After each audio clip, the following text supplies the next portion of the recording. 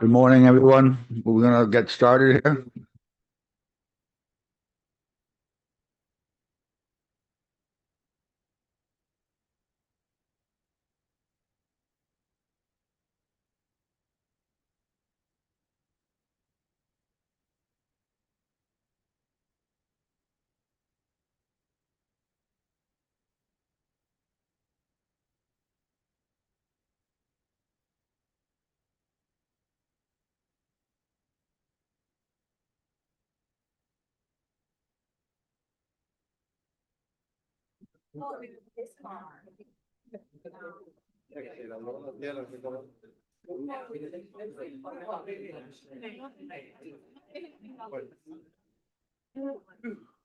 All righty, we're gonna start our meeting here.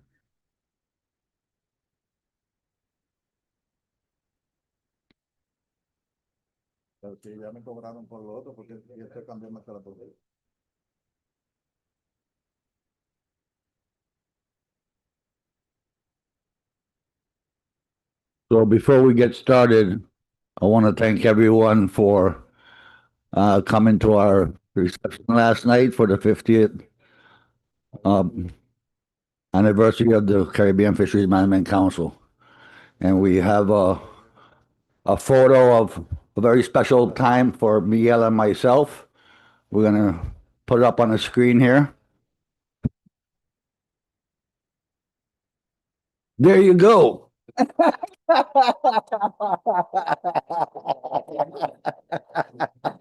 It was a special moment.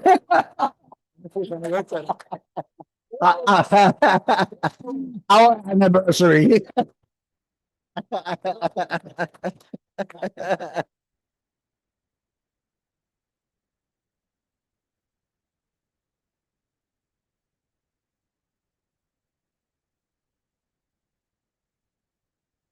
Okay, now back to serious business. Okay, I want a continuation of the 198 Caribbean Fisheries Management Council being held in San Juan, Puerto Rico, August 12th, 2026. We're going to start with a roll call. I'm going to start this time on my left with Christina.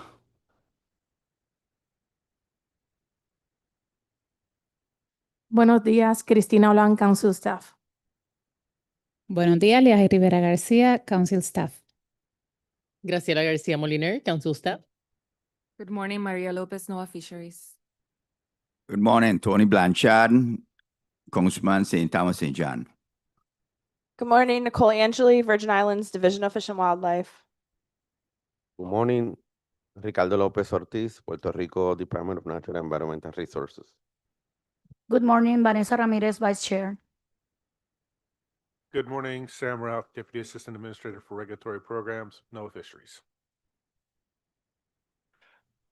Good morning to Eugenio Piñeros Valer, NIMS Director. Thank you. Carlos Fraschetti, Council Chair. Miguel Ron, Council Staff. Good morning. Good morning, Diana Martino, Council Staff. Good morning, Andy Strelchek, Regional Administrator, Southeast Region, NOAA Fisheries. Good morning, Kate Zamboni, NOAA's Office of General Counsel. Good morning, Juan Torres, Council Member. Good morning, Clay Porch, NOAA Fisheries, Southeast Fisheries Science Center. Good morning, Kevin McCarthy, Southeast Fisheries Science Center. Good morning, everyone. Julian McGrath, the AP Chair, St. Thomas St. John. Good morning, everyone. Nelson Crepo, the AP Chair, Puerto Rico.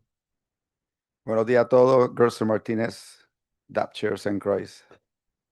Good morning, Maureen Chenga, the Senior Advisor for Regulatory Programs of NOAA Fisheries Headquarters. Buenos días, Marta Prada, Caribbean Fisheries Management Council AIRA Coordinator.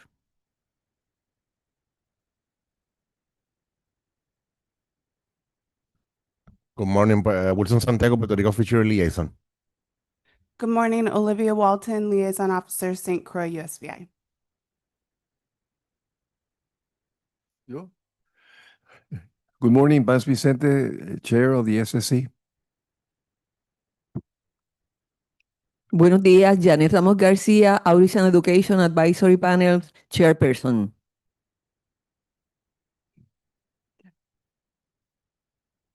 Good morning, Maria Irizarry, Council Staff. Good morning, Katie Judgick, Senior Advisor to the NOAA Fisheries Assistant Administrator. Daniel Matos Caraballo, Puerto Rico Department of Natural and Environmental Resources.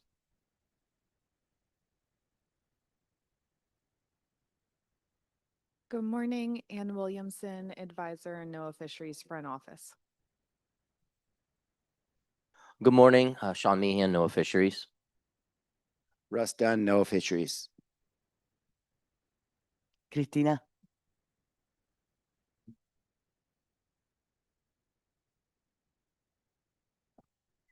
In Zoom, we have Guillermo Cordero, perdón, our interpreter, Alan Belt, Anjoli Laplace, Heather Bloat, Kylie Bigley, Lauren Remsberg, Sarah Stephenson, and Wesley Merton.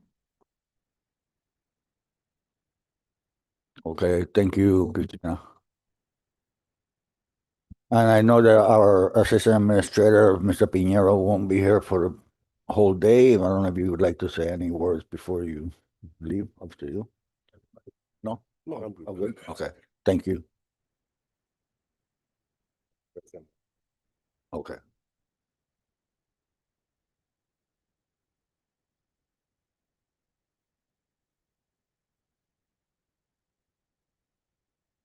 Okay, thing on the agenda is the CFMC scholarship.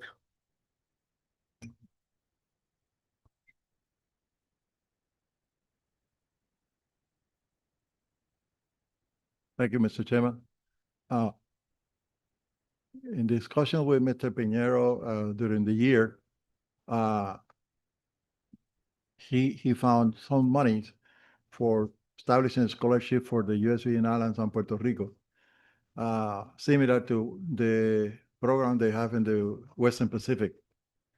We already have discussed the ways that we can implement this scholarship. And basically what we are going to do is to establish a committee of the chair, the local government representative, Dr. Angeli, Dr. Lopez.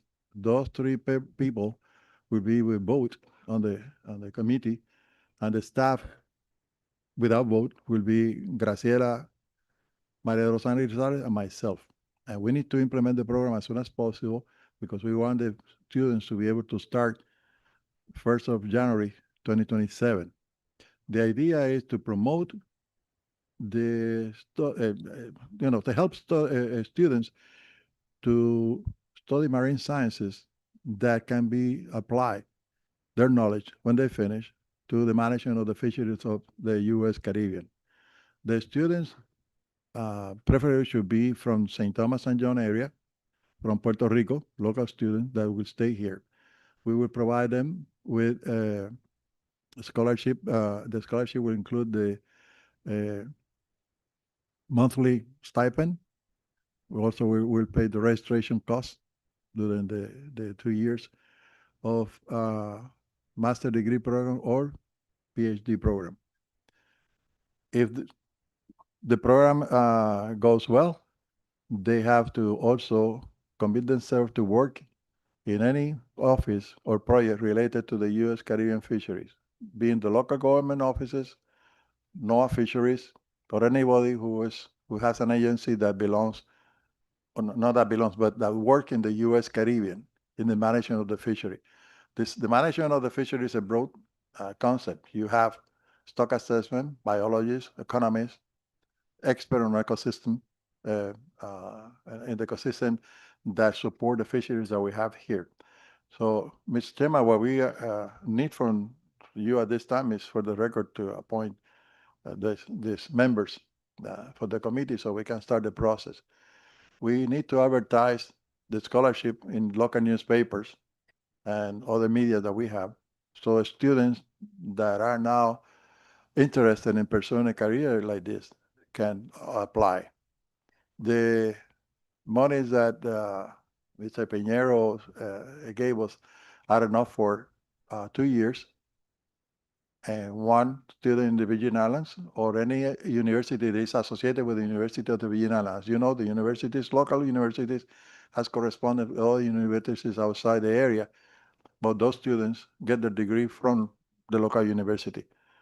There are some candidates that we think that could participate, but we rely on Dr. Angeli, for example, and the University of Virgin Islands to find suitable candidates that you can submit to us. And the same with Ricardo. Also, we have members of the committee. And by the way, I forgot, but the chair of the SSC also will be part of the committee because the connections and everything that we have, the SSC can tell us, okay, this field applies to X, Y, and Z actions that we have under the council via the SSC. So these are good news. Jaime, thank you very much. This is something that will contribute. Julian and I were talking the other day that we are trying to promote the youngsters to be fishers, the youngsters to work on fishery-related matters. So this is a good opportunity to have that here. So that's all we have, Mr. Chairman, unless you have any questions. Tony? I got a question. The individuals that are going to be receiving this money, right? Are they going to be bound by a contract? Yes. Okay. They have to have a contract. They have to have, these are the requirements. The student has to be accepted at the university for a master or PhD degree in marine science that covers the fields that we discussed before, that I mentioned. They have to sign a contract. They also have to supply to us a report of their performance, the grades, every so often as we need it. The other thing is they have to commit themselves in writing. After I graduate, I be working locally or with an agency that works with an issue that is pertained to the marine sciences development programs that we have or the marine fishery development program that we have. They have to do that. If they don't do it, then they have to give us the money back. This is not new. In Puerto Rico, for example, I'm sure that the Virgin Islands, they have, if you are a doctor, for example, and you get the money from the government for, the scholarship, you are committed to work for 2 years for every year that you receive the money, for example. And some of them, they do that, then they finish and they go their own way. So that's what we are copying. The other thing is we are not reinventing the wheel because all this, we copy it from the program already approved for the Western Pacific. Kitty Simons and Mark were graciously enough to send us whatever they have there. In their case, remember, they have one state and several territories. So they have an agreement written with each one of the territories. Here it's easier to do that because we only have Puerto Rico and the Virgin Islands, and there's no state involved. So, and the other thing is we are going to submit to the council whenever needed. For example, by the summer, a report on the status of the program, who benefit, who's doing what, etc. The student also, when they finish, they will present a report on their studies. For example, a master's degree or dissertation, they will come and we'll invite them to the council to give a presentation of whatever they did with the scholarship that we got. Graciela was able to get the information regarding the registration requirement for the US Virgin Islands. I did it for Puerto Rico. So we are on the right track. The next step will be to have the advertising, first the committee, because we have to have that committee. We can meet virtually or hybrid. And then we are going to prepare the documentation for the contracts and everything. We have a draft of each one of them. And you will see in the newspaper and the social media, they're advertised. So if we do that by this year, starting August, September, we will have the selection August, November, so the students can start with the scholarship in January 2027. And that will go all the way to December 31st, 2028. those 2 years. Blanchard and then Vance. Yes, Tony primero y después tú. Okay, Tony, go ahead. I got another question. Seeing this program is going to last, like let's say the student just starting out from college, or is this just for master's degree? Yep. Just for the master's? Master and PhD or PhDs. Okay. What I'm looking at here is how are you going to ensure, or is the money going to be ensured that if the new administration change, that this money is not last? No, this administration, Genio has the authority, Mr. Piñero, excuse me. They have the authority until 2028. And that's what he did. He approved that money for 2028. If the administration changes, it's up to the new administration whether to follow up with the scholarship program or not. If we copy what we have in the Virgin Islands, I mean, in the Western Pacific, they have done it through administrations. So Because what I'm looking at here, what I'm thinking out is if they get started on this program, right? And then all of a sudden the administration change, the money disappear. Now they don't have the money to pay the bill. Yeah, I know. Basically, they're up in limbo.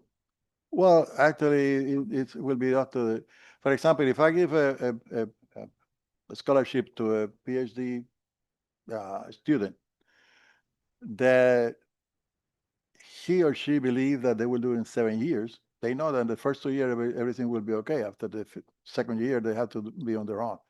And that's common, you know. When I went to school, I used to have $300 a month because I was married. That's not enough even to buy bread every day. Nowadays, it's about 1,500, that what they have. Pero va Vance primero y después Graciela. Vance? Yes, thank you, Miguel. Regarding the fellowship, would the student be required to have a thesis proposal or a dissertation proposal signed by the graduate committee? Yes. Yes, we need to, a grad student, usually when you're in the first year, you take the core courses and you don't have that. And that means that we will probably go into the second year master degree program. But yes, they need to show to us, and that's what the committee had to review. If I have a PhD proposal for English major, I mean, it won't qualify, of course. So we will need that. Yes. Graciela.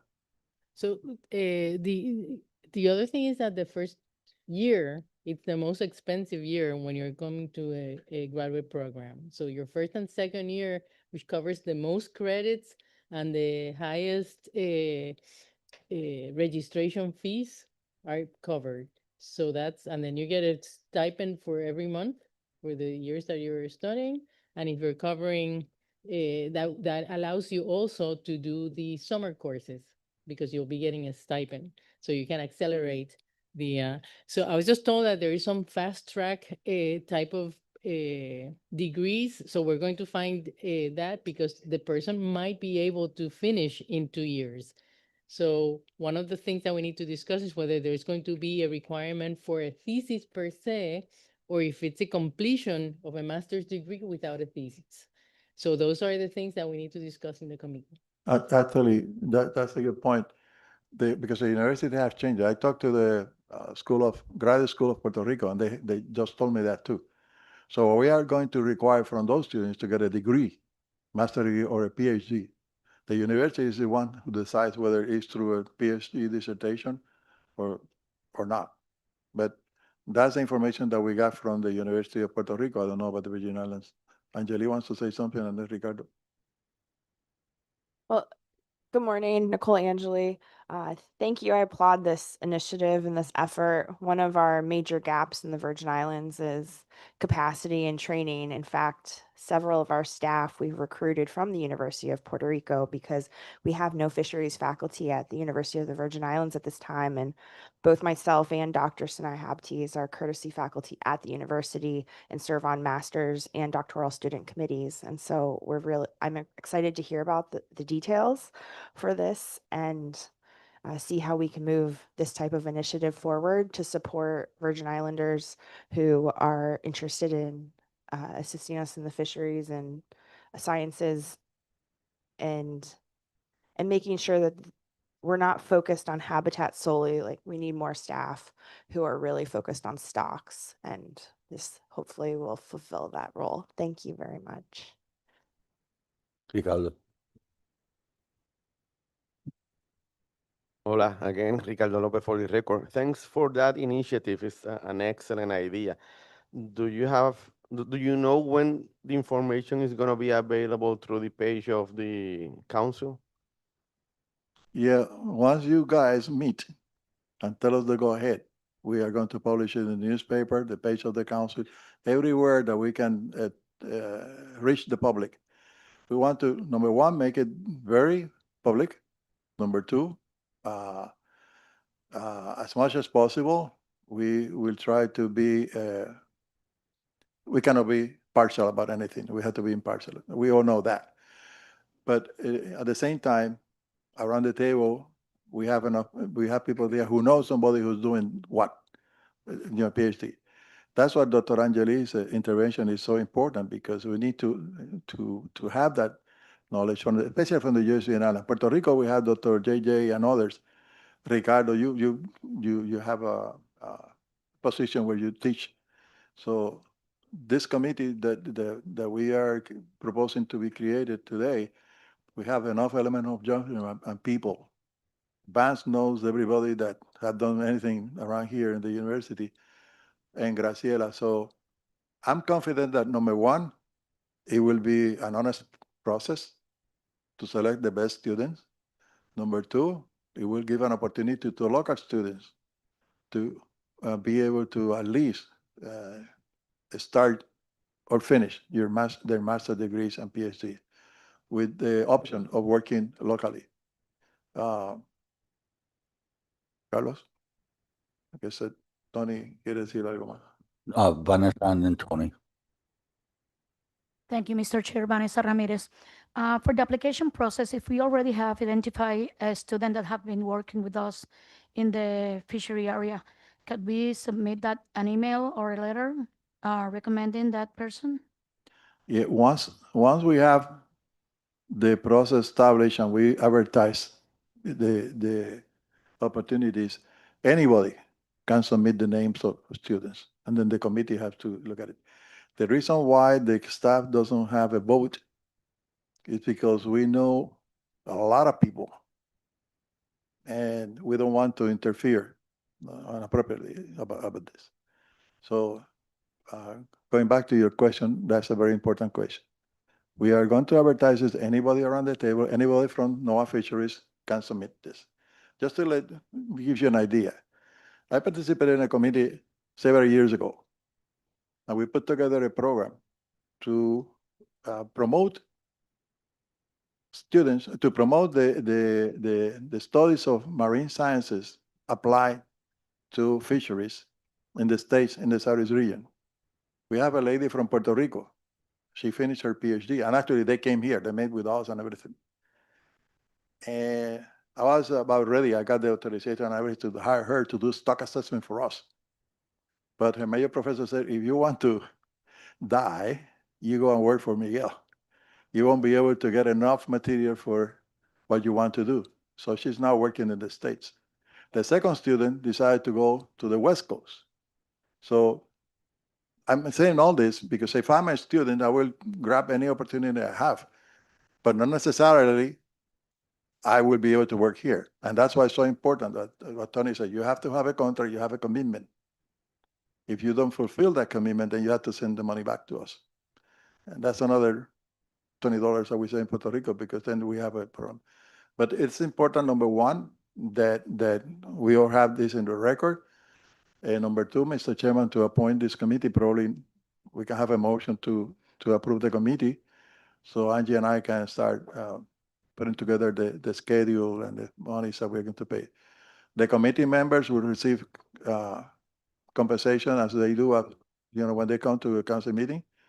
Dr. Angelia, Dr. Ricardo will be so happy for all the compensation that they will receive extra, which is zero, because they are the local government, but they are key components of the committee. So, Mr. Chairman, can we have that? And then Enyo would like to add some words when we finish. Blanchard. I just need a little clarity here. Is this program a 2-year program, or this program, once you in it, as long as you qualify, it takes you through the process? That's number one. Number two, and who is going to be the individuals picking the names of the students? How is Yeah. that going to be done? It's 2 years. That's it. Okay, And the committee is the one who are going to be selecting the students. okay, okay. And the students need to fulfill several requirements that the committee will establish. You know, registration, documentation of their grades, and at least a preliminary proposal, plan study proposal for a PhD or a master degree. And that's usually signed by the professor in charge of the committee that overlooks the graduate students' work. Mr. Pinheiro? Thank you, Mr. Chair. Yeah, I wanted to briefly thank, first of all, Kitty Simons and of course Miguel Rolon for your timely and efficient way of having done this. I was not expecting this to be done in such a quick fashion. So thanks for your perseverance, and thanks to the staff for all because it's going to take a lot of work. Thank you, Miguel. And then I have a question here. Maybe that's Carlos and the committee that is going to. Has it gone through the thinking process that perhaps the students, once they graduate, for example, in Island, can the government of the Virgin Island assign them to work with the fishing associations directly, or the same thing in Puerto Rico? Is that a possibility? Yes, that's, of course, we cannot commit neither Puerto Rico or the Virgin Islands to have a place for them. But the idea is that once we have the students, they might be able to work with NOAA, local governments, even with the council. Because probably if once they graduate, a step into the right direction will be to have let's say, a contract with the council to look at for example, stock assessment. He or she can work with the stock assessment people for the center, Adrian Rios and others, and get the experience that we need to have those people here. Yesterday, I was talking to the granddaughter of Diana Martino here. She's a teenager, 9th grade, and she wants to study sharks. And she's committed to study sharks. I won't be around when she finishes, but at least give it to me a hope that a youngster will go into fisheries, that when Vance and I are retired, having fun in Hawaii, the youngster will come and replace us. And that's what we are after. Tony says something that's very important. If this program works and we can show that we have good products out of 2 years, probably further administrations could follow up and have this program continue. That's the way the university started. After I was talking to Kevin, they have similar programs in the federal government, but with the help putting this together. The New England area, they also do that. So I think that this is a step in the right direction, but it's a very important step. The first step that we do it right. If we make a mistake, it will go down the hill. So we will be in the open and doing that. So now, Mr. Chairman, we need, and thank you, Henyo, for those words, is to have the committee, and then you go to the next agenda item. So you can just appoint it. Okay, so appointed committee to review the scholarship program that was talked about. Yeah, so, and the members are Dr. Angeli, Dr. Lopez, Dr. Vance Vicente, and from the staff, Dr. Gracia Garcia Lomaner, Miguel Rolón, and Angie, Maria de los Ángeles Irizarry. We will, yes, go ahead. So this is for the record, so it's approved. The chair has that authority, but Angeli have some question. I just wanted to make one suggestion in addition to the committee, and I haven't spoken to the Southeast Science Fishery Center about this, but I wanted to suggest that perhaps one of their staff putting it out Kevin McCarthy or someone else that Dr. Porch would suggest could also be on the committee because we collaborate so closely. I think it makes sense for that person to also be able to review and provide direction on the student committee. Yeah, I think we can arrange for that to happen. I'll consult with our staff and figure out the best person for it. So we can, then the committee will be formed by Dr. Angeli, Dr. Lopez, Juan Vicente, Dr. Juan Vicente, the chair of the council, the staff, and an ex-official member of the Saudi Fisheries Science Center. And I'm glad that you asked for it, not me. Thank you. So move. Thank you. All in favor, say aye. Aye. Aye. Ayes, abstentions? None, motion carried. Okay, poor Robert will be turning on his grave because we didn't have a motion. But the chair has the authority to appoint the committees. I mean, the consensus of the group is that it's okay. So for the record, we have the committee. Okay, thank you. So next on the agenda is Marta Prada, Inflation Reduction Act update. Thank you. And I'm glad to be here today, again, presenting a summary of what the Caribbean Fisheries Management Council's IRA projects are moving on. So, next. As you may be aware, the council is implementing 6 projects in total. Majority of the projects are moving along as expected in both aspects, technical and financial. And in the last quarter, we actually were able to advance the pace that we were doing, and we expected to continue these positive trends in the next 2 quarters, which are the last ones to complete the entire allocated funding. Next. In this slide, you can see the projects and both implementation in technical aspects and in financial aspects. We have 2 projects that are expected to be completed by December, while a majority of the others will be until March 2027. And after that, they will have 3 months to complete final reports and close the allocation. Yes, so let's start describing more or less in detail how these projects are advancing. And I will start with the one that we call, in simple terms, the educational project.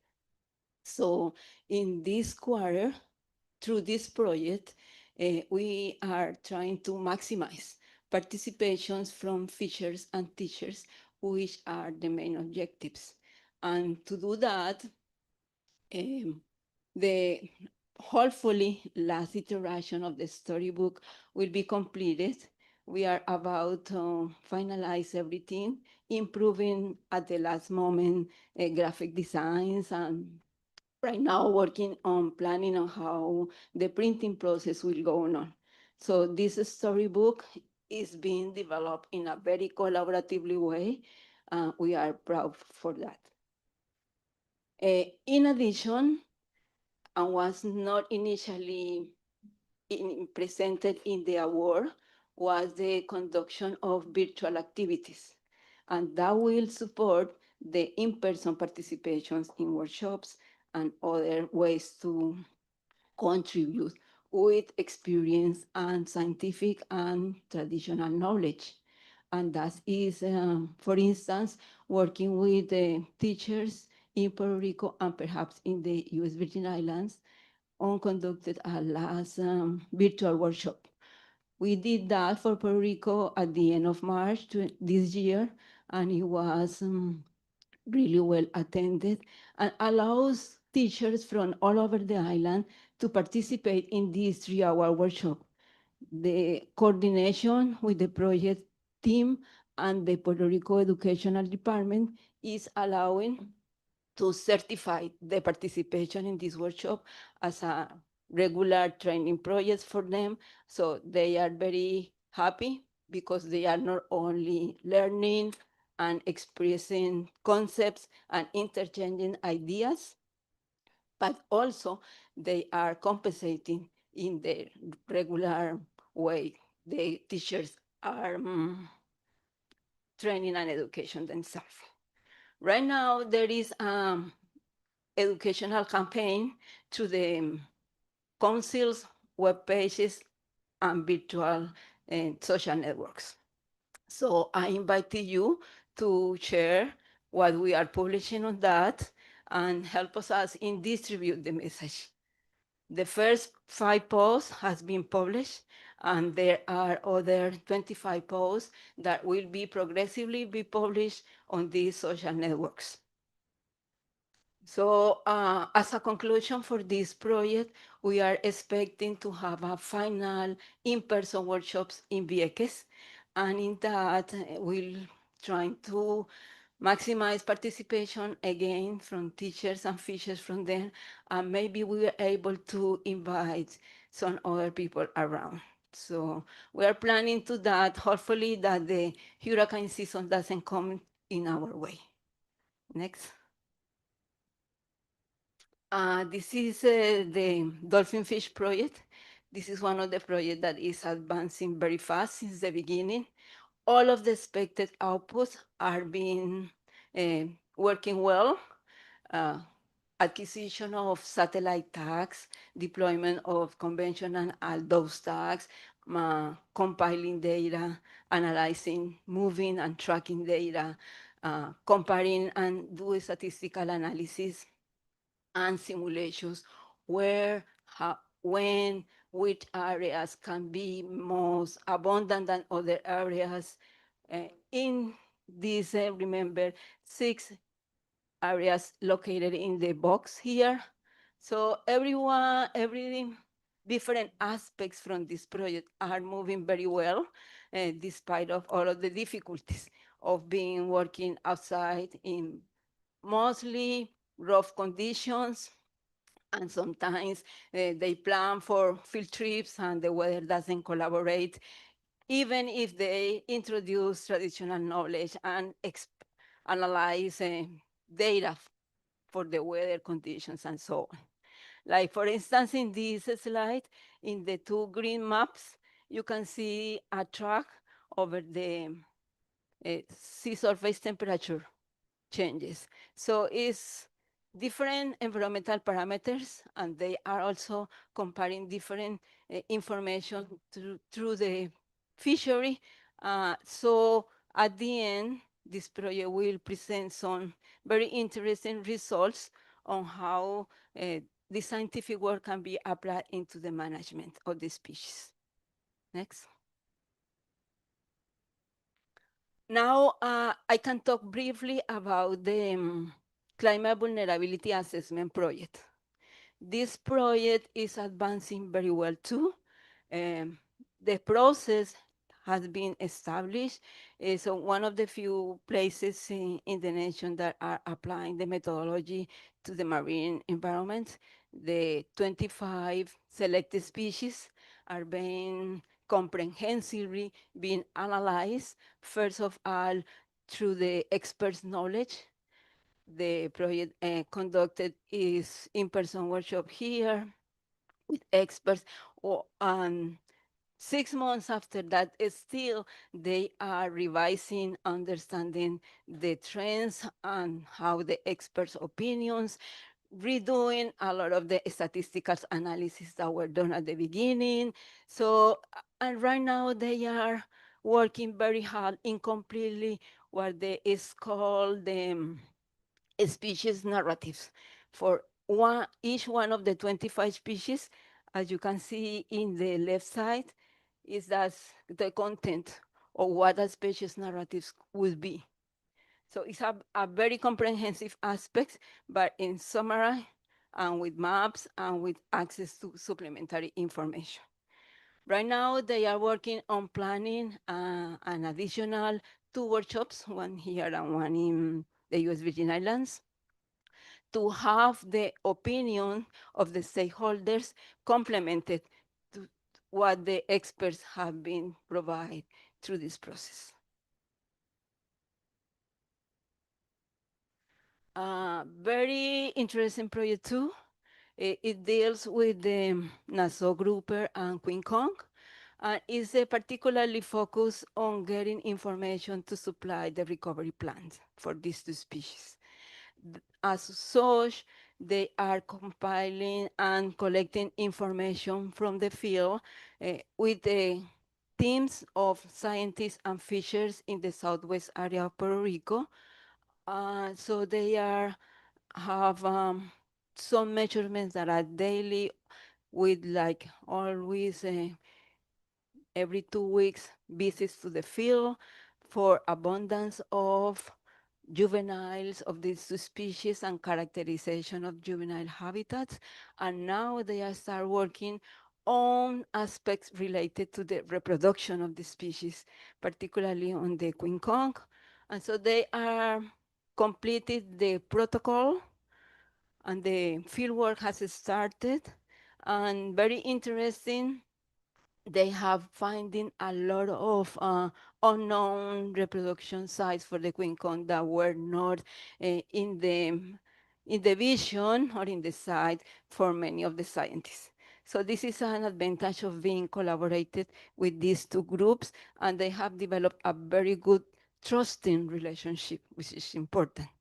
And now with a upcoming workshop in St. Croix, hopefully by October or November, that depends on how planning and everything goes on.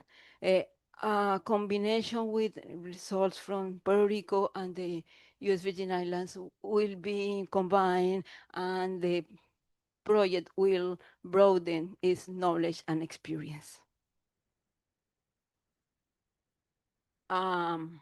This is the project that are developing climate change scenarios for spiny lobster and red hind.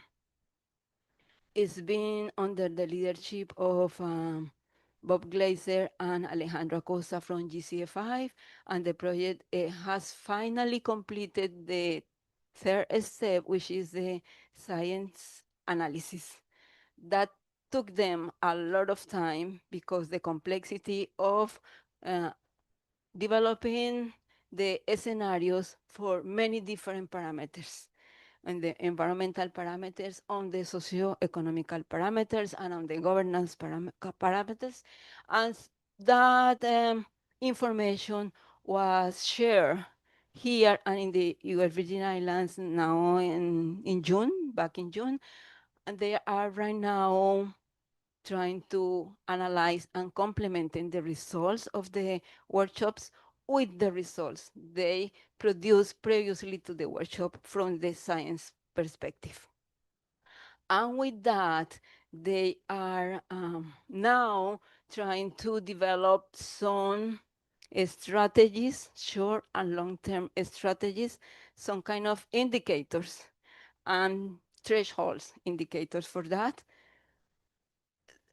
Not just for specific parameters, or so many indicators came out, but they have to choose particularly the ones that may be the more important to indicate if certain conditions on the future would have higher probability or happen, considering the 3 different scenarios from climate change, a very high changes, no changes, or negative changes.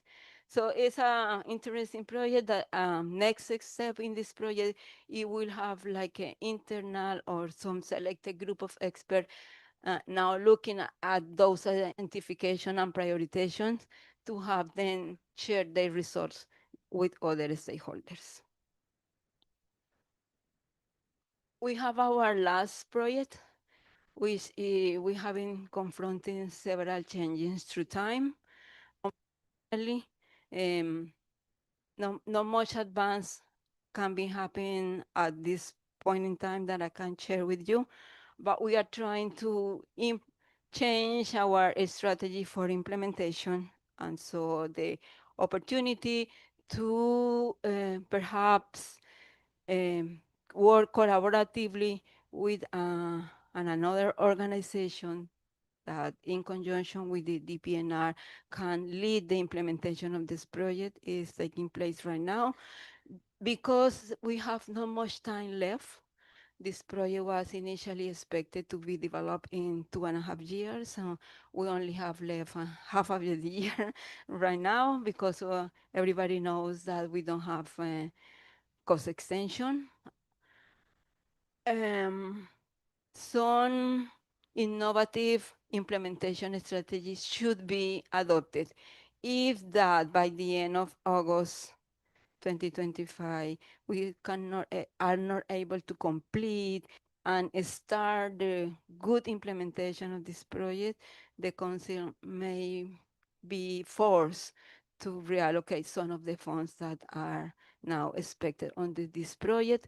We hope that we don't need to get to that point, but we also want to work and use all of the allocated funds.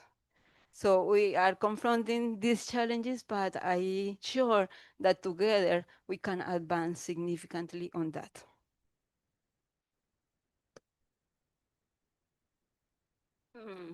Thank you. Well, okay. I have some other updates. Wait, before you go into that one. Mhm.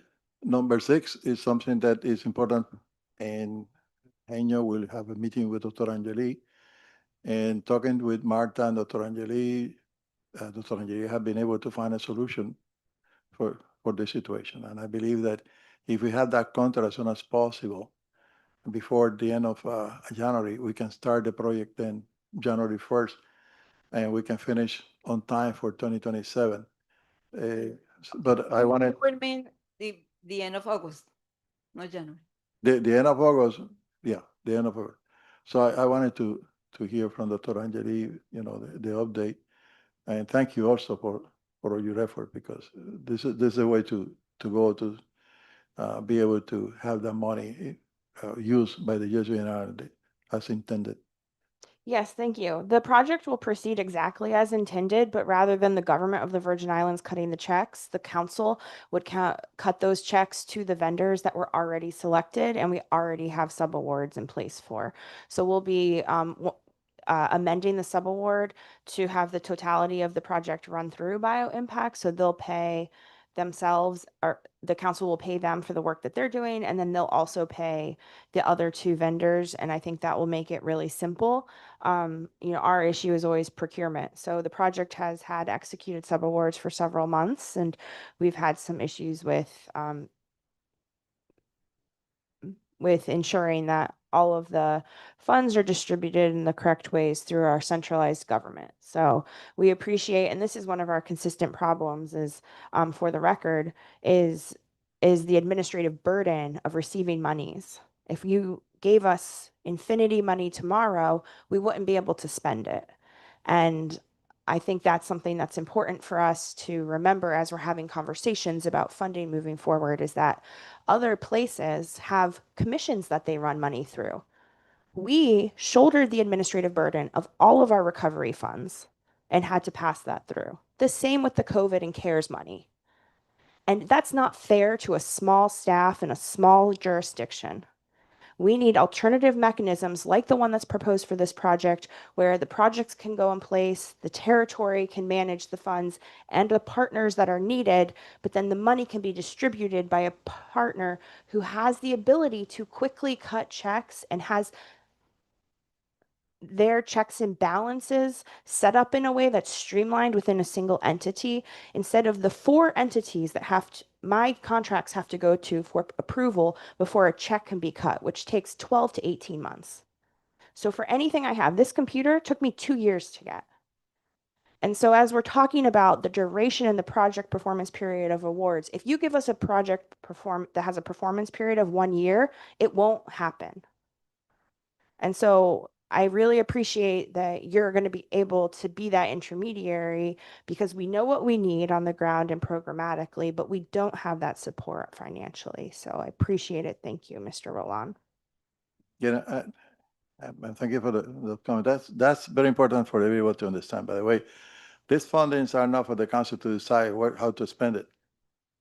The monies are given to us passing through.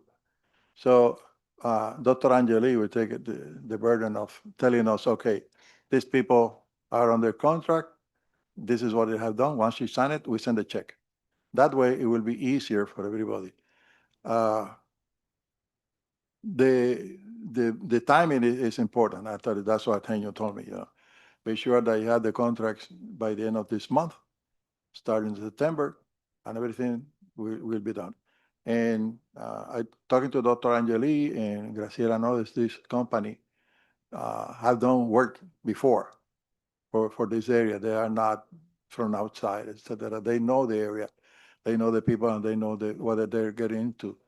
So I believe that we will hope that this will be done. I hope that you will stay here after you said everything that you said about the government. But anyway, because I've been sitting there in the same place in Puerto Rico when I was the director of the Fishery Development Program, I could not receive money from outside because of that constraint. So, Mr. Chairman, the idea to present this to you is that the next step will be a contract by the end of this month with the appropriate company. That contract will identify the certification officer from the U.S. Virgin Islands.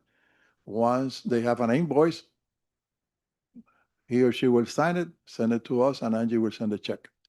And that way, we will be able to comply with the requirement timing of finishing this by March 31st.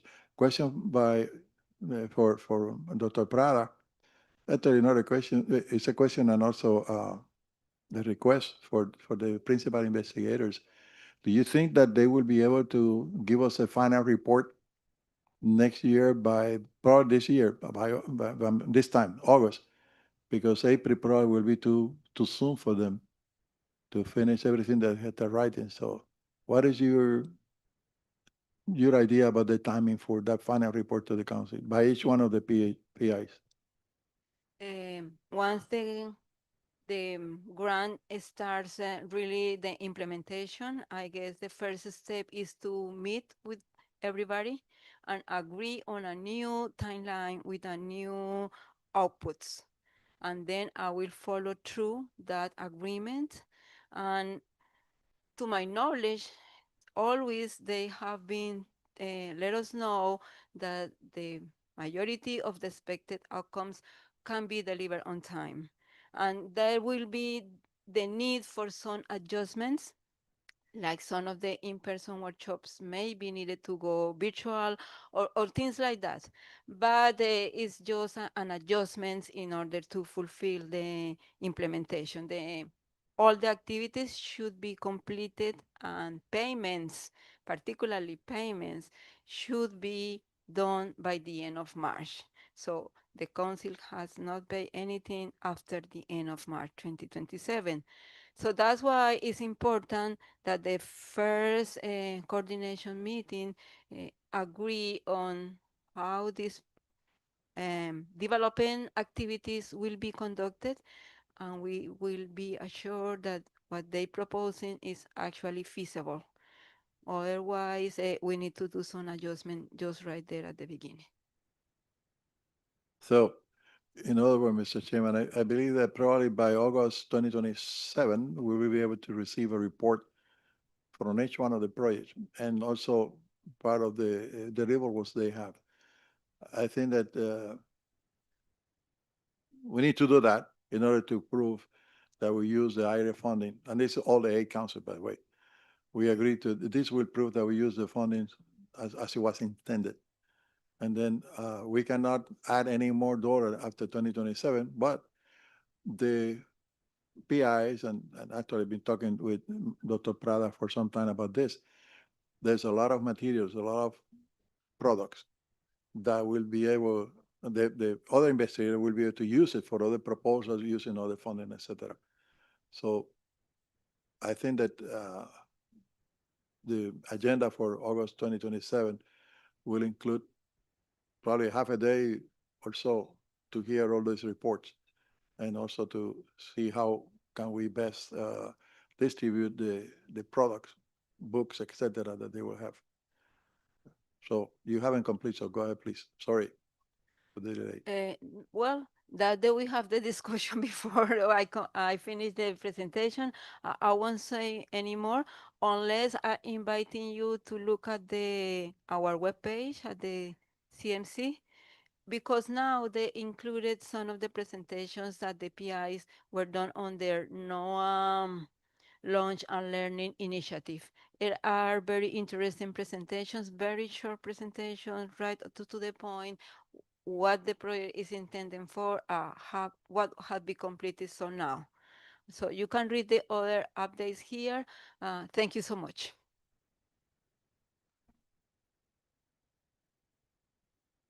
Tony Blanchard. Tony Blanchard for the record. I'm glad that the director say exactly what she say. Because when money goes into the Virgin Islands, and I sure it ain't the Virgin Islands alone, there has a way of not moving on it quickly enough, not moving on it properly. It goes back where it come from. So, like I was speaking with Mr. Pinheiro yesterday, we was on a subject of federal funding.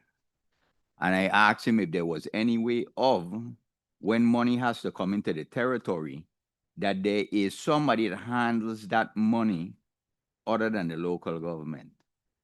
Because it is a fight to get our money. And I'm sure it is for her in certain instances. And if you get it, you have to wait.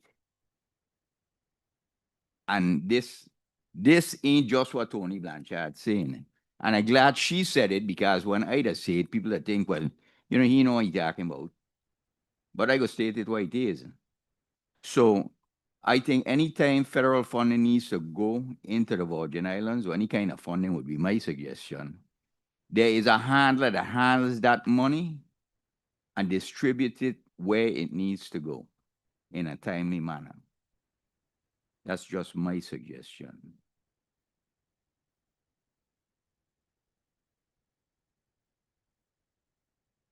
Thank you, Mr. Chair. Vanessa Ramirez for the record. Thank you, Marta, for the update and the presentation. I just want to put in the record the feedback from the commercial fishermen that participate for the first time in the workshops that were made this past month. They bring back to the association and to the fishermen's area the good way that they feel, how they were well respected, and the knowledge that they bring to the table was recognized.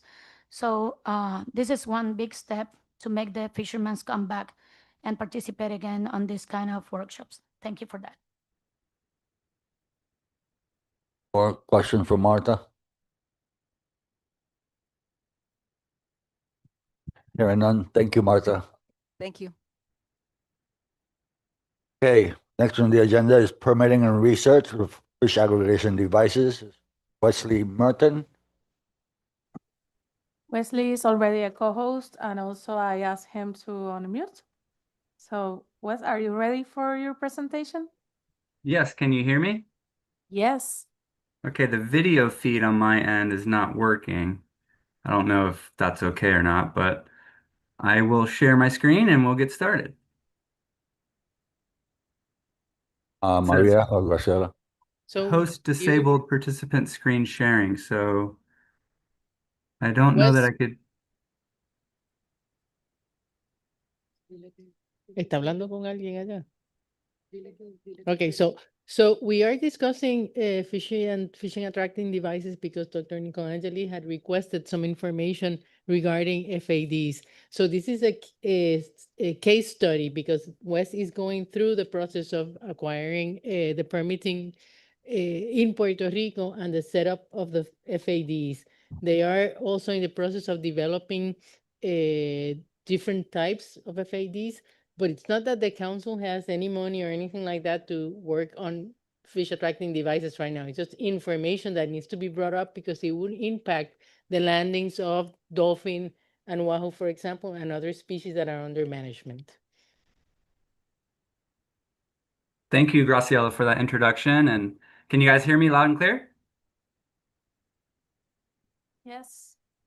All right, great. Well, good morning, ladies and gentlemen. So my name is Wesley Merton. I'm the director of a nonprofit fisheries research foundation, the Beyond Our Shores Foundation. We're based in Newport, Rhode Island. Our last talk with regards to our FAD research to the council was on August 16th, 2023, so 3 years ago. I'd just like to say thanks to the Caribbean Fishery Management Council for your continual engagement with our group with regards to our FAD research and as well as our dolphin fish research during these important meetings. So today's talk is to serve as a comprehensive update to our work through time with information on permitting and FAD compliance that will be presented towards the end of the talk. Okay, so to begin, it's important for me to start today by emphasizing that the Dolphin Fish Research Program, which is an international citizen science market and recapture program for dolphin fish, which is designed to collect data on the movements, life history patterns, and population dynamics of the species, and is now in its 25th year of research, it's really a driving force behind our interest and need to engage in FAD research, mainly due to the propensity for mahi, dolphin, to aggregate at floating objects, and also the popularity of the species, both in terms of recreational fishing pursuits, but also for commercial industries. And so this tagging program continues to chip away year after year at enhancing data collection on the species. And we're currently at 40,663 fish tagged with 930 recovered. And we've deployed 170 satellite tags on the species between the Atlantic and Pacific Oceans. 16 scientific papers have been published based on this citizen-driven initiative. Now, I brought up the DRP because we collect data on whether fish are tagged and released at FADs. And as of last week, 38.9% of all fish tagged and released for the DRP in the Caribbean Sea were tagged and released at FADs. And so this is a valuable data set. It also shows the distribution of FAD use throughout the region, which is another benefit of the tagging data. In terms of length frequency, more than half of the records that have lengths associated with the releases are less than 23.5 inches fork length, showing broad participation by anglers in tagging small mahi at FADs to aid conservation and data collection on the species. So research on FADs is really a necessary endeavor for our group, given these key themes that I just introduced. But now I want to focus in on the history of our specific FAD work in the U.S. Caribbean Sea through time to give the council and webinar participants the best available information from me about our experience, what we have learned, and where we are trying to get with this work. And so let's start way back in 2014. So many of you may know, but some may not, I'm actually an alum of the Departamento de Ciencias Marinas at UPRM. And on Cinco de Mayo in 2014, I defended my PhD thesis on the horizontal vertical movements and population structure of dolphin fish in the Western Central Atlantic. And right after my thesis defense, I began work as an independent consultant with the Departamento de Recursos Naturales on developing and guiding FAD research. And the first project was entitled Determining Pelagic Fish Diversity, Movements, and FAD Fishery Dynamics relative to a stationary FAD system off San Juan, Puerto Rico. And so the first FADs that were deployed in this new modern PR FAD system were deployed on June 2nd, 2015. And essentially I had, for a couple months prior to those deployments, developed some visual census survey protocols, acquired acoustic tags, acoustic hydrophones, started to devise plans on working with the recreational and commercial fishing community to gather catch reports. And the project began, and we began our visual census surveys. We started tagging fish and continued to work on this first project. So my work as an independent consultant continued through 3 projects into 2016. And the project essentially was under the same title. And we continued to conduct visual census surveys by doing dives at the surface FADs, deploying surface and subsurface cameras to acquire time-lapse imagery, acoustic hydrophones for acoustic tagging, and conducting conventional and satellite tagging work on opportunistic species that we're catching at the FADs, mainly dolphinfish, wahoo, yellowfin tuna at this time. So it was shortly after that I began Project 3 in 2016 that I decided to form a nonprofit fisheries research organization to grow not only the FAD work that we had started to do, but also to build and expand the dolphin fish research program. And so the process to form the nonprofit, which was created in Washington, D.C. on May 1st, 2017, actually took around 8 months. So it took a long time for me to legally form the nonprofit. But even after that, I had successfully navigated that process. I still worked as a independent consultant with DRNA because I hadn't officially incorporated the nonprofit in Puerto Rico. And so I continued working on Project 4 and Project 5, which remained the same title. And that work continued through 2018. And at that time, we actually had published our first scientific paper on data collected on vessel activity at FADs acquired with the time-lapse cameras that I was mentioning.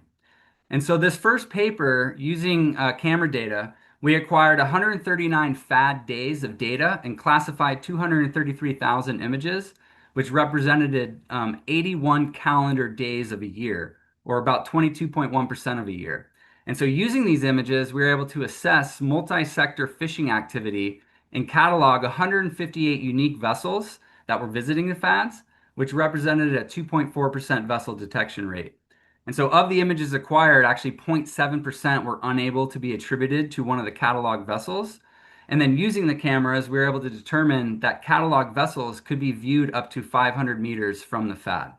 We used a logistic regression and found significant differences in daytime vessel activity by time of day and by day of week, with weekends and tournaments having the highest vessel activity at the FADs that had cameras. And for tournaments specifically, there was a threefold increase in the amount of time that vessels were active at the FADs. We use a contrast matrix here to show that, that time of day difference. So this study really represented like a new technique for rapidly identifying and detecting multi-sector fishing activity near moored FADs, and it really highlighted the potential to gather comparable data wherever MFADs are deployed. For example, just last week, the Foundation Llegada Azul redeployed some of the steel yellow buoys offshore. There was a buoy deployed off of Luisa, off of Cataño, Dorado, and Arecibo. And so it'd be interesting to replicate this type of science and compare, the data we collected back in from 2016 through 2018 to see if there was an expansion of the amount of boats that are visiting or a contraction. So in 2019, our first FAD project as a registered 501c3 in Puerto Rico began. And this was a much larger project, and it was entitled Construction and Deployment of 4 Submerged FADs and comparing surface and submerged FADs in terms of catch per unit effort, fish abundance, diversity, and movements off San Juan, Puerto Rico. And so this project was actually our 6th, and it was a 2-year initiative from 2019 through 2021. And it entailed working with Captain Colin Butler of St. Thomas, who's a very knowledgeable angler and captain and has a lot of experience building and deploying FADs. And so we contracted him to build and deploy 4 submerged FADs off the north coast of Puerto Rico. Over this time period, we also gave 4 presentations to the Caribbean Fishery Management Council and 1 presentation to the Western Central Atlantic Fisheries Commission FAD Working Group. We also published our second FAD paper during this project period. So the impetus for this specific project to deploy these submerged FADs was born out of the fact that heavy shipping activity off San Juan was leading to significant FAD losses. So this figure is based off of AIS data from shipping vessels coming in and out of San Juan, and basically shows that there's a lot of activity coming in and out of San Juan Bay. And in the areas of where FAD C and FAD E were deployed, those are the FADs that were being damaged the most, and we proposed to deploy submerged FADs there so that the submerged FADs were actually out of the draft of all those vessels coming through the area. And so through this project and through the previous segments, we consistently acquired images such as this which clearly shows a very large dent in the side of this steel buoy from like a cargo ship or a tugboat pulling something, or even one of those other types of ships coming through for tourism. And one of the issues here is that FAD longevity was being affected. So average FAD longevity through up to this point was 453 days for these FADs, but some of the FADs only lasted 12 days, while others in certain locations actually lasted up to 1,200 days, which is about 4 years. Average time to redeployment for these FADs was just shy of 9 months. So it takes a long time to redeploy these steel buoys. They're very costly to deploy, costly to make. And so the submerged FADs were proposed to be used to increase longevity of the FADs, decrease cost of deployment, and decrease cost of materials. So working with Captain Colin Butler, he designed a submerged FAD, and we worked with him to deploy 4 single submerged FADs off the north coast of Puerto Rico. In addition, at this time, Llegada Azul, which is led by Dr. Alfredo Torreella, he deployed clusters of submerged FADs, which is this design in the lower left part of the slide. So following the deployment of both the single submerged and the clusters of submerged FADs, we attach cameras, acoustic receivers, and sensors to acquire data. And lastly, not shown on this slide is the fact that we were still recording the catch and effort of several vessels off the north coast of Puerto Rico to document FAD performance before and after deployment. And these images just show some of the sensors that we're deploying on the clusters of FADs and also the single submerged FADs. So within this project period and based off of the vessel tracking work, we were able to document that dolphin represented more than half of the fish landed at both surface and submerged FADs during this time period. And with our continual monitoring for 2 complete years, we're able to assess seasonal trends in the catch of dolphin fish. For example, during summer, FADs led to a consistent catch of dolphin fish in the 1 to 20 pound range, which historically was never a consistent component of the North Coast recreational fishery. Now, during fall, with the influx of sargassum, catch became actually non-FAD dominant, meaning that anglers were not just fishing the FADs, but also venturing to current breaks, finding flotsam and offshore weed lines, and catches were predominantly small fish. Now, during winter, after the pulse of fall fish, catch was once again FAD dominant, and there was a greater increase in larger fish and dolphin fish above 30 pounds versus all the other time periods. Now, during spring, catch declined from a winter peak, but remained FAD dominant. And during spring, less documented individuals above 30 pounds were being reported, and most of the large individuals were caught at FADs. Then during summer, catch became mostly fish under 10 pounds, and the cycle repeated itself. Now, the percentages in the gray boxes also show what percent dolphin fish was of the total catch during this monitoring period. And dolphin fish consisted of less of the overall total catch during summer and fall, but dominated in winter and spring. Now, during summer and fall, yellowfin tuna dominated the catch. And during this period, during Project 6 and 7, from 2019 through 2023, using our volunteer vessel tracking program, we're able to document an incredible run of yellowfin tuna off San Juan, which also led to exploratory acoustic and satellite tag deployments at the FADs in this region. Now, lastly, during this project period, we also published our second paper on data collected over this time period, and it was really a paper published utilizing different methods, which were used to kind of show a multi-part approach to documenting catch success at and away from FADs. So during this project, a lingering tropical storm or hurricane named Leslie, it actually lingered 1,000 miles northeast of the island, which is that track in the upper left of the screen. And this led to largely tranquil sea state and very calm conditions off the north coast of Puerto Rico, due predominantly to the light southerly winds and the large groundswell. So the middle image in the screen shows the meteorological and oceanographic data from NOAA buoys that shows light winds and big swell. We were able to do visual census surveys. We documented very large schools of Dorado at the FADs during those surveys. And we also were able to tag a lot of fish during this time period at FADS.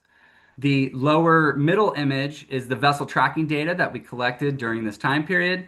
And during this time period, these vessels did extremely well over this period. Now we used Dr. Hughes' floating algae index, and we're able to identify sargassum, vessel tracking, and tag recaptures at large sargassum features during this monitoring period.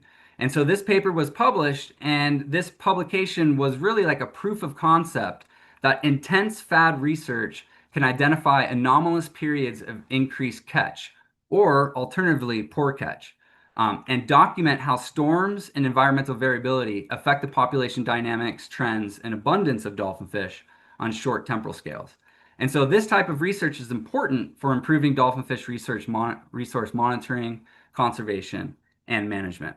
And now during this project time period, we also experimented with deploying loggerhead echo sounders to detect vessels using sound. We deployed submerged FAD cameras that were pointed basically up towards the surface. We acquired some really amazing imagery through that initiative. And we started doing Wahoo tagging with acoustic and satellite tags. And so this was really like our biggest project to date, which leads me now to the current project that we are working on, which is entitled A Multifaceted Review and Implementation of Nature-Based Fish Aggregating Devices for Puerto Rico, Effectiveness, Compliance, Performance, and Monitoring. And so this really builds off of our experience to the previous 7 projects, and the justification for this project is the following. So our vessel tracking work began in 2016, it peaked in 2018, but has consistently continued ever since. Now, anglers inherently want to engage in this work to document FAD catch success, but we've also incentivized participation through a FADS award program. And so at the end of each year, we're shipping fishing rods and other types of equipment to these anglers for providing their insight when they fish. Now, through this work, we have recently submitted a paper. And this paper details our volunteer vessel tracking catch and effort program. And working with our group's data and fishery analyst, Corey Goskaiminski, he was able to utilize linear mixed models based on FAD catch per unit effort, vessel catch, vessel trip distance, and vessel catch per unit effort, and found that vessels that fished the FADs caught anywhere from 20 to 208% more meat fish, so dolphin fish, yellowfin tuna, and wahoo, at the FADs than away from the FADs. Now, one vessel that had limited access to FADs, meaning the closest was 20 miles away, had much more catch away from the FADs, basically because the vessel just was not going to that FAD because it was too far from its port. Now, in addition, incorporating catch per unit distance, catch increased from 31 to 265% for vessels that fish the FADs, meaning that they were catching that much more fish at these FADs than at non-FAD locations. So the take-home message, FADs, if utilized frequently and with the proper repertoire of techniques, can yield significant increases in catch. And through our research, we've quantified quantitative evidence of this. And so why is this important? Well, this is why anglers want FADs. Obviously, they're catching much more fish at the FADs than they are at non-FAD locations, and it's taking them less time and less fuel to do so. But additionally, for management purposes, FADs can have a profound impact on catch, which means by all intents and purposes, councils and RFMOs should work to implement FAD array best management practices to ensure the conservation of pelagic resources targeted at FADs. And so that is really part 1 of the justification for this type of project of implementing nature-based FADs. Anglers want FADs. The steel buoys that are being deployed are extremely costly. They're being hit by shipping interests and we're losing them. It's costly to deploy them. So we want a FAD that's cheaper to deploy, that's effective. Now, the second part of this justification relates back to our overall longevity. So this is all of the FAD deployments from 2015 through to 2023. So overall FAD longevity is 471 days with a median of 510 days. Now there's 13 FADs with unknown loss dates. Most of those are submerged FADs, but the submerged FADs that do have loss dates The actual fad longevity of those is 590 days. So the submerged fads were staying longer than the surface fads. Now, this table does not include the fads deployed off of Desecheo off the West Coast in 2024, or the ones that were just deployed last week. But now the second part of this justification for this type of project relates to currents. Currents are likely another major cost for fad loss. So our group monitors catch relative to anglers off the South Coast Dominican Republic. This year, an angler that we monitor has lost 24 of 29 of the fads that he's deployed off DR. This is a video shared with me just a couple weeks ago of him fishing a fad, and you can see how he clearly drifted away from that fad extremely fast. Now, in St. Kitts and also in Martinique, currents can be extremely strong. And so there's a lot of stress on these surface features in these locations. Now, I don't have specific current video off Puerto Rico, but it's likely that at times we have this same type of phenomenon occurring off the north coast of Puerto Rico or the west coast. Now, the point being, a lot of these fads are being made with plastic, cargo netting, and styrofoam. And so when these fads are being lost to the environment, it's basically just marine debris that's becoming a part of the marine environment, which is detrimental because the plastic breaks down to, just the microplastics. And also the netting can serve as, a ghost fishing type of condition where things get entangled, sea turtles get entangled, or sharks get entangled. And so this type of project, this multifaceted review and implementation of a nature-based fish aggregating device is meant to be a solution for the loss of the fads that are occurring, that are contributing marine debris, and also bringing down the cost of the fads.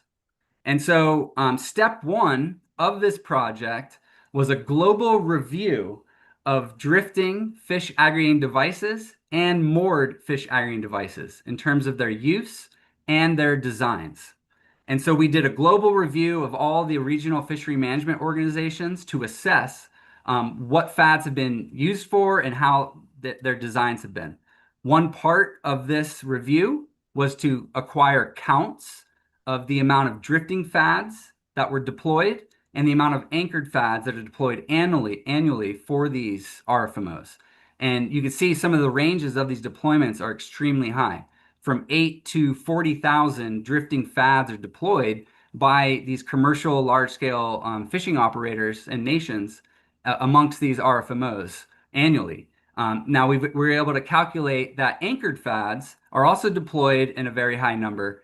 And within the International Commission for the Conservation of Atlantic Tuna, so the Atlantic Basin, 9,000 anchored fads are deployed annually. We also compared Wilson et al. 2020 and Valles 2025, which was a specific fad count project for the Caribbean Sea. And we were able to compare and contrast these two papers and found that there was on order 3,500 anchored fads deployed in the Caribbean Basin. And so, a solution to the amount of marine debris being put into the environment from these plastic, styrofoam, cargo netting type fads is to implement a biodegradable fad. So the second part of this project was to rank all the materials that we were able to assess from the global review in terms of their biodegradability. And so all the different components of the fads include the floats, the structure, the lines, the ballast, and the tackle. And so we went through this matrix to devise, what are these materials, what's their properties in terms of their biodegradability, and rank them. Step 3 was to create a fad design library, and we were able to find more than 20 designs and dozens of modifications applied to both the stationary fads and also the drifting fads that were used to increase fad effectiveness and also lower environmental impact. And so one of the things that RFMOs are doing is they do have resolutions right now to reduce the amount of debris that these fads are contributing to the environment by making them biodegradable and also to make them non-entangling. And so those types of designs are really what we focused on during our review. Now we created a kind of a qualitative, quasi-quantitative, qualitative assessment of all the designs that we came up with in terms of longevity and biodegradability. Now, there's a trade-off because if you're using completely biodegradable materials, the fads in the marine environment are going to be lost very, very quick. And so we found that, there are materials that kind of are, in the middle of the range in terms of longevity and biodegradability. And that is what we went with in terms of our design.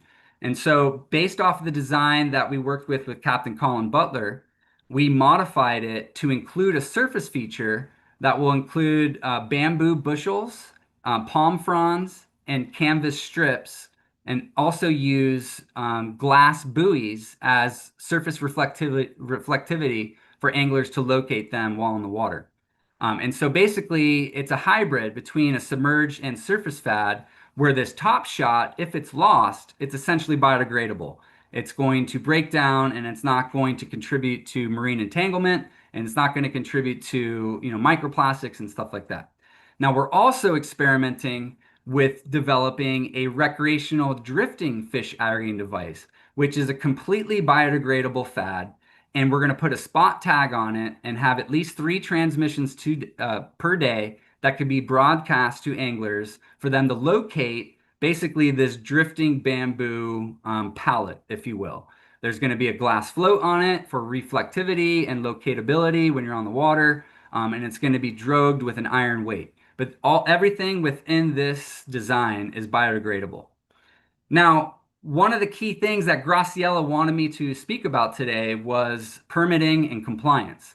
So in our previous projects 1 through 7, we worked with Departamento de Recursos Naturales on all of the approval and the permitting. So they really took the lead on that. During this project, they actually wanted us to engage in this initiative and this component. And so one of my deliverables was to work with the Army Corps of Engineers to create a profile and go through the regulatory request system to submit our designs and get approval for our designs through that system. And so while I was able to tell you this in about 30 seconds, this is an ongoing process to this day that started 6 months ago. Now, working with a technical manager at the South Atlantic Division in Atlanta, she also pointed me to work with Sector San Juan U.S. Coast Guard to create an application process for the how we're gonna light the buoys and how we're going to allow for navigational purposes to see them while they're on the water. And so we're working with the Coast Guard through that application as well. Now, one thing that I was unaware of at the time when I started this project was that individuals in the Departamento de Recursos Naturales, they actually have non-federal representation for ESA consultations on these FAD designs. So when we started this project, I thought that I was going to have to go through these consultation processes, but actually DNER personnel are leading this. And so they, years ago, went through some sort of training, and they now have that non-federal representation for this ESA and NIMS consultation. Now, once the ESA and the National Marine Fisheries Service consultations are done, then I'm able to work again with the Army Corps of Engineers, and then they continue doing the Section 106 consultation. So suffice to say, there's just a lot of paperwork being done, and this is still an ongoing process for our permitting. And the FADs that were just deployed offshore of San Juan last week went through the same process. Now, step 5 of this project was the sourcing. So like I mentioned, we're using bamboo. We sourced our bamboo from Colombia, and this process has also taken 7 months, and we had to get a U.S. Department of Agriculture APHIS permit for it to be imported into Puerto Rico. We had to work with the exporter to get a phytosanitary certification on the exported goods. We had to work with Maersk to, bring in the actual cargo, have it properly taxed in Puerto Rico.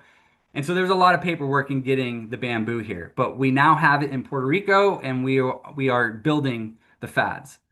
We sourced the steel, recycled steel beams from a local steel provider in Puerto Rico. We bored holes using welding equipment in the steel beams, which will serve as our ballast.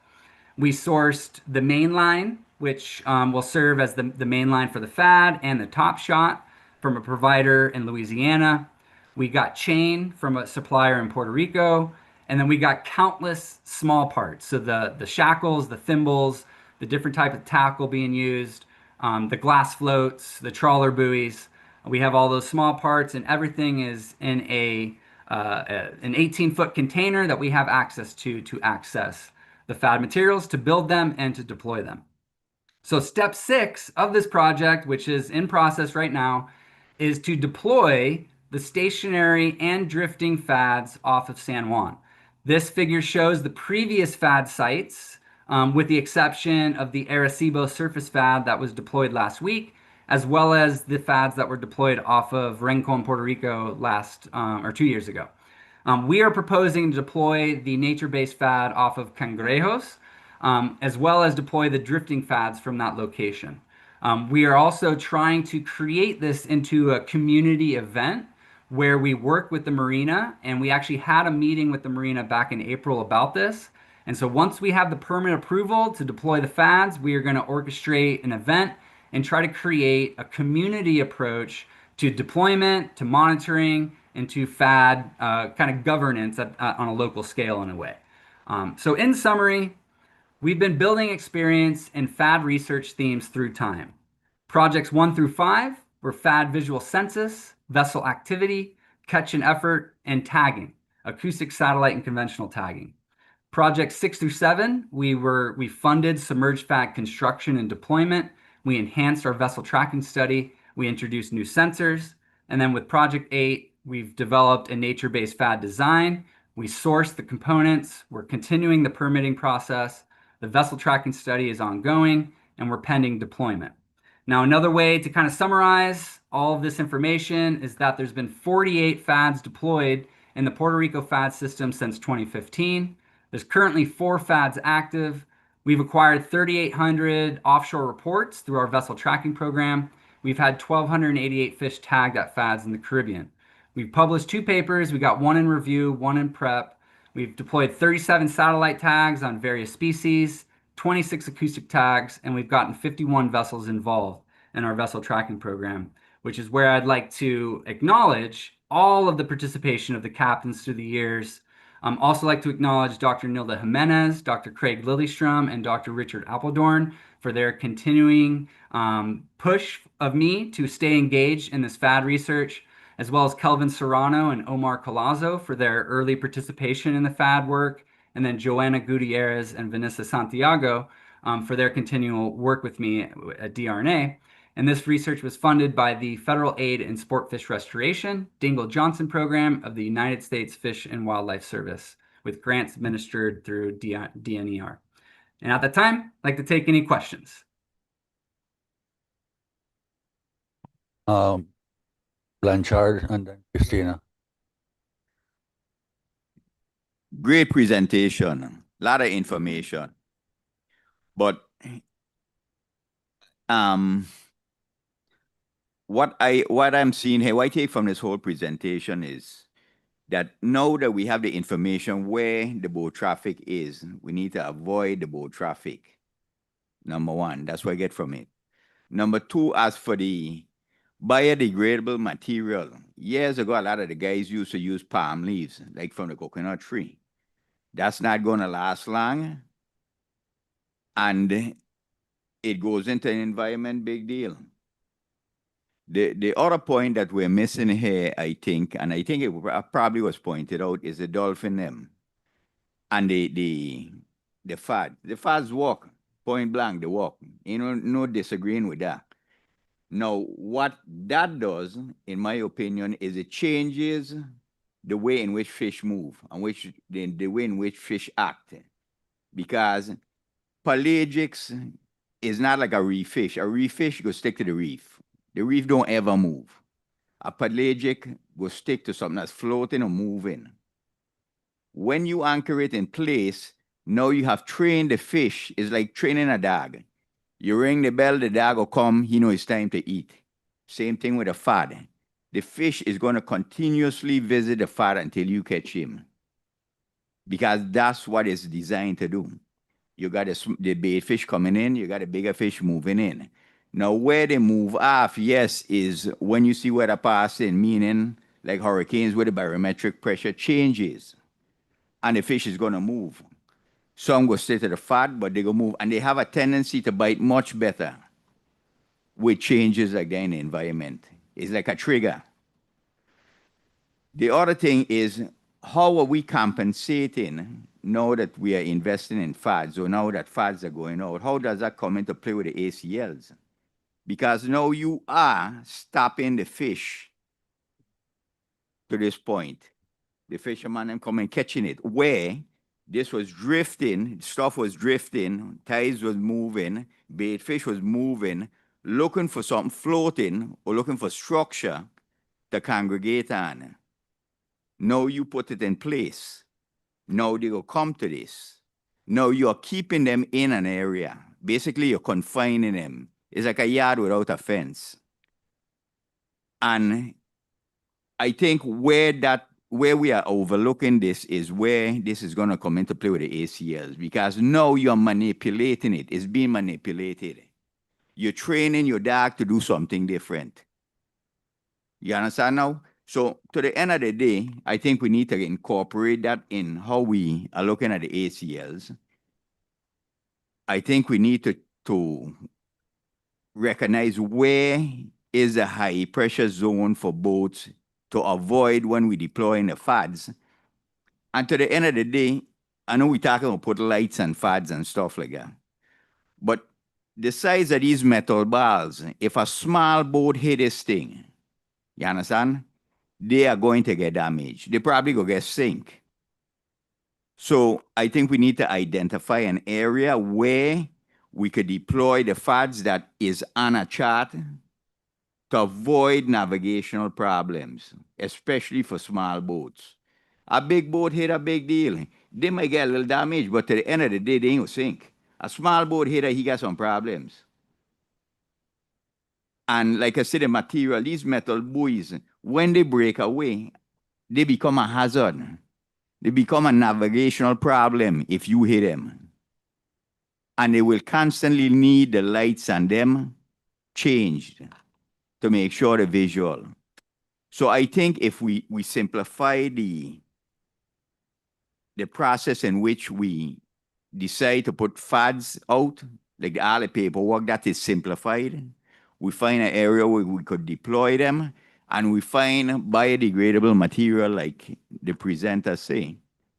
I think we would be better off. It's going to be, yes, in a way, more work because you have to replace them more often if that's what you're doing. But it's going to be cheaper in a way that it does not cause some of these problems where you have floating garbage that you don't want in the water to begin with, but now it break away. So now that becomes a problem. And like I said, years ago, they used to use a lot of the palm leaf, them like half of the coconut trees, as fads floating. I think they still do it in certain places. And to the end of the day, fads work. But you got to recognize that when you make a change, this is a ripple effect. It will affect everything else. It don't just do this. It does this. And that's why I think we need to incorporate into the management of that with the deployment of fads. Yeah. Cristina Lam for the record. Good morning, Wes. As always, a great presentation regarding the bamboo. Here in Puerto Rico, we have a project that is, the name is Bamboo Pueblo. They are two engineers, Yachira and Pablo, who are dedicated to bioconstruction, mostly in super adobe and bamboo. They are still using the same kind of bamboo that you have to import, the one of Colombia, but also they are growing that variety in Puerto Rico. And they have the farm in San Germán. So I'm going to send you their contact so you can also talk with them regarding bioconstruction with bamboo. Great, thank you. And I could I have- also respond to Tony's comments? Yes. So yes, that was a lot to unpack, and I agree with you on everything that you say. I just want to kind of touch on a couple things. So the nature-based fads greatly reduce the cost of deployment. So those steel buoys that are being deployed, it's estimated that they cost, $20,000 to get out there. And so these nature-based fads are a quarter of that, even less if we're implementing the drifting fads. Also, the time to redeployment of the fads is much quicker. And so as I presented, it takes around 9 months to get one of those steel buoys back out in the water, or even longer. Now, with regards to the biodegradable materials, regional fishery management organizations are utilizing biodegradable materials. And so we're just basically utilizing what they've been doing at the RFMO level and bringing it to the recreational community. Now, the top shots that we're proposing to use, which is, in our design here, they're replaceable. And so the idea here is that the submerged fad will stay in place. And if we lose that top shot, which will have a braking strength, we can dive and redeploy the top shot so that you always have a surface feature in that place. And so there's been estimates that these fads have been around off places of the Virgin Islands for up to 8 years.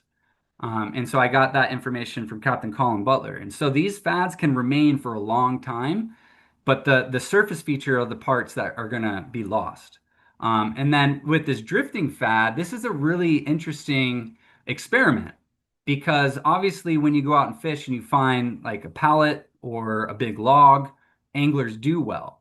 But we've never experimented with, putting sensors on these types of things to gather more data on what the fish are doing, and, tracking this type of recreational fad for anglers to go target. And this really goes to your point about the ecological trap kind of theme that you were talking about, where fads are sequestering, dolphin and yellowfin tuna. We've actually had a lot of recoveries from Puerto Rico to the Dominican Republic for the fish that we've been tagging, for the dolphin fish we've been tagging.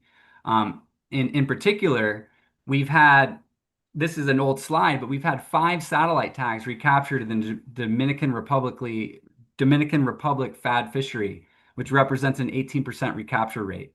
And so we cannot get a satellite tag past the Dominican Republic. We've been trying for years to get a track that goes beyond DR. And we've had 5 satellite tags recovered there. And so there is some merit to what you're saying about the ecological trap, which there's been nothing published to my knowledge for dolphin fish or maybe other meat fish species. But nonetheless, the drifting fad aspect of this project could be, part of the solution in the future. So I just wanted to add in those points.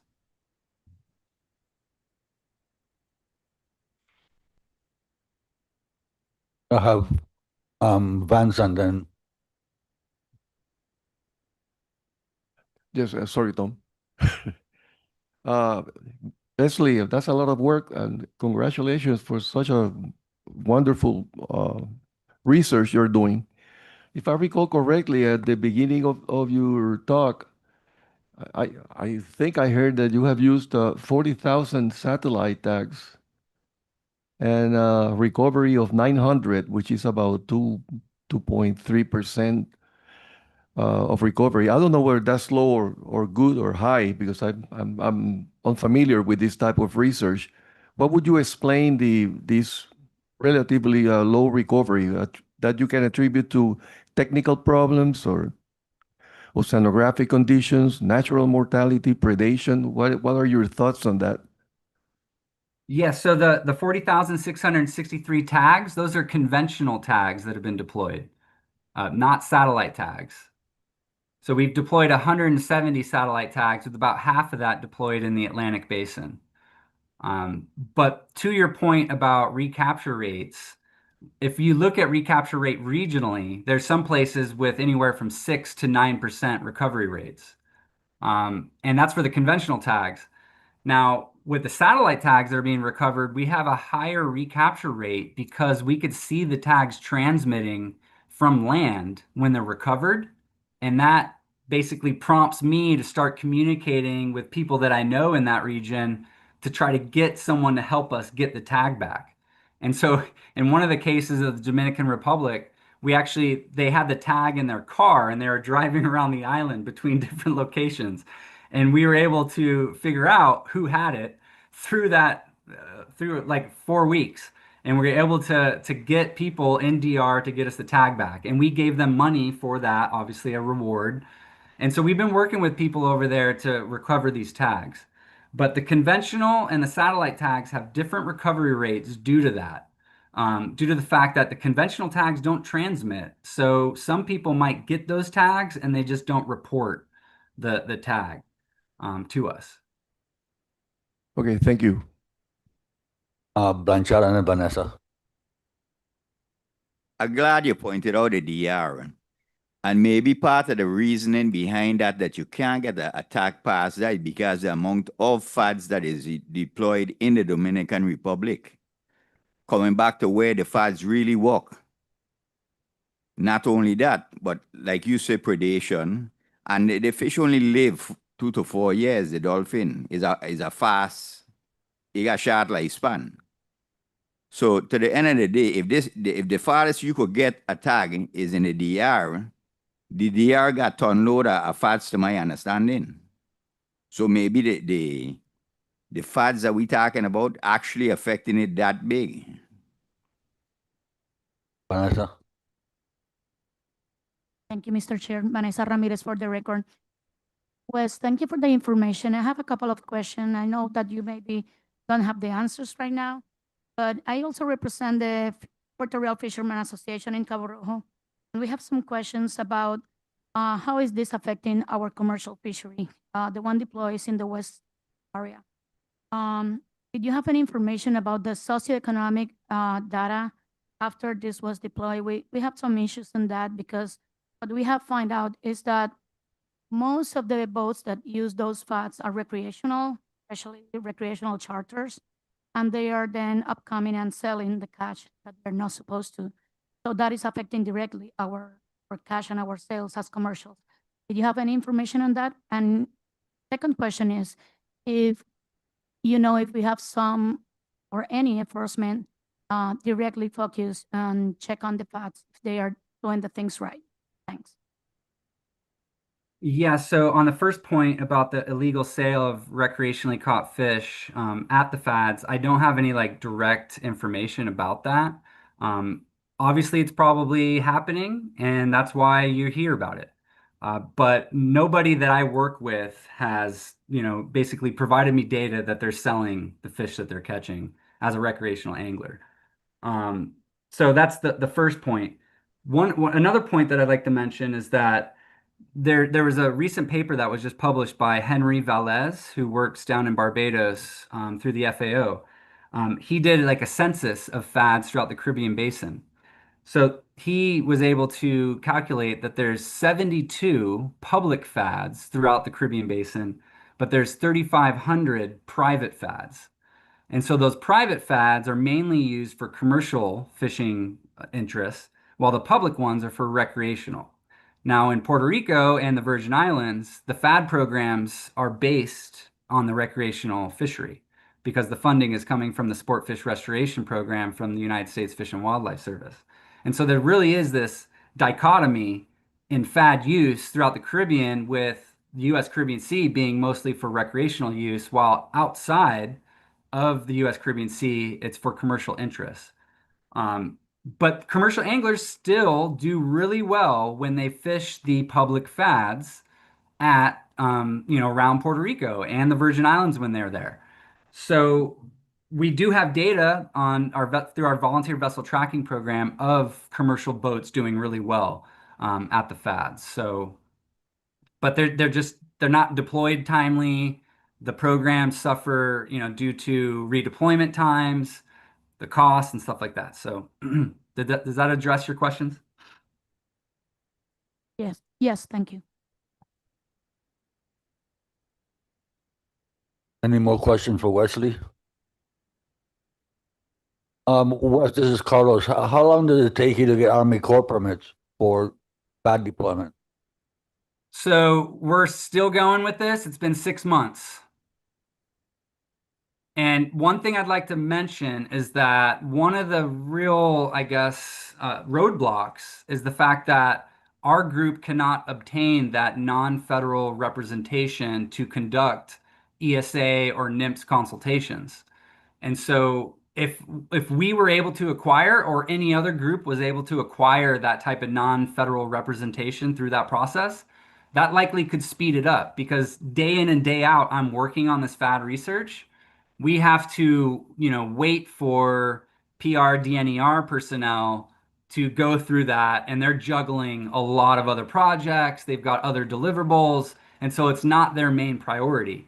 And so one thing I will say is that if our group or any other nonprofit or a private business was able to become a non-federal representative through that process, it would likely be much faster. But yeah, 6 months, still going. Okay. Clay?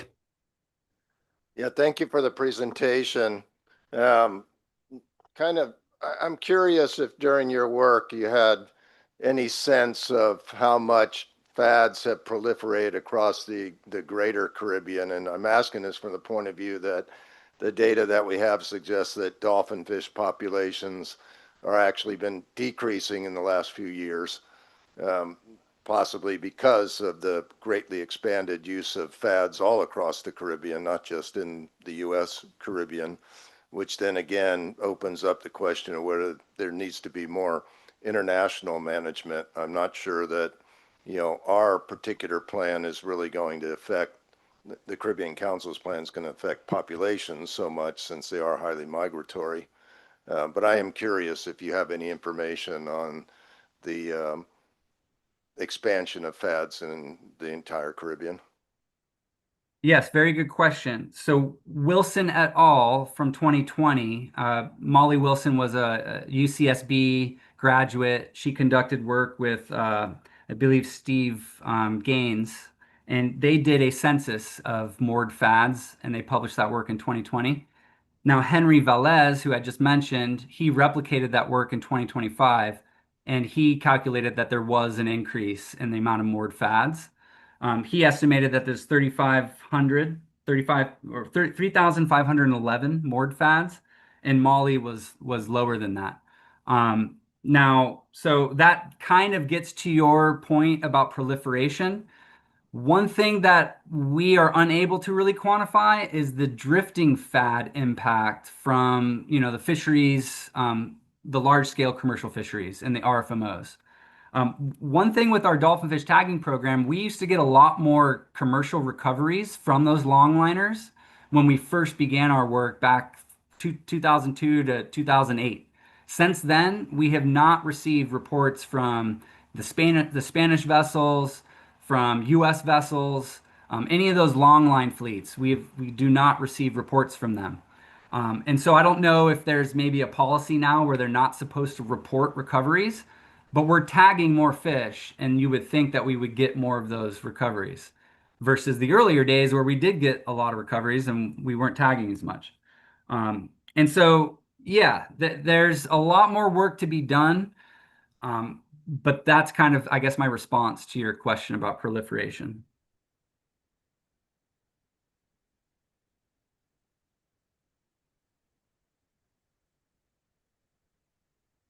You still there?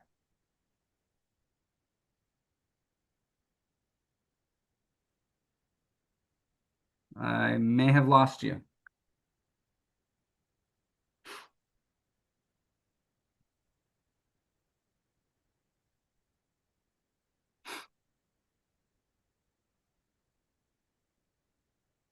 Okay. Oh, I hear you.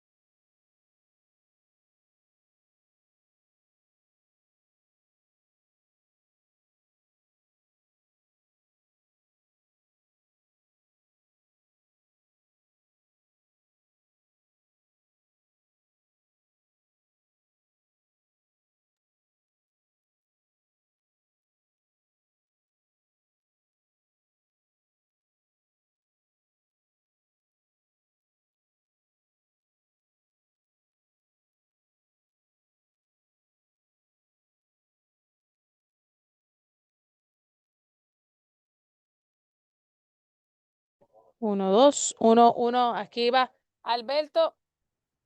1, 1.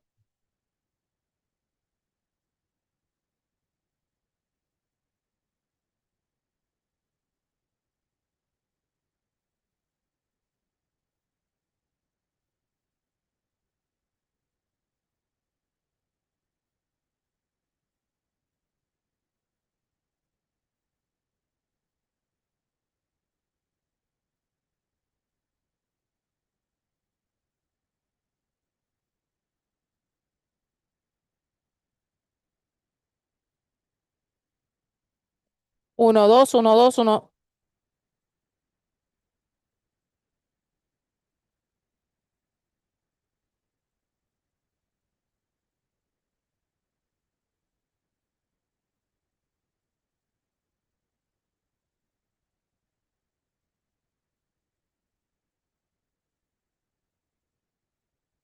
Uno, dos, uno, dos, tres.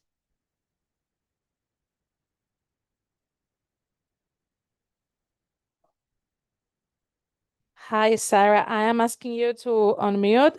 Could you speak so we can hear you? Yes, I can hear you. Can you hear me? Yes, we hear Okay, you. Thank you for awesome. that. Thank you. We are dealing with some issues regarding electricity and internet, and all our system went down, so we have to test it as we are starting the meeting again. Okay. Thank you, Sarah. Sarah, Le dije que es temprano que venga Bill para entonces corroborar y una vez que ya tengamos traducción, ya estamos. Okay. Añádeme para entonces yo entrar a. Dale, entra otra vez. Hi. I uploaded the presentation for this. Thank you. Thank you for taking it that it's big. That's good. And if for next time you need that, I can share you the link. It's better. The WeTransfer or another thing? Right. Right to the Google Drive. To the Google Drive. Oh, okay. Sí. Because I sent you another one, so. Oh, I responded to your. Okay. Or is That's that okay, is that that's in the okay. right spot? Never mind. WeTransfer is another way to do that. Oh, ignore mine then. Okay. Thank Well, you. I try not to every. Oh, that's fine. It's fine. Thank you. It's fine. She's the important one. She's the one that has to be done. I think all of us are important. All of us. Thank you.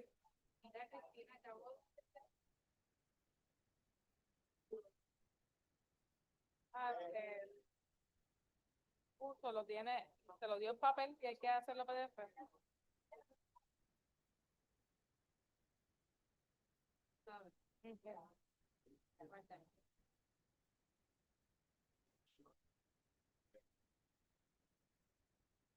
Por lo menos tenerlos dentro de los documentos.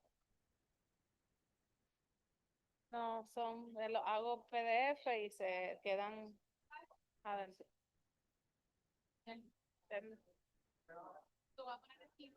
Sí.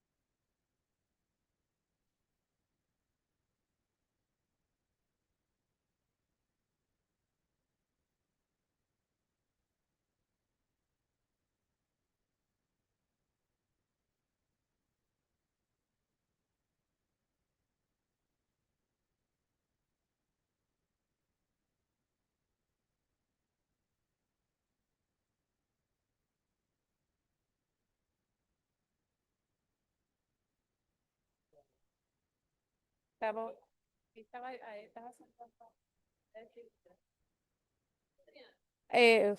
Fort, Alberto. ¿Hablo?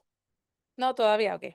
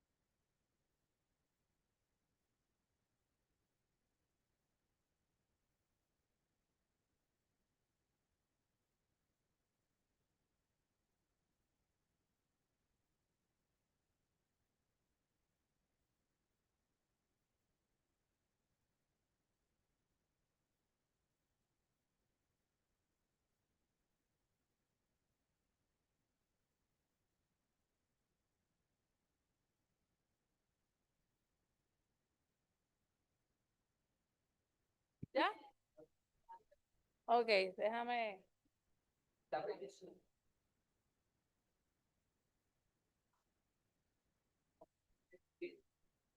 Mr. Chair, we are ready to restart the meeting. Start again. Everybody can have grab their chairs, grab their seats.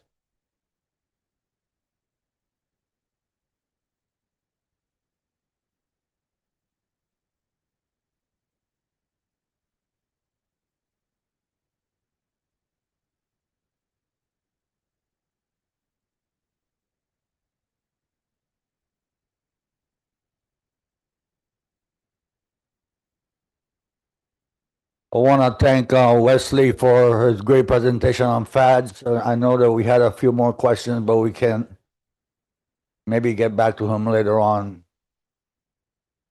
Right now, we're going to move to the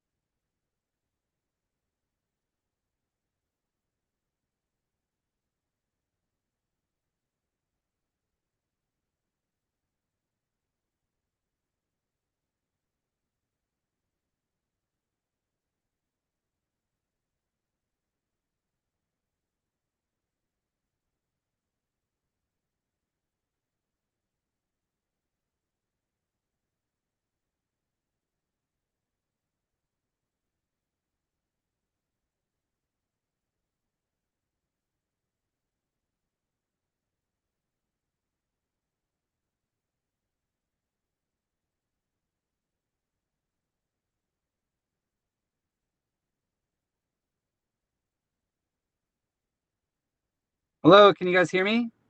yes, we Yes. can. Okay, sorry for the delay. I had to run out and run some errands because I'm flying down there tomorrow to participate in the I recreational know. So roundtable. thank you for joining us again. There's an important question from Clay that we wanted in the record. Clay, your question? Quick, before we Well, close I'm sure he remembers, but I was just curious if you had information on the proliferation of fads throughout the Caribbean, since we know that at least in fact, you are a co-author on that paper. In recent years, dolphin populations are showing signs of decrease.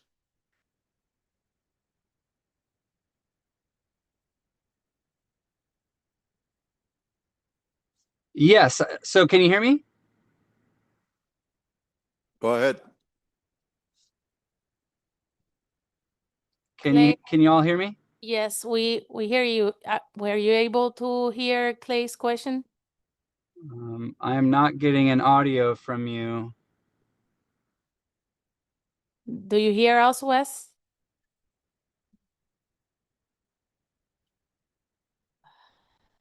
I don't know if Can it's something with my anybody else in the browser. Zoom can hear us besides Wesley not hearing us? Okay, I see a thumbs up from Sarah. Thank you.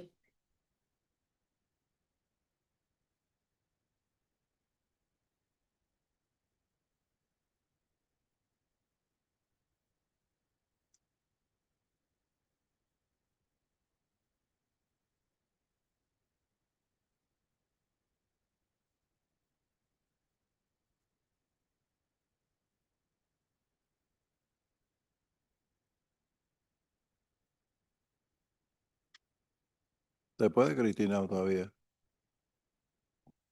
Nosotros, we have audio. No, pero Wes is the one that needs to restore his audio. Wes, do you hear us? No, sí, wait. anyway, if we miss him, the question that Claire is asking is very important, and we are going to be discussing that at the at the WCAFC meeting in November, December. We tried that before, and I mean the Caribbean countries. And the issue was that we have the famous gauntlet fishery, which each country fish whatever they catch, while the dolphins are migrating and other species are migrating around. By the time they reach, let's say, the northern part of the Caribbean, because Puerto Rico have two populations, one that comes from the south, from the North Carolina down to the north of Puerto Rico, and then the dolphin fish that comes. Those of you who are fishers, you know that they come from the south of the Caribbean all the way up here. We try to have a management plan for the entire Caribbean, including the Gulf Council and South Atlantic Council. It lost the momentum because at that time people thought it's not my problem, it's somebody else's problem. So here we are. And in the case of Puerto Rico and the U.S. Virgin, for example, if you have a minimum size of put the management measure and the other countries don't do that, you are shooting yourself in the foot because nobody else is doing anything for the fish. The only thing that you can do is, okay, I have this in my country. How about adopting? Can you all hear me now? Yes, we can hear you. Can you hear us? Thank you, Wes. But anyway, the thing is that I taking the opportunity that Clay just mentioned this because the core of the matter is more people are fishing for the dolphin in other countries, and they're not connecting. And that's why the WCAFC wants to have this management plan, the same way we did with others. The other thing I was talking to Henyo, there was a lot of netters, seiners in the southern Caribbean. They used to catch whatever goes through, including the dolphin, and they are gone. Economically for them, it's not feasible to stay here. So that's one of the issues that we have. So we are going to ask for, tiene que admitir a Wesley otra vez.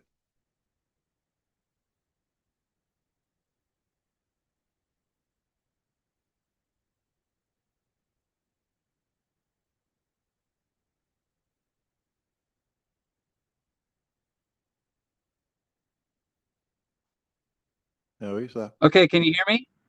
Yes, can you hear us? Yes. All right. Sorry for all the technical Okay, difficulties great. on my end. So Clay promised to talk very quick, so we don't lose I our heard the electricity. question from Clay.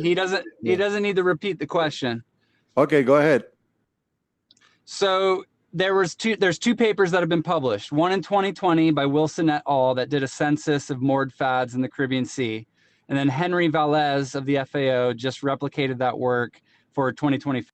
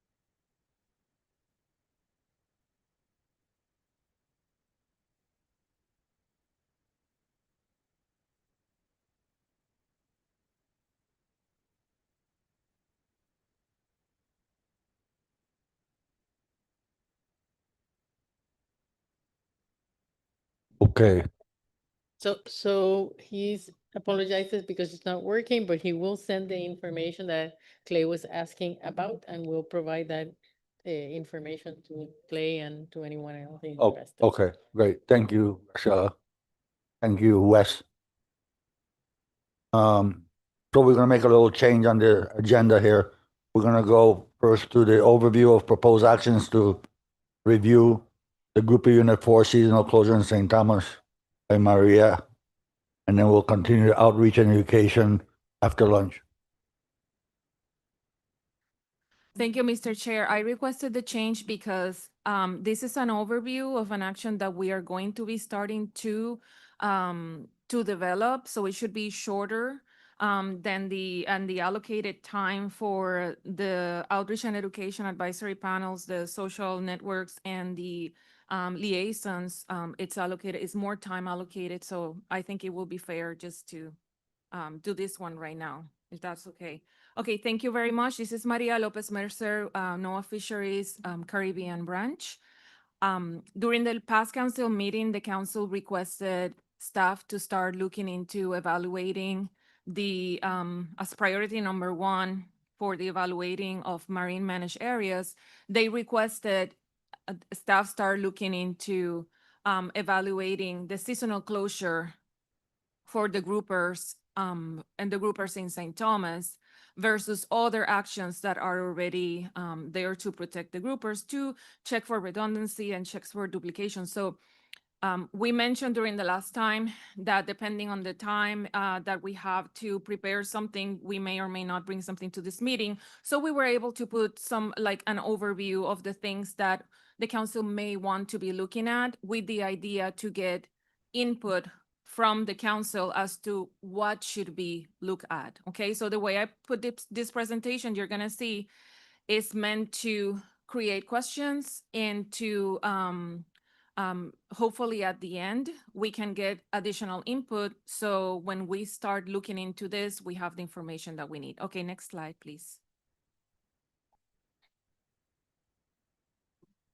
Okay, so the action objective and regulatory evaluation, as requested during the past council meeting, was to review the effectiveness and necessity of the seasonal closure for black, red, tiger, and yellowfin, which belong to the Grouper Unit 4 for the St. Thomas and St. John Fishery Management Plan, and the yellow edge grouper, which belongs to Grouper Unit 5 in federal waters around St. Thomas and St. John, considering other management measures in place that restrict harvest of the stocks and protect the habitat supporting their spawning aggregations, such as the Hind Bank, MCD, and Grammanic Bank. This is coming straight from the last council meeting. The objective, as we understood, is to determine if the closure could be eliminated or adjusted to reduce administrative and economic burdens on domestic fishing while boosting industry productivity. So the way that this could be approached, how this management could be reviewed, how the process, the way that it could be envisioned is through a strategic conservation framework, where we are going to be reviewing and incorporating new scientific data, adapting and adjusting regulations as needed, while fully safeguarding essential spawning aggregations and marine habitats. So next to this, I put the directives of the EO 14276, which is one of the reasons that this action is being evaluated. This is restoring seafood competitiveness. The objectives are to stabilize regional seafood markets, improve sustainable access for domestic fisheries, enhance the overall economic profitability for local fishers, and prevent unnecessary or prolonged regulatory closures. Okay, next slide.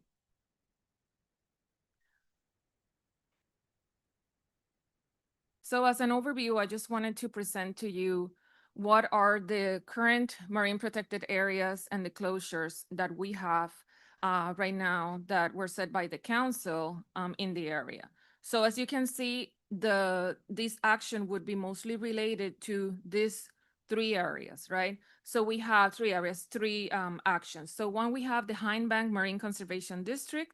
It was established in 1990 Originally, when it was established, it was a seasonal closure from December 1st to February 28th, and it was established to protect the red hind grouper, okay?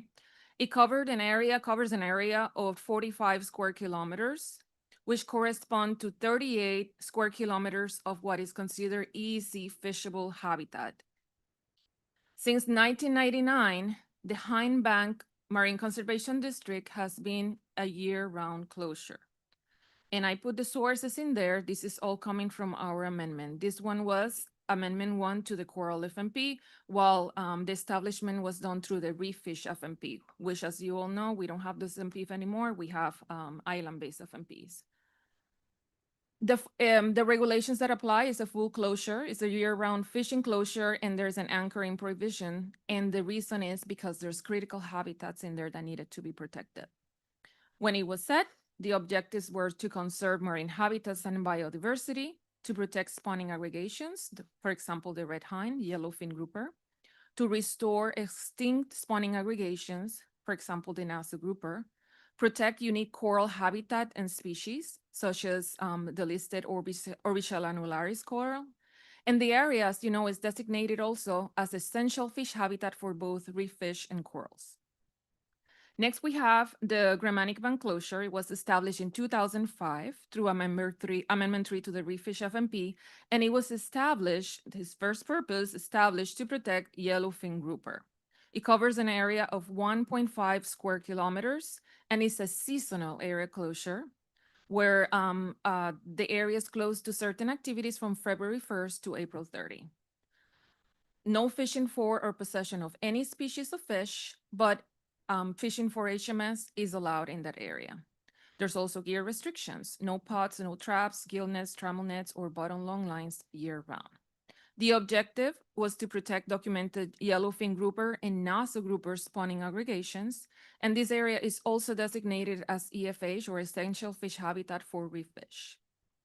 Lastly, the other measures that we are looking into is Grouper Unit 4 seasonal closure. It was established in 2005.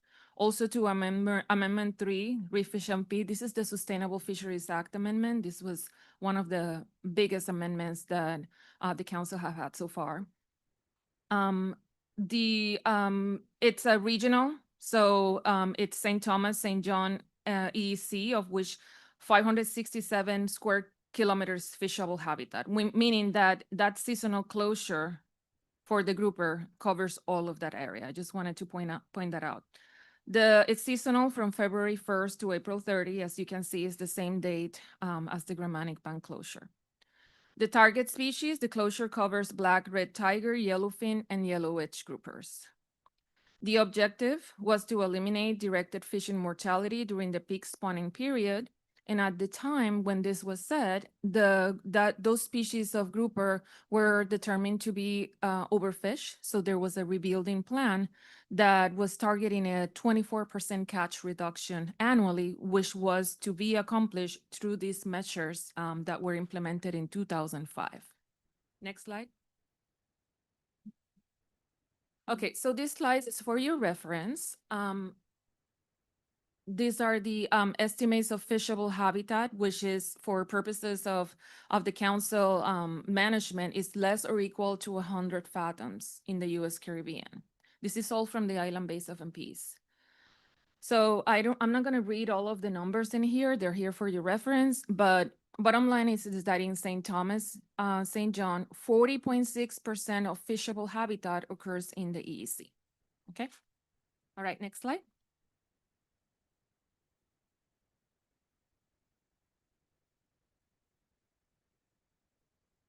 Okay, so in this slide, we're just summarizing or giving an overview on the rationale for the proposed action, right? So the purpose is shift from a regional provision to a targeted spatial management approach that would focus on protected banks, right? The need for the action is to evaluate whether the localized benefits of the protected Hind Bank MCD and Germanic Bank effectively protect the grouper stocks, including the ESA listed Nassau, or if the broader EEC closure provides protection that the localized areas cannot. This is a question, right? And this is a question that that we want to answer. So there are three things in here that we could be looking at. Number one, reduce the regulatory burden. As we mentioned earlier, this is an action that aligns with the EO 14276 to reduce domestic fishing burdens while maintaining sustainability. What it would mean, an action like this? Well, removing the EEC-wide closure would grant fishers access outside protected banks, potentially increasing the production and stabilizing markets without sacrificing critical spawning protections. But one thing that I want to note in here as another aspect of the regulation is that the MSA also requires ACLs to prevent overfishing. So whatever action is taken, it needs to ensure that catches are constrained to the ACL and ensure accountability. So in other words, whatever action the council ends up taking, it needs to make sure, right, that it's within, that doesn't compromise the sustainability of the fishery. Number two, targeting de minimis impacts. And this is something that you all mentioned during the past time. The black tiger and yellowish grouper landings in St. Thomas and St. John are very low. And this is from landings data from 2012 to 2024, average landings. They run under 1,000 pounds per year. So the seasonal, based on that information, the seasonal closure should be evaluated in light of other spatial management areas that may be more effective at accomplishing council's objectives. Number three is essential fish habitat. What is the focus in terms of that? Because as I mentioned earlier, we have two areas in there, Grammanic Bank and Hindback, that are essential fish habitat.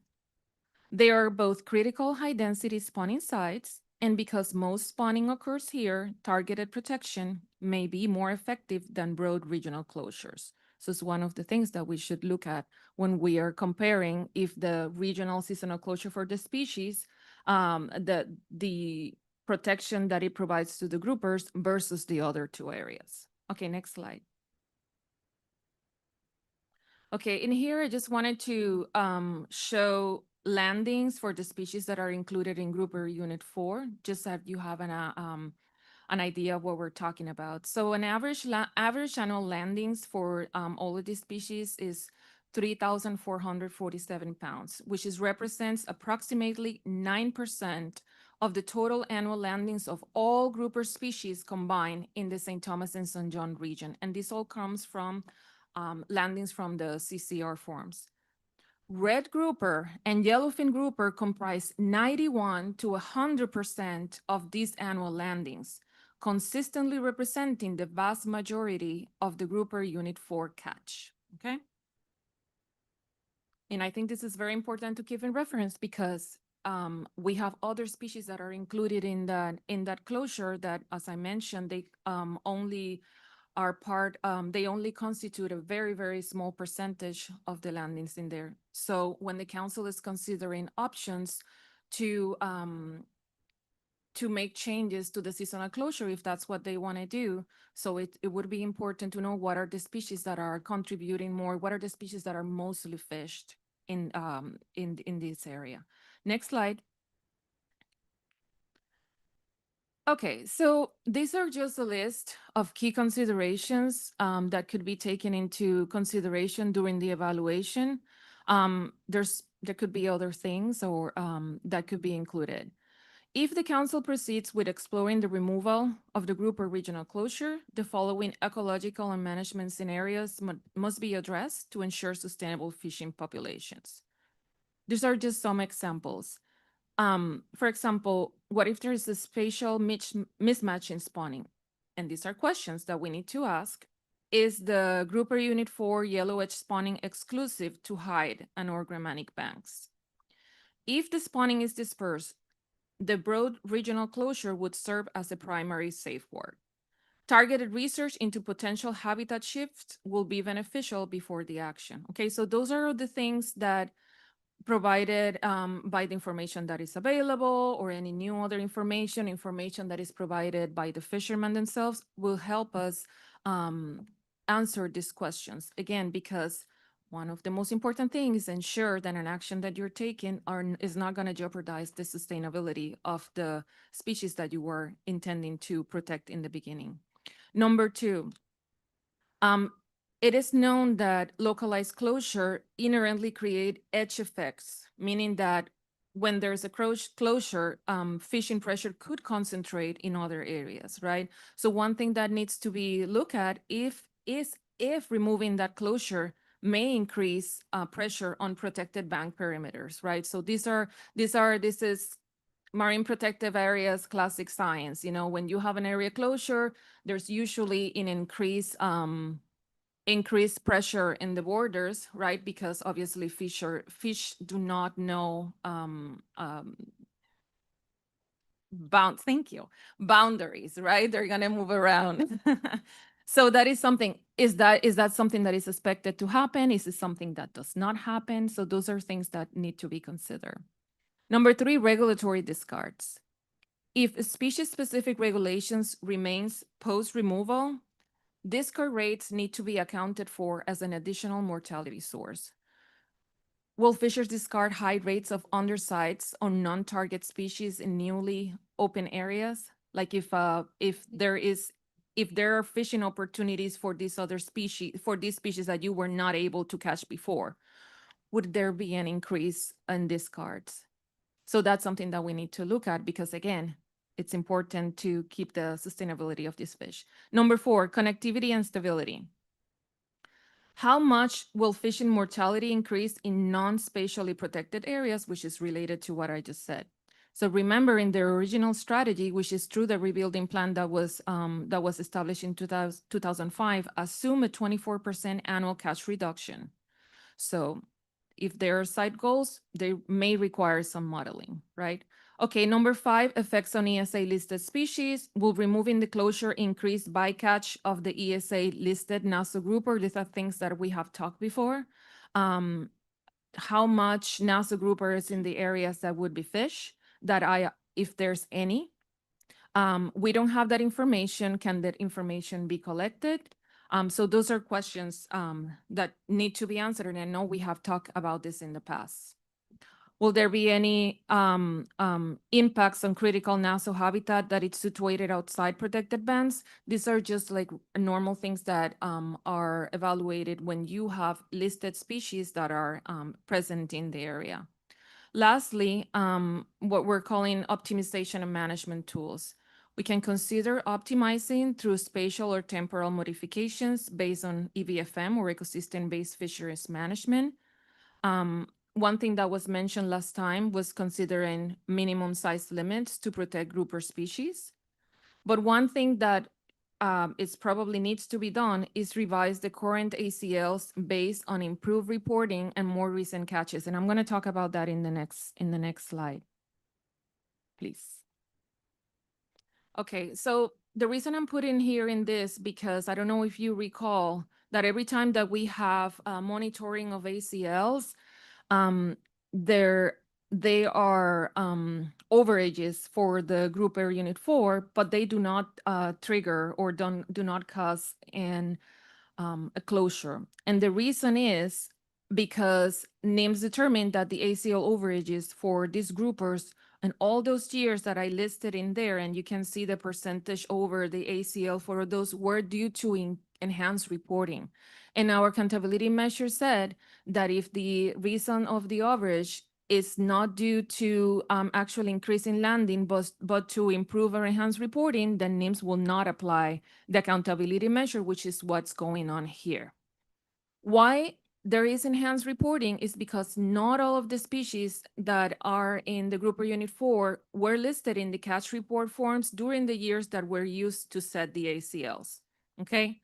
So in the past, and you may recall, the council has discussed revising these ACLs based on improved reporting and more recent catches, okay? So they consider the species that are now included in here. So there was a reason why the council kind of put that as table that, and it's because we were waiting for additional information. We were waiting for the CEDAR 103. We were waiting for other things that needed to happen so we can address the revising the ACLs for those stocks that are always going over the ACL, but it's not because of increased harvest, it's because of enhanced reporting. And as you all recall, in the US Virgin Islands, the groupers used to be in the forms, it used to be all groupers, right? And then not all of their species. And then after that, when they change, some of the species were included to be listed individually. So if you are fishing for a species, then that's the one you can set it, but there's going to be other species that were not included in there. So as we have better information, there's a better opportunity to get revised ACLs that are based on more recent catches. Okay, next slide. I'm almost done. So the suggested next steps for evaluation, I think it would be super important to get council and advisory panel input early in the process. Obtain clarification from the council about the action objectives. We presented some of the objectives as you described during the past council meeting. Is there anything else or changes that you would like to see in here? Well, today's the day. As I mentioned, get early input from the St. Thomas District Advisory Panel, the SSC, and the EBFM TAP, and that is something that the council perhaps can coordinate to happen between now and December, if possible. And we also would like to get early input from the USBI Division of Fish and Wildlife as well. Okay, number two, another thing that should be done is evaluating the trade-off, right? Because as you know, this is an action that is dealing with trade-off. So you are asking to remove a seasonal closure because you have other closures. So we need to balance it out and see what are we gaining, what are we losing, and do that balance. So there's a risk of reduced production from closure removal that could increase fishing pressure. If that is the case, we need to find out. If it's not the case, then that's something that would be included in the analysis. What are the potential economic benefits from reducing the administrative burdens and removing species from the FMP? And this is also related to the action for the matrix, because if you remember from yesterday, going through that evaluation, there were some options that were suggesting or proposing that some of the species that do not have a lot of landings could be removed from the FMPs. Okay, and if that is the case, and if some of the species that could be removed from the FMP are already in the seasonal closure, already included in the seasonal closure, then that will go away, right? Okay, so data-driven decision-making to bridge knowledge gap. Those related to spawning habitat, the discard rates, we talked about that earlier, how much fishing activity occurs in there, and this is information that it's very important to get from the actual fishers. To ensure economic goals do not compromise stock sustainability or recovery of ESA-listed species, remembering that we have an active aggregation of the NASA grouper over there. Number three, ecosystem and habitat use and fishing activities. Prioritizing collection and analysis of critical scientific information on localized ecosystem function and species habitat use. A lot of this related to species habitat use in those protected areas, right? This is part of the evaluation of the management. So, for example, NIM Zero has recently granted a 1-year internal morphing grant to protected resources, and they are aiming to reevaluate and optimize spatial and temporal fishing closures for specific grouper species, including the Nassau grouper, along the St. Thomas Insular Shelf. And that is an initiative that seeks to balance the recovery of spawning aggregations, including the threatened species like the Nassau grouper, with the need to improve commercial and recreational fishing opportunities. So this project may produce information that could be considered in this action as well. Other information that would be needed and will be ideal if we have is quantifying discard rates and mortality during seasonal closures. And also integrating fishery independent survey data sets that come from the coral reef monitoring programs, the national and the territorial one. Now, what are the key evaluation questions? And this is part of the scoping that needs to be done to be developing, continue developing this action. Where does fishing for species in the Grouper Unit 4 and Grouper Unit 5, because this is the yellowish, takes place? If you recall, Sarah, I believe like a couple of meetings ago, she provided a lot of information already to answer some of the questions that the St. Thomas Fisher Association have. So we have some information already gathered that that could be used for this as well. Is commercial fishing activity expected to increase if seasonal grouper closure is removed? We don't know. That's a question that needs to be answered. How much recreational activity occurs in the area? What type of recreational fishing and species are targeted? There's no collection of recreational data, so this is not something that we have easily accessible, right? So it will be important for you guys to tell us what is going on with the recreational fishing in this area too.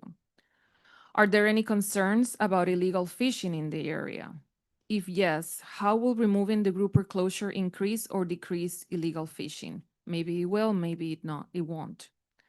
Are discards being recorded? My understanding is that discards are not recorded unless unless they are written in. Is that my understanding? And as you recall, the U.S. Virgin Islands also have a similar territorial grouper seasonal closure. Would that change if the federal regulation change? Would it remain? So that's something that it also needs to be brought to the attention, right? Because this is one of those regulations that are compatible among the two. Okay, so the next slide. This is potential options that you all discussed during the past council meeting. Just listing them in there so you can see them and then you can comment on them, because if they are, this is not an options paper, this is just a background, right? So that staff can come back with an options paper, then we're gonna need some input on that. Obviously, the option of eliminating the seasonal closure, which is the primary reason for requesting the council to do this evaluation. Number two, eliminating the seasonal closure while adjusting area closures as needed to ensure conservation goals are still achieved.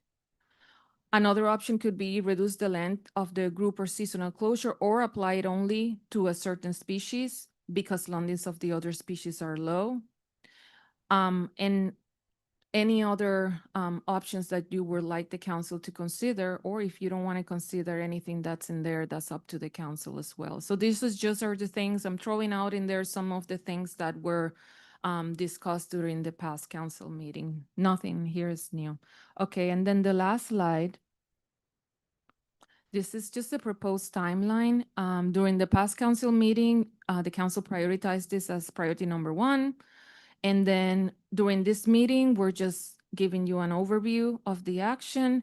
And then in December meeting, the idea will be up to have an options paper that could be presented to the council. And after that, it obviously depends on what the councils want to do. We put in there April 2027 to have a public hearing draft if we want to, move this forward faster. But again, that's up to the council. So as you can see, those arrows in there is schedule advisory panel meetings, because it's important if the council wants to move forward with this action to get early input from the advisory panels of what they want to do. Not just the DAPs, but also obviously the SSC and the VFM top, if that's the council, what they want to do.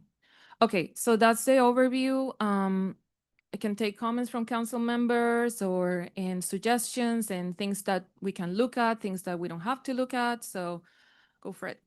Thank you. Before we go into the discussion, actually, we have to break in 5 minutes, but this is important.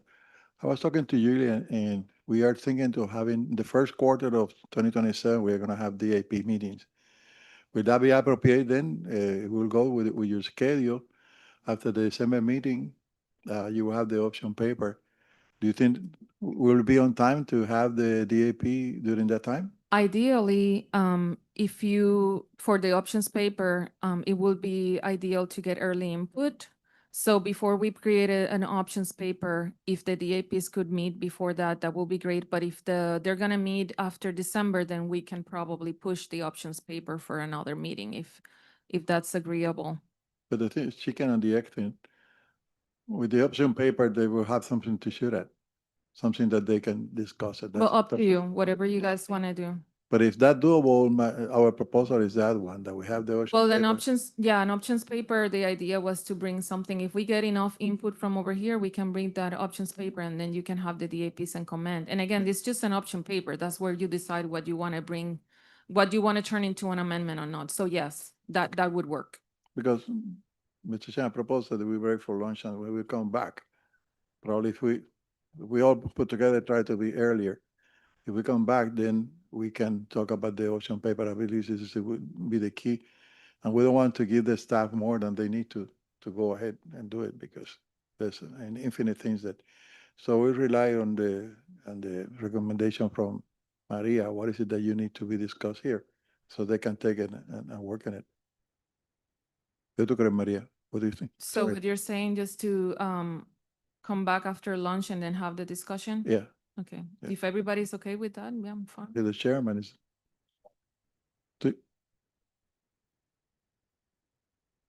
Well, I think I'm gonna need more than 5 minutes, Julian McGrath, for the record. But That's the point that we wanted to but do it after lunch. For one thing, before we go to lunch, that can think about, we do not want the seasonal closure of the Gromanic Bank itself open. We want the seasonal closure outside of all spawning aggregations open. And from there, we can discuss. I have a list of things, but I think the best thing would be is a small group of us sit down, take Maria's presentation. We are the users. I have the answers for all of those questions. Those questions can come from people those answers for those questions can come from people who don't fish, who is not fishing in those areas. Those questions are directly for fishermen to answer. And I know, Miguel, we talked yesterday about a meeting, but next year, I think we need to have a meeting sooner than later. Like, Yeah. if I could have the meeting tomorrow, I'll have the meeting tomorrow. Because I think they're gonna need those answers to those questions in order for them to create what they're trying to create. I could Good. leave so we could go to lunch and we could come back and discuss. No, but that's important before we go to lunch. That's the kind of thing that we were hoping to have. We don't have to have the full DAP. We can have a subcommittee of DAP, you and whomever wants, and including, because this is St. Thomas and John, I propose that we have, for example, Tony involved and the division involved there. So they will be there. Yeah, I know. But remember that her boss is here. So, yeah. No, the thing is that they have their own budget and everything, but I believe that we have already more or less an idea. We can have the small committee work with the group that is going to develop the ocean paper. We have the ocean paper in December. Next year, we still need, then we can take the DAP and have it officially. But this way, we help the staff to focus on the answers that you want. And this is for St. Thomas and John. And we need to also, on the USB and Island, we need to also do whatever is needed in other areas. Thank you, Miguel. Just wanted to clarify in case it wasn't obvious from the presentation. The ask was to review the seasonal closure for the species. It was clear from what you asked about the Hind Bank and the Gromanic Bank. So the ask was for the seasonal closure. So the evaluation would be for the seasonal closure, for the objectives of seasonal closure in relation to the protections that are provided in the other two. That's kind of like the purpose of this. Okay. Andy? Yeah, and I just wanted to further emphasize what Maria and Julian are saying. I think, from our vantage point, this will benefit immensely from fisherman input early on. I think there's a science component to this. So Vance and the SSC, once they meet in November, can inform us, obviously, based on advisory panel input that happens before then, I recognize there's funding limitations from the council and you'll have to take that into consideration. The only other thing I'll note, just because you were talking about possibly a subgroup, is just we need to be very careful with regard to ensuring we're meeting public notice requirements for any sort of decision making or recommendations that might be coming from that process. Okay, want to break for lunch? See you all at 1:30.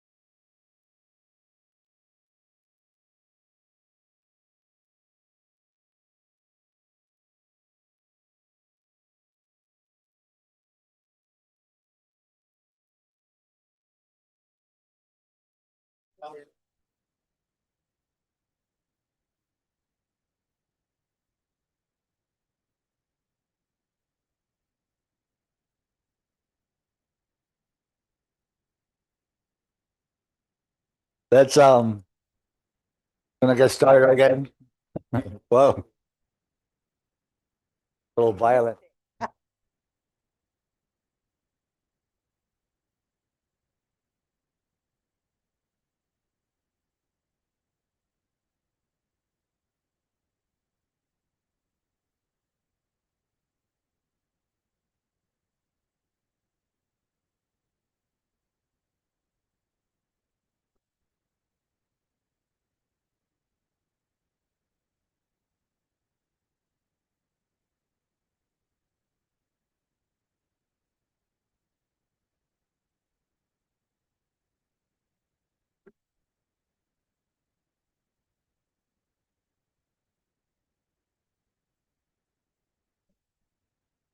Okay, we're gonna continue with discussion where we left off with Maria.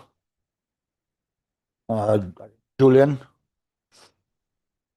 Yeah, Joey McGrath for the record. So I think what I would like to recommend right now, instead of we going back and forth into heavy discussion over this presentation, that we should plan the group who will meet and we discussed everything that Maria presented as a group, the small group. That way we will save a lot of time, because if we was to get into this discussion right now, I think we would waste the whole entire rest of the afternoon and still run out of time. So I really think that the group should be the director or representative for the USVI, Maria, Tony. I would like Graciela, if possible, to be there also, because she has a wealth of information on the whole process.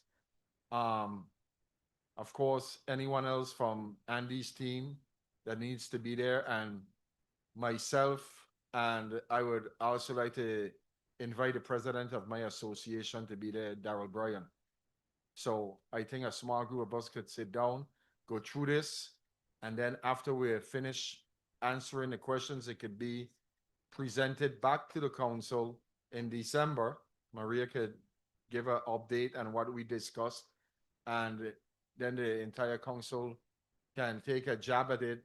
And then after that, we can bring it to the district advisory panel to discuss what we went through. I think we would save a lot of time doing it that way, but I don't make those decisions. You guys make that decision. So that's where I would like to leave it right now. If the meeting is virtual or hybrid, we can do it. And then we can do it, we can take the info that we get in the December meeting and then have the full DAP. I guess that's what you're proposing. Yeah, I think, even if we can do the meeting in your office at the council's office. We don't have to have no hotel to have a meeting room or anything. The point is, it has to be hybrid because of the money that we have. Yeah, I'm just saying, so. Because, with the federal government, Maria can participate through the internet and everything. But the main point is that the names that you mentioned, Yes. we have it in the record. Good. And then we need to ask specific questions, because the presentation covers everything, but those specific questions are the thing that you want to go over. Maria, that's okay for the St. Thomas St. John? Do we need to have something similar to any other area? This is Maria. Whatever the council wants to do, as long as it's okay with, having a subgroup, and they need to form that subgroup to discuss. No, my question is, this is for St. Thomas St. John. Yeah, we haven't started any of the other Okay. actions yet. We're Yeah. just working on that priority number 1. After we're done with the actions, we said that we were gonna go back to the priorities based on other discussions and see if you guys want to shuffle things around. But for now, this is just the one that we're starting. I think Andy has a comment. Yeah, thank you. And thank you for this, I think, solution to what I was anticipating to be a long conversation, Mr. McGrath. I also think that there are some stakeholders who might not be here in the room today, and so a virtual hybrid would be useful. And several of those entities that we should invite to that conversation include our new Division of Territorial Parks, who would be working with our enforcement agents to actually enforce these closures in the spaces, since we do not have law enforcement in our federal waters by federal agents beyond the Coast Guard. And so I think that there are a lot of stakeholders in this room that we might want to engage with for that hybrid conversation. Before we do that, I have a question for Kate, because in the past, we can have an ad hoc committee, or not ad hoc committee, but a subgroup like this, and we could go and meet. But nowadays, any meeting of this nature where you have taken decision or recommendation has to be published in the Federal Register. And for the Federal Register, you need 40 days in advance of the day that you're going to meet. Is that a requirement for this type of meeting? Yet? It depends. Based on what Julian had been describing, by the way, Kate Zamboni for the record, based on what I was hearing and what Julian was describing, my understanding is that the group was not going to be making recommendations, but instead simply providing input that NIM staff could use in developing an options paper, and that input would be reflected in what was actually presented to the council and to the public at the December meeting. And if that were the case, then there would not be a need to make this a public meeting with a Federal Register notice. But then Nicole mentioned that there may be additional stakeholders who should be invited, and I don't know how you would invite them without a Federal Register notice. So if you could figure out who those people are, and you know, one or two things: either, it's pretty easy to identify them and they could be part of this subgroup who, again, are not making recommendations but instead simply providing input, then great. Otherwise, there will be a future Federal Register notice about the December council meeting, and additional input can be provided then as well, and later in the process. That's my point, Mr. Chairman. In order to facilitate the discussion what we want, we should avoid the Federal Register thing. And we can go with the numbers, the names of the people that Julian presented. The only thing that this group is going to do is to add or delete or whatever, modify what had been presented today. And the actual decision will be made at the December meeting in front of everybody. So is that good for the record? Then the staff already, we have our marching orders, and Graciela can put together the timing, just do the doodle post thing, and then we can do it. And then I shut up because there's a lot of discussion of other people who want to talk. Andy? Yeah, I mean, I'm certainly on board with the suggestion. I think where I'm struggling is that list of names was rattled off pretty quickly. I don't really fully grasp who's on the group. Do we have the right composition? I'm wondering if it would be to our benefit just to have a simple motion that says council recommends convening a subgroup before the December council meeting. These are the participants, and list those on the screen so that we're all clear with regard to participation. Can you say so and move? Well, I'm suggesting it right now. I haven't moved it, but do other council members feel the same way? Do you feel like staff has direction where we don't need the motion? I'm happy to move a motion like that, but I just want to make sure we're clear in terms of participation, because, for example, Nicole offered someone in addition, and I don't necessarily know everyone that Julian had suggested. Vanessa Ramirez for this record. Yes, Andy, I think that the motion could be a better way to put in the record the names that were suggested. Okay, so I'll make a motion.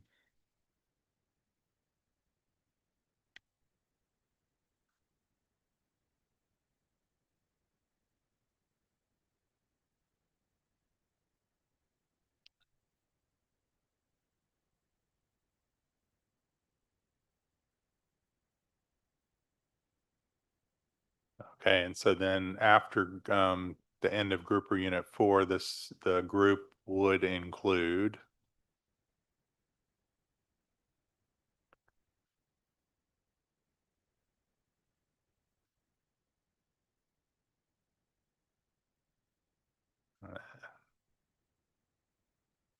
and I'll just be generic, DAP chair for St. Thomas, St. John.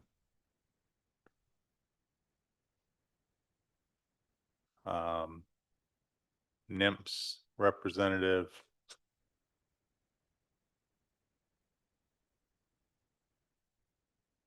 And then I'll leave it to others, USVI representative, USVI Director of Fish and Wildlife. And then feel free for others to add.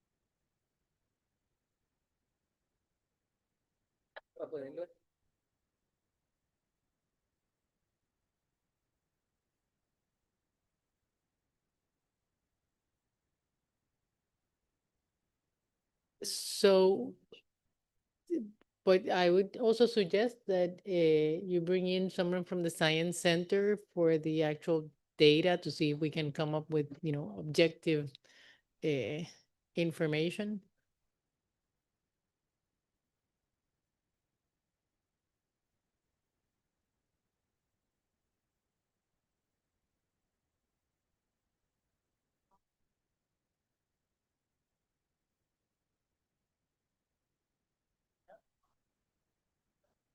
There is. And it's Calvin Bailey. Last month. They have our meeting minutes. I only know white hair. Oh, they've been meeting at the Green Fish Hall. Okay.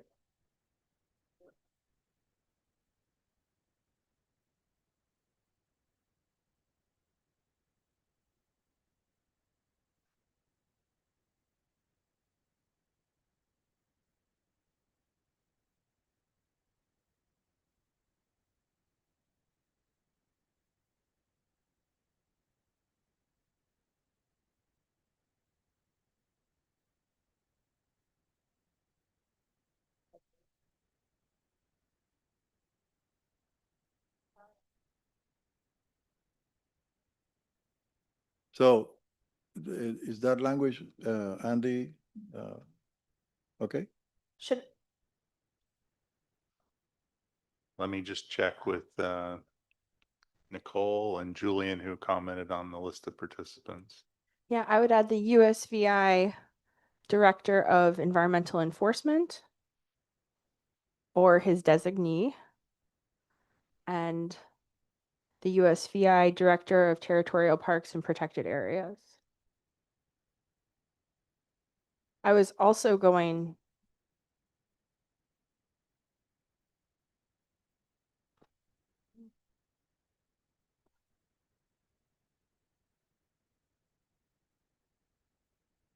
to suggest a fisheries biologist who's retired from the University of the Virgin Islands, who might have more objective data, but if we're happy with the NIMS Southeast Science Fisheries Center representative, that's fine. Yeah, Kevin. Kevin?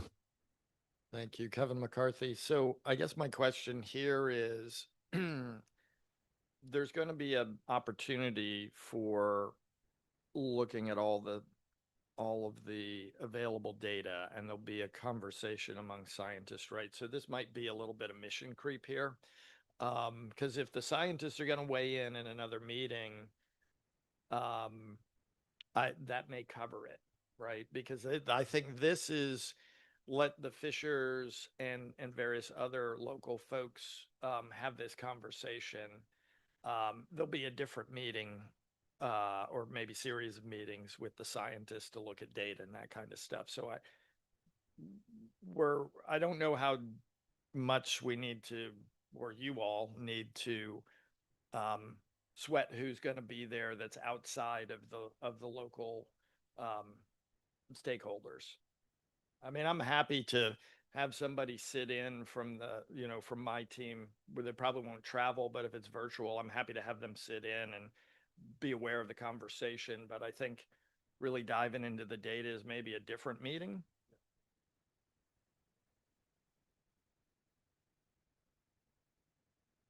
Yeah, I mean, I appreciate that, Kevin, and I think we're talking a virtual meeting, and I would see benefit in having your staff listen in, even if they're not contributing to the conversation fully.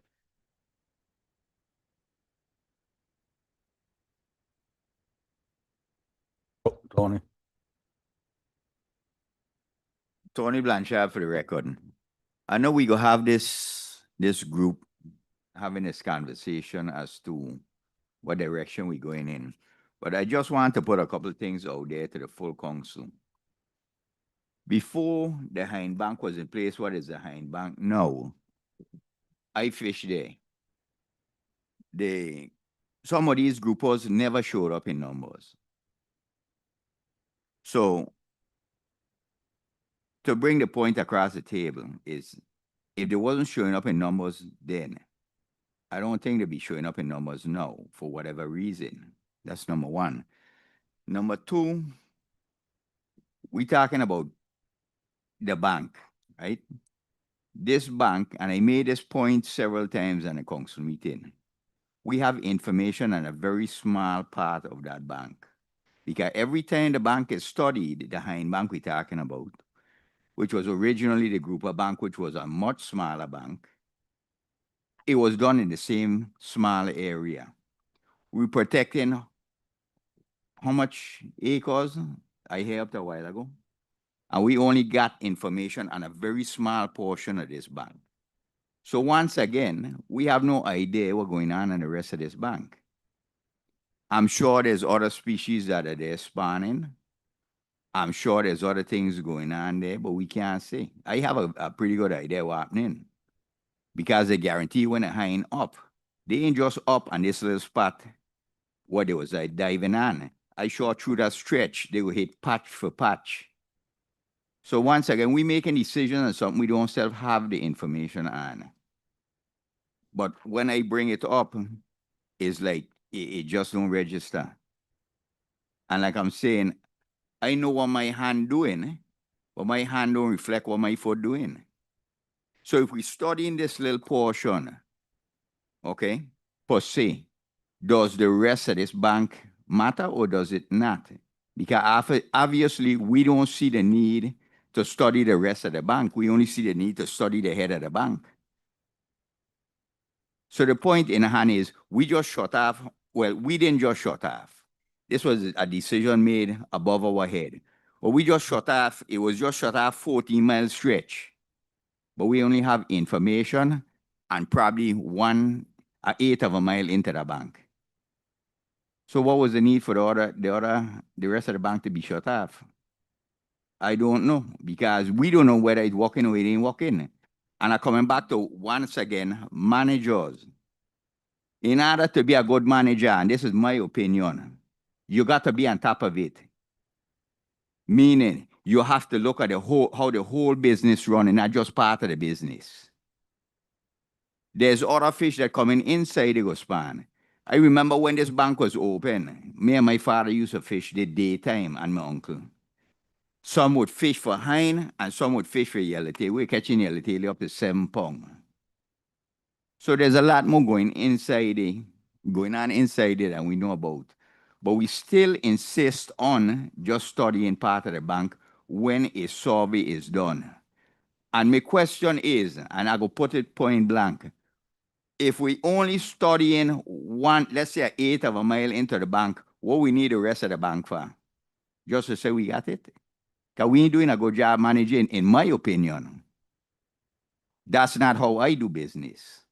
So I just put that out there for us to think about, since the whole council is here, for somebody to come back and make sense of it to me. And Yeah, so I don't think I got a second to the motion because it wasn't finalized and we jumped into discussion, but One addition, so after group or unit 4, just put presentation. So input on the questions presented in the group or unit 4 presentation. And then I think we're good with the group composition. So Vanessa, you second the motion? Yes, but before I want to make a comment, if it's possible to include Ruth Gomez in the stakeholders of this group, because for the history of the participation in the council and all the meetings that have to be with San Thomas, I think she can be a good one also to be part of this group.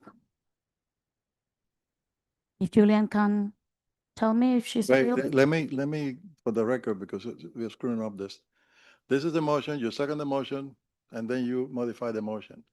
So in this case, what you are doing is seconding the motion, but you also want to modify it. So that way, we will be able to add, and then you people can vote. Well, I'm just asking the question about, because as Julian was presented before, he was asking to have some stakeholders. We want the fishermen that are actively in this fishery be part of this. So for what I see right now in there, we only have Julian and Tony that are active fishermen and the president of the association. So I'm asking if we can put Ruth also, or if you want my second, I will second the motion and then ask to include Ruth. Yeah, in the case of Ruben, and we need to talk to her, because she's no longer working directly with that. And she's a member of our outreach and education panel, so certainly it's something that we can do and talk to her. She's available. She told me that for any internet meeting, she might be available. So we can do that. Okay. Well, Vanessa Ramirez, second the motion. Julian? Yeah, Julie McGrath for the record. I just texted her and she says yes, she would find the time to be part of it. She's also going to be working up in Congress with our new congressperson that is being elected in November. So she'll be working the fishery side and the agriculture side up in Congress also. So I think it's a great opportunity. But with her history of knowing from when this bank was originally closed to present, and being involved in the entire process all the way back to the SFA when the SFA was implemented 21 years ago, I think it would be good to have not her knowledge, because people see things that other people don't see and can be able to answer some of this stuff. Thank you. Yeah, I can't speak to whether Ruth would be a good addition or not. I guess my concern now is this is becoming a pretty large group, and this is very early on in the process, and there's going to be lots of opportunities for input and comment. And so my recommendation is to kind of maintain the group as proposed on the board. Certainly if Ruth is able to join, or other fishermen are able to join and listen in, and to the extent contribute their local knowledge, would be highly supportive of that. But for the purposes of what we're trying to accomplish here, we're really trying to focus on answering some initial questions. We're not looking obviously to get the recommendations on options at this point, because that'll require public notice and a more complex process. Thanks. Kate Zamboni for the record. Along those lines, the way this motion is currently drafted, with kind of saying who would be in the group, it's starting to look like you're establishing a committee, which I don't think you're intending to do. So I would recommend small modification to the group should include but is not limited to the following. And that way it's a little bit more flexible in terms of who may want to be invited and who can participate, but you're not necessarily identifying these are the members of the group and period. And then it's kind of like a closed committee.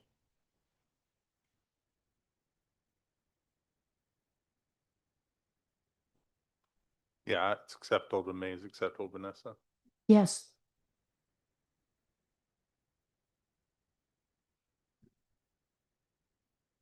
But it's not. But So I would say, yeah, the group should include, but is not necessarily limited to the following, and then a colon.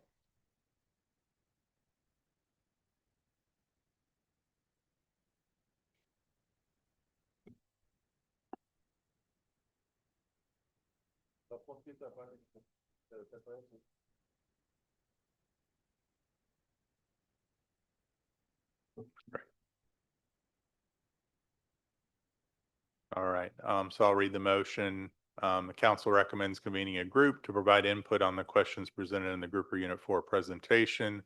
The group should include, but is not necessarily limited to the following: the district advisory panel chair for St. Thomas St. John, NIMP Southeast Regional Office and Southeast Fisheries Science Center representatives, USVI Director of Fish and Wildlife, Tony Blanchard, Graciela Garcia Moliner, St. Thomas Fishery Advisory Committee President, St. Thomas Fishermen Association, and USVI Director of Environmental Enforcement or designee, and the USVI Director of Parks and Protected Areas.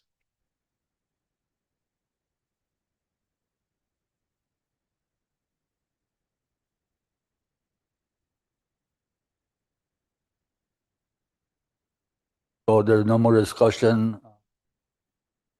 Are we ready to vote on the motion as read? All in favor, say aye. Aye. Aye. Any nays? Abstentions? Tony Blanchard abstain.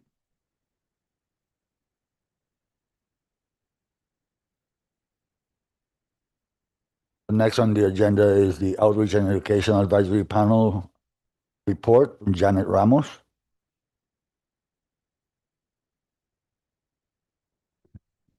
Good afternoon, everyone. I'm Janet Ramos Garcia, Chair of the Outreach and Education Advisory Panel.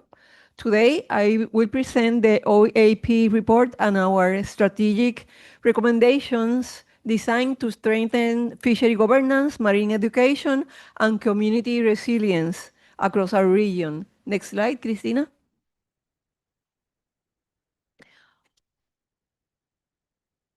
Well, we had our regular working session on July the 24th on 2026, bringing together members and collaborators, both in person and virtually. Next slide, Cristina. One of the critical issues that was reported by our commercial fishers is the rising concern over unauthorized charter boats operations conducting illegal fishing activities in coastal waters. Specifically, these unpermitted charters are taking tourists on recreational trips where Nassau grouper, a critically protected species under strict harvest closures, is being caught and retained. This illegal retention jeopardizes the biological recovery of these species and creates unfair competition for commercial fishers who abide by regulations. To counter this, we urgently recommend step-up enforcement, increased surveillance, and targeted educational campaigns aimed at recreational charters operators. As a proactive step, we have initiated discussions with the tourism department to utilize their island-wide digital screens to educate tourists and boaters on Nassau grouper conservation and combat illegal charters operations. Yesterday, it was brought to my attention that a group of young non-commercial foreign fishers in my area, where I live in Cabo Rojo, Puerto Rico, are regularly catching and retaining Nassau groupers in broad daylight, and everyone can see them fishing the Nassau groupers. They are not their targets, but they are fishing them. Next slide. In this slide, we highlight a pressing regulatory discrepancy. No, Cristina, the next slide.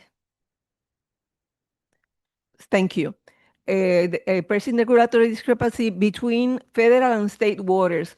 While the use of descending devices is mandatory in federal waters, they are currently not required in state jurisdictional waters. This gap creates unnecessary confusion on the water and hinders effective enforcement. Harmonizing this regulation across jurisdictions is essential to minimize discard mortality from barotrauma in deep water fish. Ensuring post-release survival is critical for safeguarding the long-term sustainability in our deep water commercial fisheries. Next slide. Well, in this slide, we are addressing a persistent knowledge gap among fishers and regional stakeholders. Many still lack clarity on how the CFMC functions, its legal authority, jurisdiction, and decision-making processes. Also, we want to bring this gap. The OEAP is going to develop an engaging, user-friendly booklet available in both print and interactive digital formats. This publication is going to break down the Council's organizational structure, highlights channel for public engagement, and details our strategic partnership with NOAA Fisheries, empower fishers to actively participate in fishery management. Next slide. Well, turning to slide 5, we respond to consistent reports from commercial fishers regarding the deep water migration of invasive lionfish. There is currently a critical lack of scientific data on how lionfish expanding into deeper zones impact the habitat, recruitment, and survival of key commercial species such as deep water snappers and groupers. The OEP formally recommends that the Council prioritize and targeted a scientific study to assess the ecological and socioeconomic impacts of this deep water invasion. Next slide. Well, in line with lionfish management, slide 6 presents our revamped approach to the Eat Lionfish Festival, built around 2 strategic pillars. The first one is we're moving the festival to Mayagüez City in the west coast of the island, targeting coastal sectors with known high lionfish densities to promote targeted removal, local consumption, and market development. Also, we are reframing the festival to feature women as central leaders across all components: scientific research, marine gastronomy, environmental education, culture, and event hosting. This initiative is made possible through the Puerto Rico Sea Grant Program in close collaboration with the CFMC, the Puerto Rico Department of Agriculture, the Department of Tourism, Mayagüez Municipality, and other local municipal partners. Next slide. On slide 7, we focus on leveraging technology to improve regulatory compliance and outreach. Translating complex fishery management boundaries and seasonal closures in clear digital visual is key to preventing accidental violations. We are working to standardize regulatory boundaries and integrate them directly into commercial GPS navigation charts via NOAA API integration. Furthermore, we continue to actively promote the Fish Rules app as the primary tool for instant regulatory verification on the water for both commercial and recreational fishers. Next slide. We are highlighting a major achievement in our report. Marine ecosystem protection truly begins on land. Agricultural runoff, pesticides, and sedimentation are primary drives of coastal habitat degradation. We have taken direct action by meeting with the Secretary of Agriculture team in Puerto Rico to organize educational workshops for farmers, agronomists, and students on sustainable land practices and watershed management. The Secretary expressed strong support for finalizing the Reach to Reef and Management Alliance, connecting land stewardships directly to the health of our marine environments. Next slide. This slide is the way to engage how we saw this thing about marine ecosystem protection begins on land by partnering with farmers, agronomists, students, and the broader agricultural community. So that the root causes of the marine habitat degradation, so agricultural, well, what I talk about in the other slide. Christina, next slide. In this slide, we're looking at what happened with the IRA project This morning, Marta Prada talked about the IRA project about extreme weather events in the Caribbean. The objective is to build climate relations within fishing communities through strategic resource management and capacity building, ensuring operational continuity and food security across local fishing sectors. This was presented in diverse areas in Puerto Rico, North Coast, East Coast, South, and West Coast, with fishers and teachers. Next slide.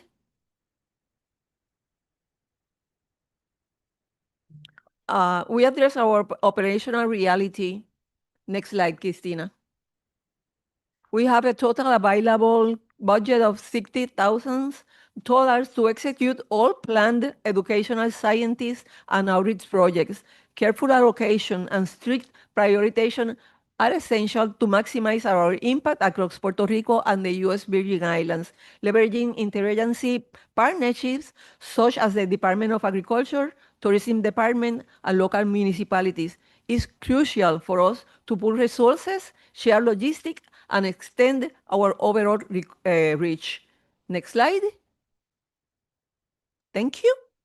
In closing, our goal remains to translate marine science and regulatory policy into practical tools for our coastal community. Thank you for your time and attention, and now open for any questions or comments. Thank you, Janet. Any you. questions or comments for Janet? Hearing none. Thank you again, Janet.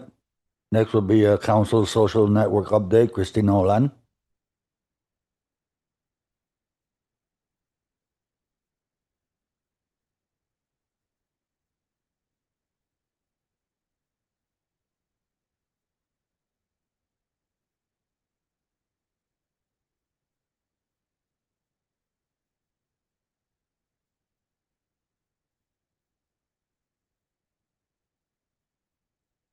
Ahora sí.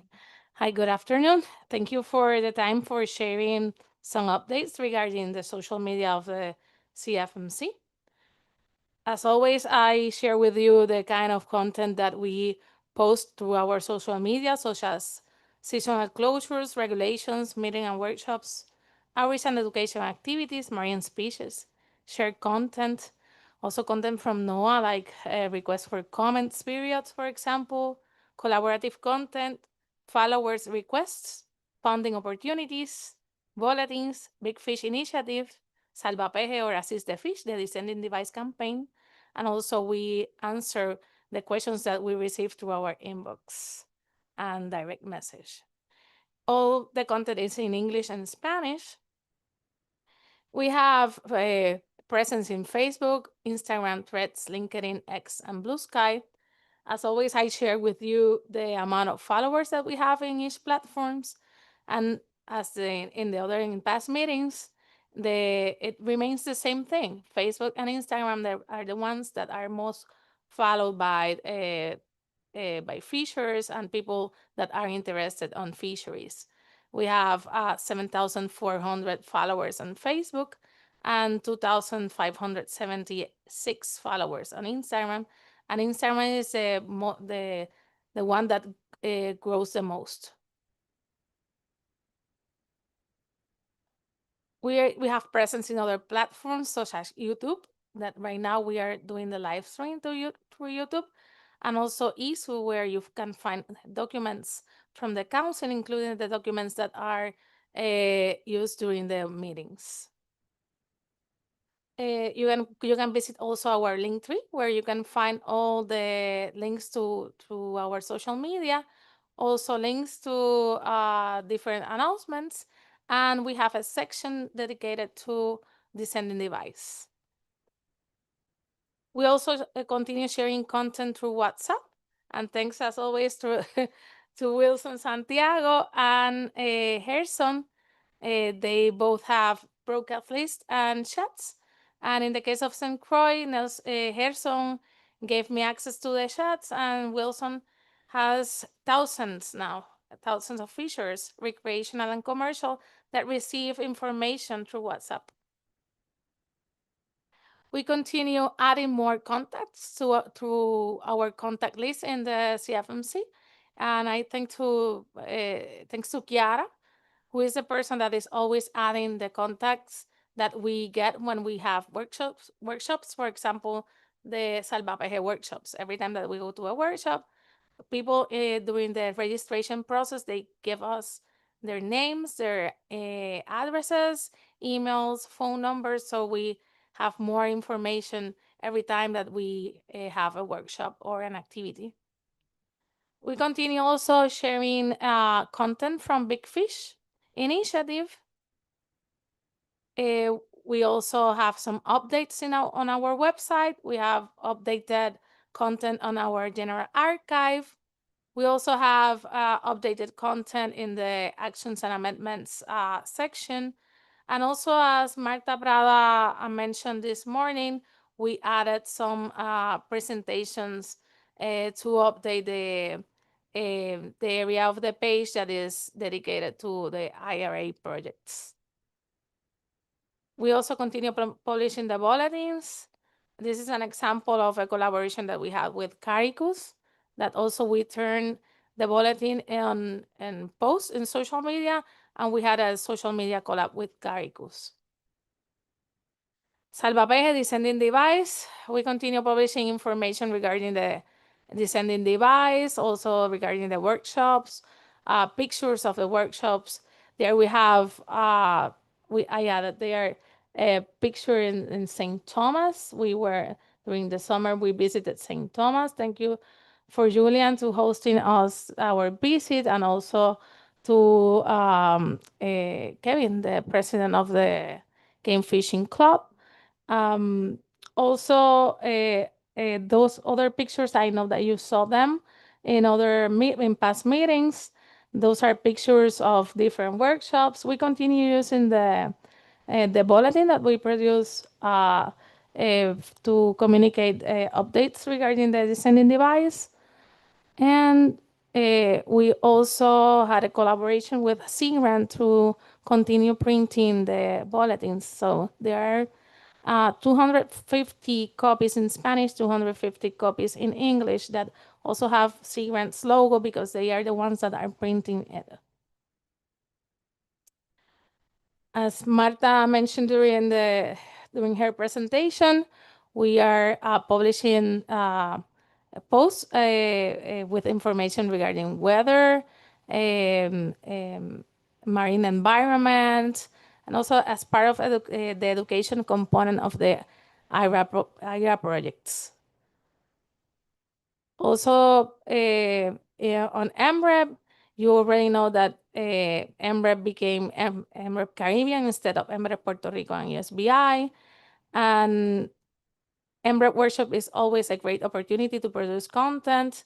Those are some of the pictures that we had from we captured during the workshop, during the activities, the lab activity, the survey activity, etc., and the group picture. As I mentioned, MREP is always a great opportunity to share information and create content for social media. And thank you. I also want to share with you a short video as an example of a collaboration of DAP members and liaisons. Give me a second, please, so I can share it.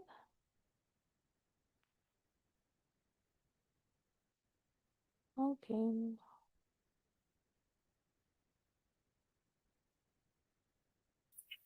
Buenas tardes, el día de hoy estamos visitando al pescador Javier Arroyo, que es un pescador comercial que tiene su propio negocio llamado La Cala Seafood. Está ubicado en el municipio de Corozal.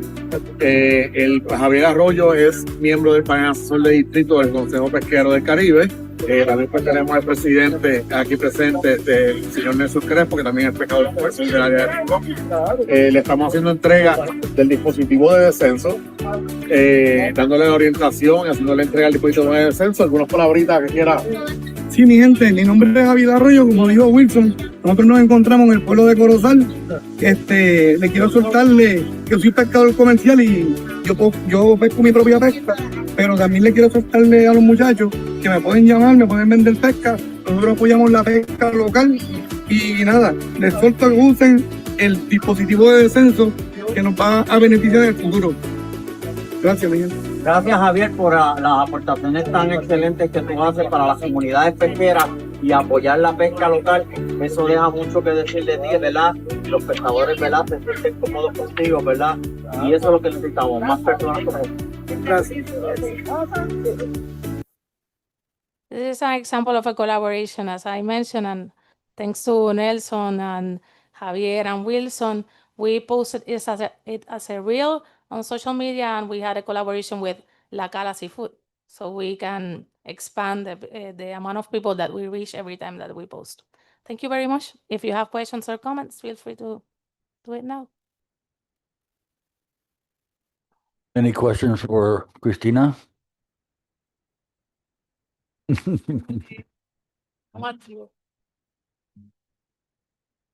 Okay, next. No, something that somebody asked me from the public yesterday. In the webpage, we have the briefing book, digitized briefing book of the council. And it's important for the people who tell me how easy it is for them to get the webpage, because the complaint yesterday was that the person was trying to get the book and he couldn't find it. And I said, well, they send the information. So I'm telling you just to make sure sorry, but he told me that yesterday. Okay. Next, we have the council's liaison officers report. Starting with St. Thomas St. John, Anjali Laplace.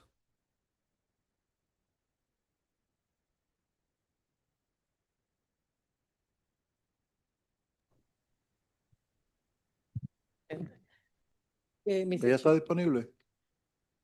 Que alguien la presente. Ya le abrí el micrófono. Ahí. Sí, pero- That's- Okay. Anjali, did you hear us? I heard you, but I don't understand Spanish. Okay. Sorry. You can say, Okay. Mr. Chair, you can she- Anjali Laplace is our new liaison officer. Thank you, Graciela, for reminding us. She's the new liaison officer for the St. Thomas and John area, and she has been involved with the fishers. She was a member, also she participated in MRAP groups. And Anjali, Julian, and the people, Dr. Anjali, the people who met her before all thought that it was the right person for the job. So, Anjali, we like to welcome you to the Carrier Thank you. family, and hopefully you will stay with us for some time in the future. And be free to ask any of us in the staff for any information, material, etc., that you might need for doing your job. And I'm sure that connection with Olivia and Wilson, they also will be able to help you, along with Janet Ramos from the Original Education. So welcome, and please go ahead if you have something to report. Thank you. I don't have anything to report. I just signed my contract, but I am excited to get started and willing and ready to get my hands dirty in any project that needs my attention. Thank you very much. For the next meeting in St. Thomas, you might be able to have more, and we will invite you to give the presentation of whatever activities you may engage between here and December this year. Thank you very Sounds much. like a plan. Okay. Thank you, Ms. Laplace. Next, we have Puerto Rico, Wilson Santiago. Thank you, Mr. Chair. Wilson Santiago, for the record, Puerto Rico Fishery Liaison. Just I want to start congratulating Ms. Laplace. Like the same as Juan Torres, the new Recreational Fisheries Council member. Ms. Laplace was a graduate from the MREP workshop this past June. So we are seeing that from the MREP workshop, we are having a lot of people that want to join and then the council process and other things in the future. So congratulations, Ms. Laplace. So for my report, dale la otra, Cristina, please. As a liaison officer report. Yeah, executive summary, our core initiative. We have been distributing educational materials as always. I'm going to when they invited us to fishing tournaments, fisheries events. They invited us, and we take the educational table at the council with materials. Regulatory assistance, provide real-time support regarding Puerto Rico state and federal water regulations. Communication and outreach weekly, and maintain sending information to the via the WhatsApp broadcast list. Cristina Olan, as always, thank you to always each week work one or two or three communications to the features. And like Cristina said, the list has grown up with the past descending device workshops and other workshops around the island. Right now, we are around 1,400, 14,000 features in the list, and it will continue growing, commercial, recreation, and for hire. We are continuing with the descending device workshops. Right now, we are planning, Nelson and me are planning to if we can end these workshops. It's been a whole year we have been giving them, and the descending device are going out. So after my report, we are going to present you some initiative that we had in mind. So regarding this, the regulation, federal regulation and state regulation. Interagency support, assist no fishery anthropologist, Susanna Blake. We was with her. She was doing interview, social interviews across the east and the north of the island. So we support her finding the fishers, going with her, making the interviews. Committee involvement. We have been involved with the Amber Steering Committee. Tomorrow we're going to have our annual meeting over here. So every monthly I am working beside the GMRI personnel with the Amber workshop. Next slide. So about the descending device workshop, the completed workshop in this past 3 months in La Parguera, in Lajas, Vieques Island. We attend Vieques Island. That was one of the only islands that we have not attended, but we have the chance to go over there, and around 34, 40 fishers of the Vieques Island was over there. Sorry. In Punta Santiago again, every time in Punta Santiago and Humacao, we have given the workshop like 3 times, but every time there's new people, and they are always finding more people to get the workshop. Palo Seco Fishermen Association, Villa Pesquera de Canómanas, that is a fishing village, recreational fishing village, and Diana Martino took us over there, and it was pretty good. Sorry. So with this fishing village, we invited recreational from the DNR personnel, and the dynamic was pretty good. No, todavía, Cristina. Okay, we went to the Guayama Nautical Club. Yeah, we were invited by Juan Torres. So some next slides. I'm going to show you some photos of this tournament. San Thomas Fisherman Game of Fishing Club. We made 2 workshops. We went over there. We took information about the descending device to all the nautical clubs, to fishing stores. So it was pretty good. It was a pretty good trip. And a coming workshop, Villa Pesquera en La Juárez San Juan, Club Náutico San Juan, Cangrejo Nautical Club.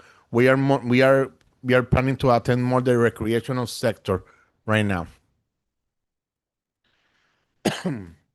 Okay, so I want to talk more about the Guayama Nautical Club Kids Tournament and educational outreach.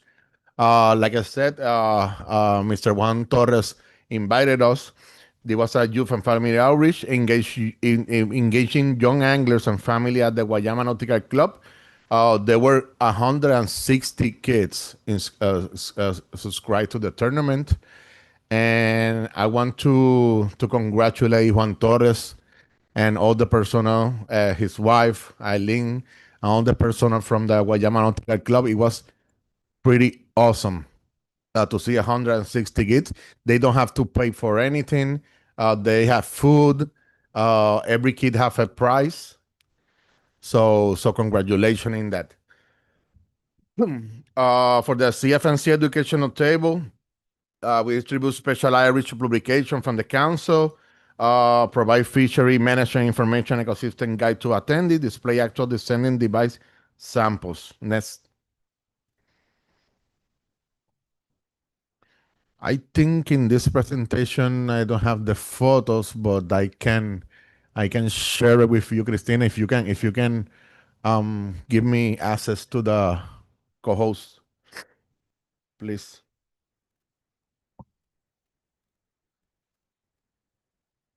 So continue over here. When Christina do that, stakeholder feedback, interest, and concern. Like always, CFMC governance and advisory process, strong stakeholder interest in industry advisory panels, outreach and education advisory panel, scientific and statistical committee, and the CFMC decision-making procedures. When we start all the workshops, the first question that I made, do you know what is the council? In our next presentation, we are going to present all of that. So Puerto Rico state and fishing regulations, the process of commercial license, state permits, that we attended in the PEPCO program, the educational program for commercial fishers. So federal marine regulation, there's another interest and concern that the fishers have told us. Cristina, next. Okay, action item and next steps. Expand workshop to the north area. Roll out the Salvapeje descending device workshop across the northern fishing communities, and specialize more focus in the recreational sector. I think that the commercial sector has been very attend in this past year. So we are focusing now in recreational sector. Collaborating with DAP Chair Nelson Crespo to develop a structural workshop series as presented to the council. We're going to be presenting in the next presentation after this. Continuation of the PEPCO program. We are reforming the PEPCO program, adding some other topics and giving out an update so we can continue with the PEPCO program. Ember Caribbean workshop support, informational table outreach in every area that they invited us, as if we have educational materials available. Next. So thank you. Any question? I just want to show you the pictures. Yes, let me just share real quick. Let me see cómo están aquí. Okay. So when I'm looking for the pictures, okay, sorry. So I want to ask the council if it's possible, talking about the fishing tournament recreation for the Nautical Club of Guayama for next year. They are an NGO, and they for this fishing tournament, they give money. Everyone gives money. They look for companies that gave them money or gifts, sponsors. So maybe I can ask the council if it's possible for next year, maybe we can collaborate. You can collaborate with the Nautical Club of Guayama, like I don't know, maybe a sponsorship with money or something, if it's possible for next year, because this tournament is a very huge, and I think next year is going to be more big, more. In 2 years there was like 100 kids, right? 100, and this past year 160. So I want to show you the photos so you can see the extent of this tournament. Okay, over here. You see this photo down. This is what where they were giving the gift and the prizes to the winners. But like I said, every kid has his own prize. Over here is the photo of Nelson and me with the council member with one, and over here the educational table that we have. When those kids entered the room, they went crazy with the coloring books, PPUCA, ecosystem-based booklet. They were very interested, and in 5 minutes we went out. So okay. And before I finish, I want to present you guys Miss Mayali Rodriguez. Mayali Rodriguez is in the back. She is the levanta la mano. Yeah, she is the president of the Recreational Fishermen Association in Puerto Rico. So I want to recognize her, and we are working together. She has created a coloring book for kids. The coloring book have games regarding protection, recreational fishery, conservation, and security in the sea. She made that book, so we talk when we get roll on, so we can find funds so we can print this book. So we are working in that. Maybe in the December council meeting, we're going to be talking more about it. So thank you. If you have any questions for me. Andy? My question is, do you sleep, Wilson? Because this is, and I just want to commend you, right? I mean, this is a tremendous amount of work, right? And I'm grateful for all your efforts, especially with the new regulations on descending devices. Nelson, you joining him. Juan, obviously your efforts with the children's clinic, others that I'm sure I'm not mentioning in this room that you work with. But I'm just impressed by how far your efforts are going and extending, and the network of people that you've obviously been able to build to communicate with and educate them about fishing regulations and the work we're doing. And so I just want to offer obviously our support from the Fisheries Service of, if there's things we can do to help with, developing materials, communication, things like that, please reach out. We're happy to obviously participate in those efforts because we see the benefits of that. Thank you, Andy. And yes, I sleep sometimes. My wife said to me, "Yeah, you have to do it. You have to be home." And more now that I have a baby. So yes, thank you, Andy. Thank you for your support for those words. Vanessa? Thank you, Mr. Chair. I just want to thank Wilson and also Christina and Janet, and of course, Diana, because Andy, what you see in there is just practically the half of what they really do. They participate a lot, especially in the schools activities. Sometimes we get invited to make presentations for the kids or for kids tournaments around the Fisherman Village in Cabo Rojo. And I'm always looking for them, and they're always, of course, find the best way to get me the materials. But I just want to put in the record that we know as a council that we spend a lot of money in different things outside Puerto Rico and outside Virgin Island.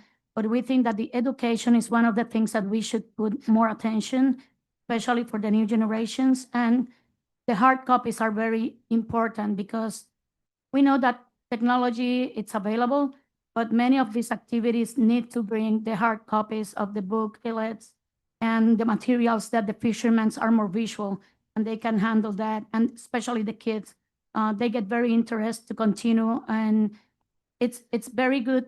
This summer time, we received a camp and they were just like, they pass all the day in the fisherman village and in the marina, and they walk around all the 7 fisheries market that we have in there.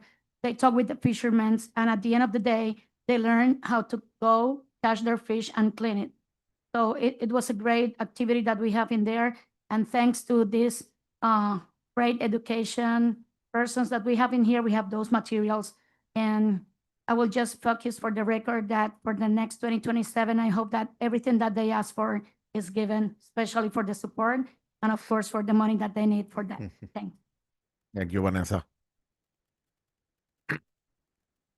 Okay, thank you, Wilson. So if if I has the chance, we there's another presentation for some initiative that Nelson Crespo and me are creating. Cristina. Okay, so this presentation is an action plan, educational proposals for sustainable fishing communities in Puerto Rico. This presentation was created by me and Nelson. Nelson, that's the slide. Next slide, please. During the island-wide salvapeje workshops, local commercial and recreational fishermen raised critical concerns regarding fisheries management, regulatory compliance, and marine conservation. That the dynamic that Wilson and I developed is to start talking a little bit about the council, what the council do, and then I start talking about the DAP and why we are there. So let the fishermen, we talk also about some regulation, let the fishermen make their brainstorming during the workshops. And then when the workshop adjourn, we stay as much as we can with them.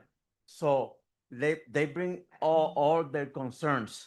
So we collect all the information that we give to us and request a meeting with Miguel Rolon at the council office to present what we find. And from that, on July 15, past July 15, 2026, a brainstorming meeting was held at the Seagrand UPR Mayagüez with Miguel Rolon, Diana Martino, Janet Ramos, Cristina, Wilson, and myself to develop this educational strategy. Wilson? Next slide. That's right. Yes, key fishing, some key fishing that the community concerns, as I mentioned in my report, that's a liaison too. The first question that we ask to all the participants is that, do you know what is the council? Do you know the process of the council? Do you know what non-fishery is? Do you know the process of non-fisheries? So we started talking about all the council structure, if they are commercial fishers, when the topic of the statistical reports, there we start talking about all the process and of the offices that information pass, and for them to know non-fisheries and the council. Another measuring tools, we were talking about that. We're going to talk more a little further. The jigging issues, regulatory gaps, like low awareness of federal regulation, island bay FMPs, and law enforcement jurisdictions, sector rules, unclear requirements for charter boats, kayak fishing, shore fishing, tourists, among others. Next, Cristina. Yeah. From that brainstorming meeting in Mayagüez, we are suggesting 2 mainland island-wide workshops to deliver critical information on regulation, law enforcement jurisdictions, managing agency, and federal state management plans. The following slides include the topics from the workshop and special meeting with the fishery of the U.S. Caribbean. The meetings, the tentative dates and location is going to be in Mayagüez on Wednesday, July 14, 2027, and Fajardo, the Multipurpose Center, on July 21, 2027. The main topics that we are considered to discuss are the Caribbean Fishery Management Council and advisory bodies bring presentations, federal and regulation training, charter and kayak fishing rules, shore fishing regulation, tourist and outreach campaign, diving safely and accident prevention, law enforcement species ID training, regulated species and marine protected area, gear diversification, and economic resilience. The group recommends to extend these workshops to USBI, via liaison officers, DAP chairs, and local governments. If the council approves these workshops, USBA DAPs and liaison officer will be invited to get to our meetings and to get an idea on how to develop these workshops on their respective islands. Next slide, Wilson. Okay, I just want to add in this the July 15 past meeting, we gather in the Sea Grant office in Mayagüez. So there was over there Miguel Rolón, Diana Martino, Cristina Olan, Janet Ramos, myself, Nelson. We all get together and Nelson and me presented all of these concerns and ideas that we have. So we make a brainstorming in that group, in that ad hoc group. We make a brainstorming and after that meeting, we have this presentation and these ideas. So the first topic is the council advisory body presentation and the two workshops.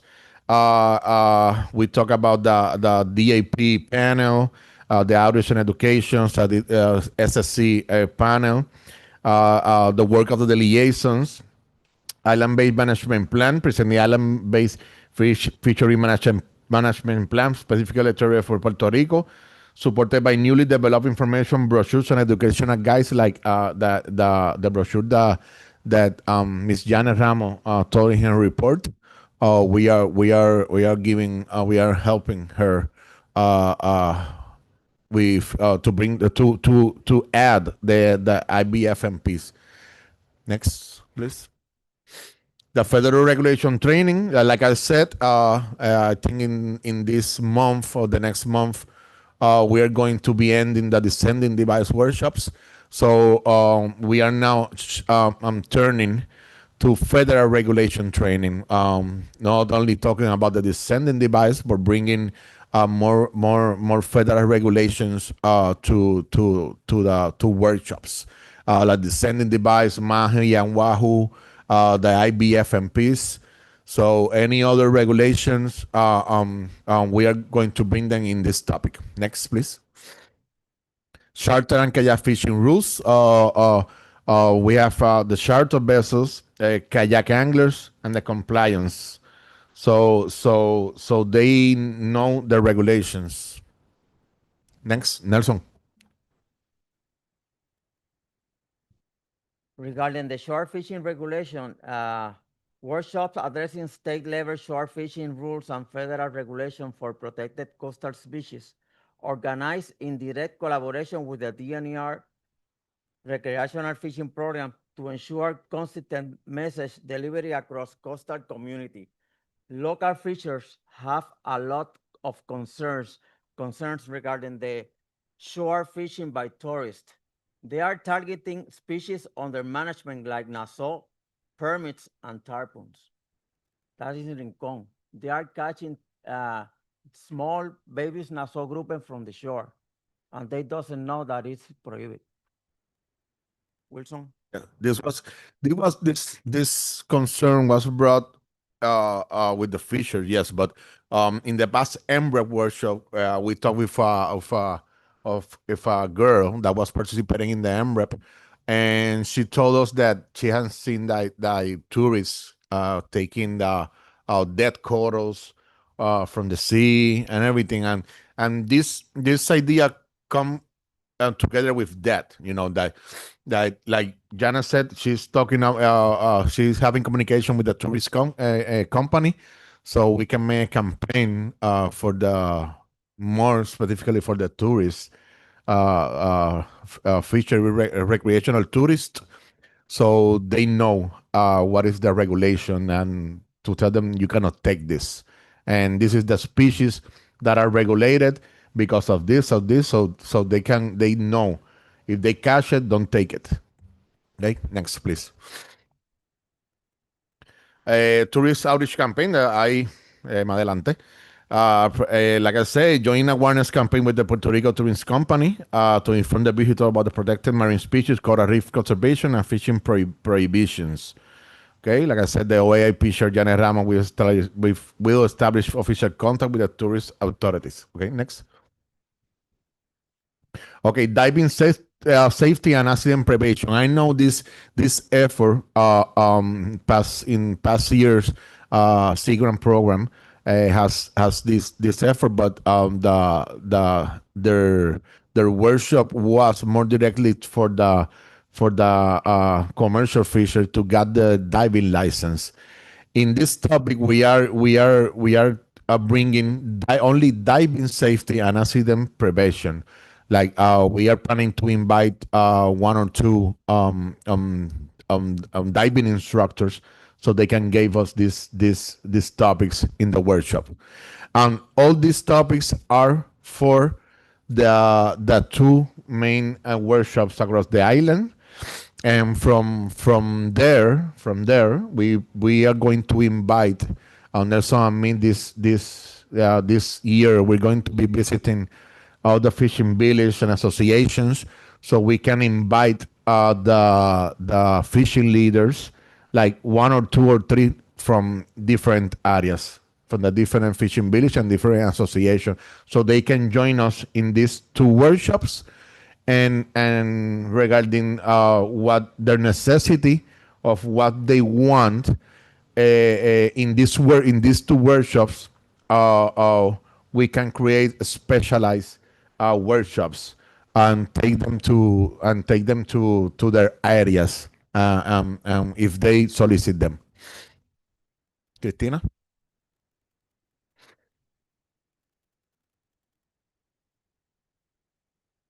Okay, law enforcement special ID training.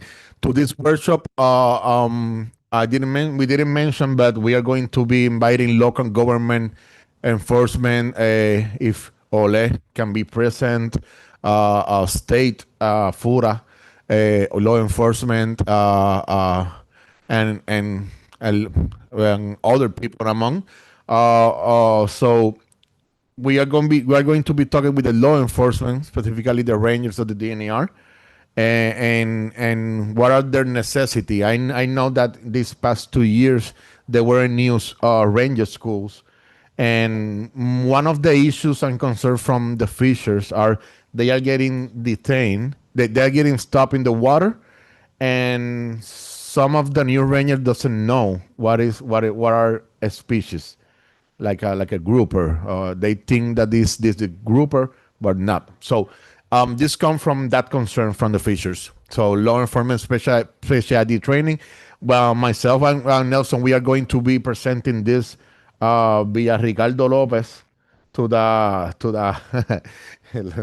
no me mires así, to the comandante of the Rangers to see if they are interested for us to take this workshop to them. But in these two workshops, big workshops in next year, they're going to be present in the workshops. Next.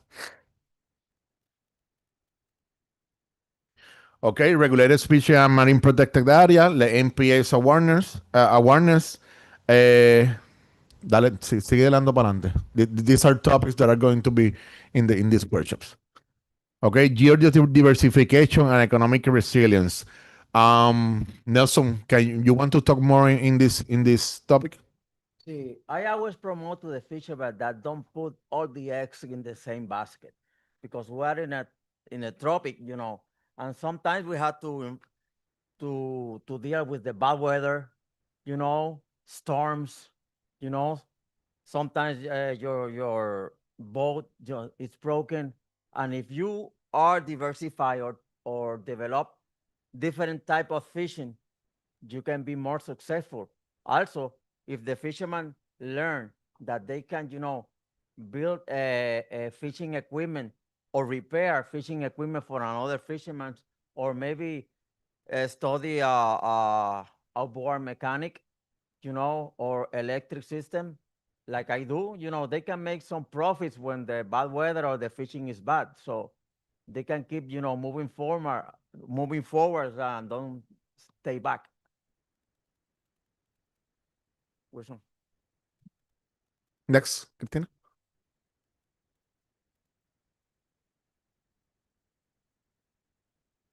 Okay, I bring it over here because we talked it in the group of the July 15 past meeting. We are giving some ideas to Janet Ramos, the AOIP chair, for the education and brochure development. Next, Cristina. Janet didn't. I don't know if you mentioned it, Janet, in your report about the calipers, but we yeah, okay. So we talk about it, and we are going to be working via the OAIP panel. Janet, you want to? Wilson, Yes. no tengo mucho tiempo, tienen que Okay. avanzar. Okay. Pero el caliper already have the authorization with Okay. Dr. Angeli for the reproduction of it. And the caliper will measure the lobster, yellowtail, whelk, and conch. Okay, perfect. Thank you, Miguel. Yes, next slide, please. Yes, the special measuring rules. This was talked next. This was talked in the meeting. Okay, and other idea was weather resistant outdoor poster. I put this photo of an old posters. This idea came to so we can make a durable sun and water resistant poster, so we can put in the marinas in all the areas that there's short fishings. Yeah, short fishings and tourists go more, so they can know the federal and state regulation. Next. Okay, and this other idea is for the descending device. We bring to that group that we can create a video spraying contest. So we talk about it. We to promote the barotrauma mitigation. We are going to be launching an interactive content where features submit short videos demonstrating the proper use of the descending device. For the winner, there are going to be two selected features, one from Puerto Rico and one from the USBI.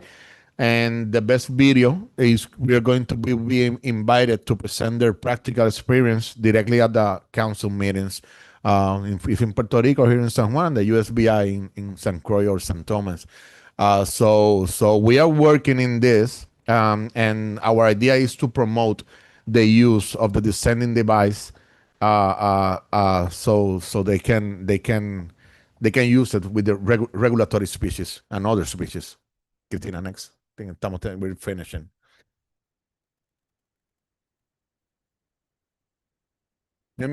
Okay, so so that will be our presentation. Nelson, you want to add something? And if there are any question to us, we're going to be around all today and tomorrow. And if not, you can send off any question or comments to our email and phone.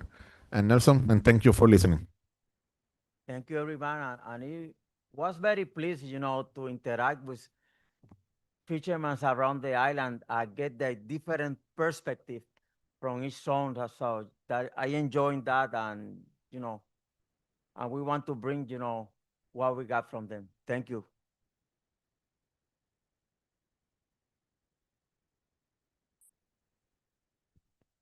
Okay, thank you, Wilson and Nelson. Next we have St. Croix, Olivia Walton. Yes, Olivia Walton, Outreach and Education Liaison for St. Croix. And this is a brief update. I'm relatively new to the position, not as new as St. Thomas St. John, but I'm have been making some progress, and I want to share it with you all. So the first few months involved a lot of research, learning the regional fisheries management landscape and building local relationships needing for meaningful outreach. And then this groundwork was translated into more visible community outreach and partnerships. The first few months were intentionally foundational, reviewing both CFMC and DPNR educational and communication materials to better understand the current priorities, the alignments, and start strategizing ways to make those messages relevant for St. Croix. Then I also prepared outreach table for the Nature Conservancy's Coral Week event. I also attended a CFMC meeting and observed in April, and that was my first time attending the meeting, and I met many of you there. And then I also attended MREP, which was really fascinating and a fantastic experience. It helped me to better understand the management process and connect directly with fishers, agency representatives, scientists, and community organizations. Finally, that research and relationship building was put into action with the Kids Handline Tournament that was hosted with a local fishing club. And the work on this included logistics, educational messaging, managing community partnerships, volunteer coordination, media outreach, and photography. Next slide. Oops. And so I see my role and the focus of it being to develop a stronger local network around fisheries education and outreach, particularly one that includes youth. And so these are some of the networks that we've been growing within the fishing community, government and science, environmental partners, and our local community. Next slide. So the tournament was really the first major outreach event as a liaison that I was able to participate in. It's a long-standing Golden Hook Fishing Club tradition that is run under the theme Hooked on Education. It was for youth 15 ages and under, and we really did have like from 2 years old to 15 years old. It was fantastic. And the gear, the bait, and lunch was provided by various sponsors, so it was accessible to the community members.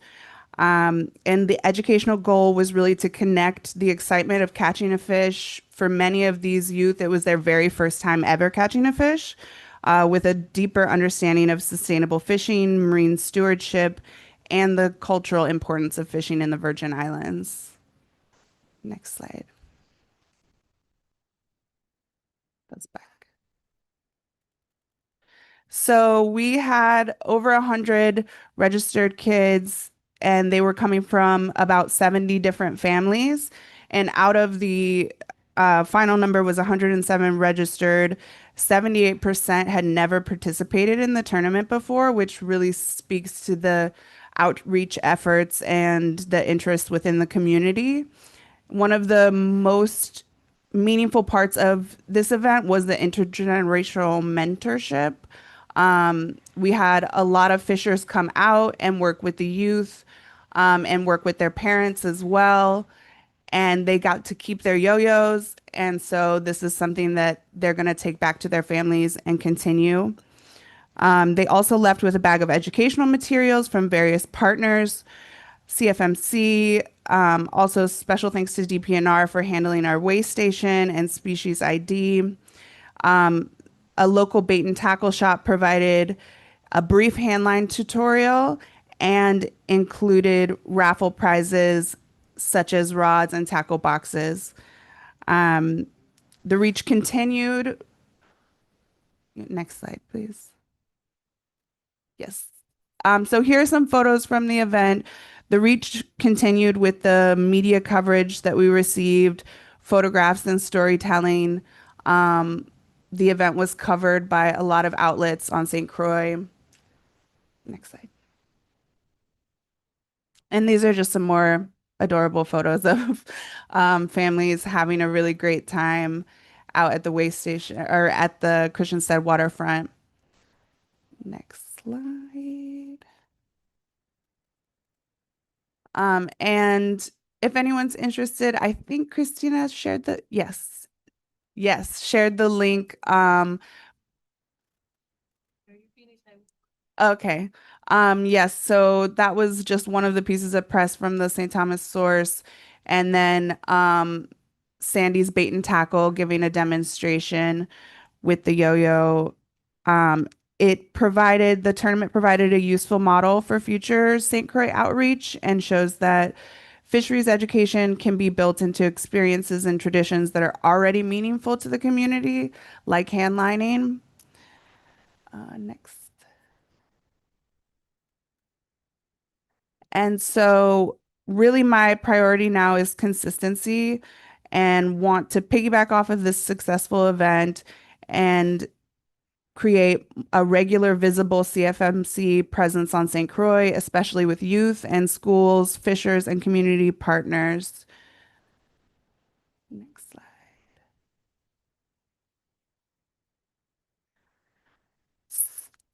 And I personally love to collaborate.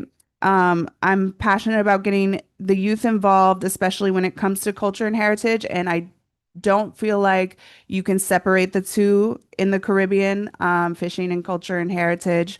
So if you have not met me yet, please reach out. I'm looking forward to getting to know everyone better in this role and working in collaboration with all of you. Thank you.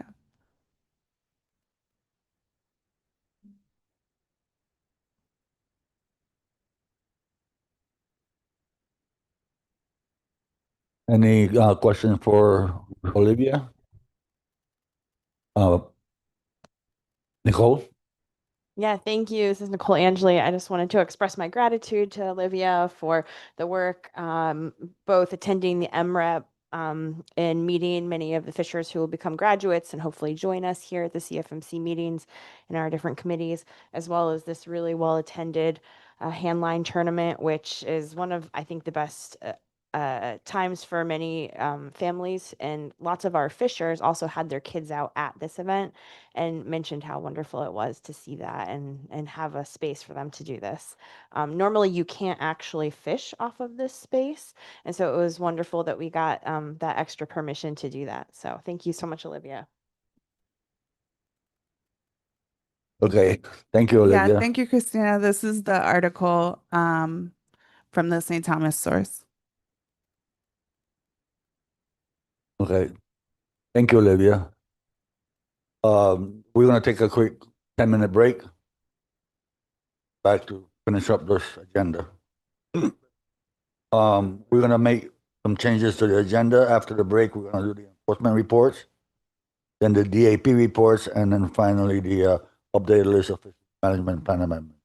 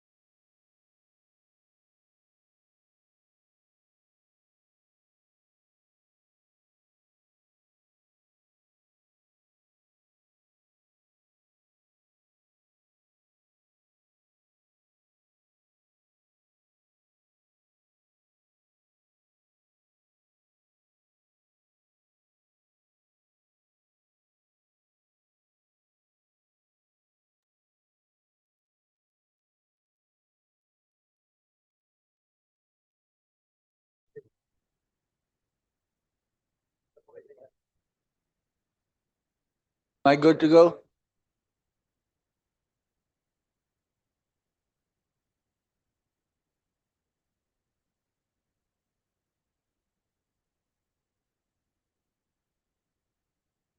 All right, we're gonna get started again.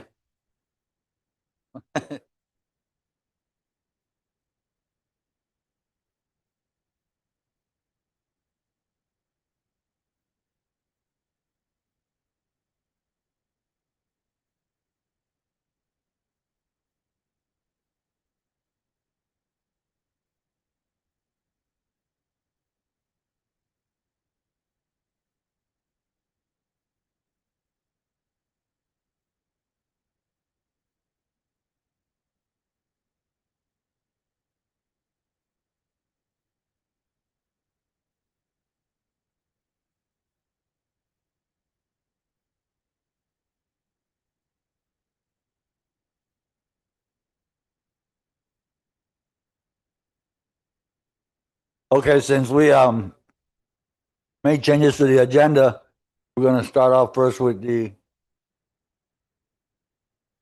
enforcement reports.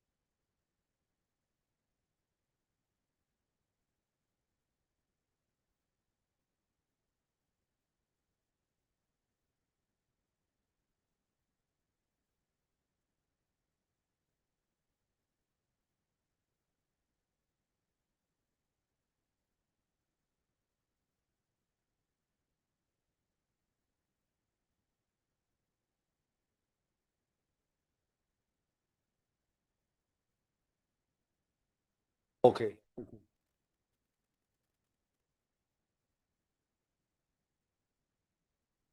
Okay, well, I'm gonna start with DNR enforcement report.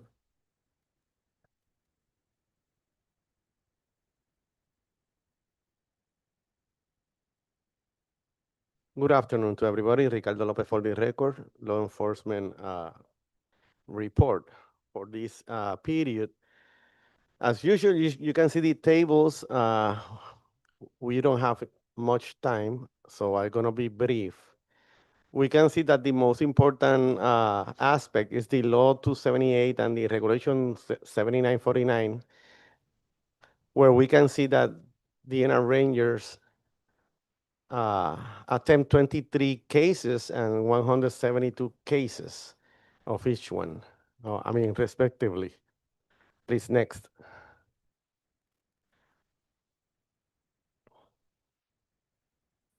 Okay, in this graphic, you can compare the differences among those periods that you can see in the bottom, and it is very conspicuous that during this season, the intervention have been much higher than the previous seasons. We have 2 new academies for this year. These rangers in the academies are more trained, more experienced, and we have more equipment and more materials to do the interventions for both the Puerto Rico fisheries law and the fishery regulations. Next. This is a new graphic. I have never presented a graphic like this one, but to me was kind of impressive how in the right end you can see the column of this period, how high it is, close to 2,000 interventions in comparison or compare with previous reports. So in this graph you can see. Ay, esto me va a matar. Ok. ¿Puedo señalar los ojos? No. Okay. Okay, you can see in this at the right last column how high it is compared to the rest. It's not a trend, but it is because we have more equipment and more materials and more rangers during this period. No, the other way. Okay, in this intervention, you can see lobsters that were small, too small. It didn't get to the legal size, and the rangers took them. And in this other one, in this intervention, you see small fishes and a small shark. Okay, and they were selling without permits also.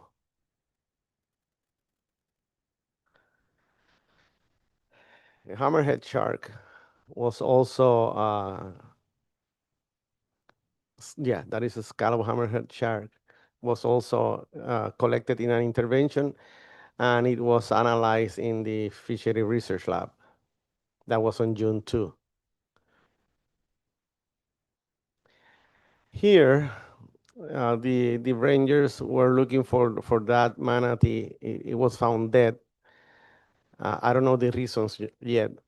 It was sent for necropsy to the fishery research lab, and I'm waiting for the results.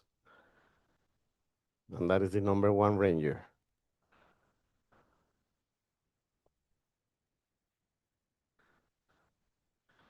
Another intervention with small lobsters and gravid lobsters by illegal poachers.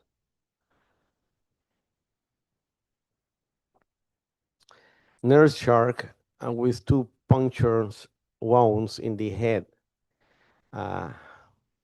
Sometimes these small sharks get into the fishing cages, fishing traps, and the fishermen take it out and kill the animal and left the animal in the water, and sometimes the movement of the water take the animal to the coast, to the beach. And in this case it was reported, and the rangers took the pictures, took the animal for necropsy.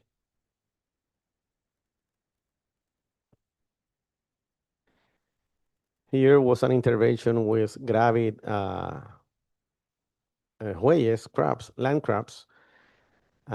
You can see three of those over there. They released the animals, but some of the animals died during the process.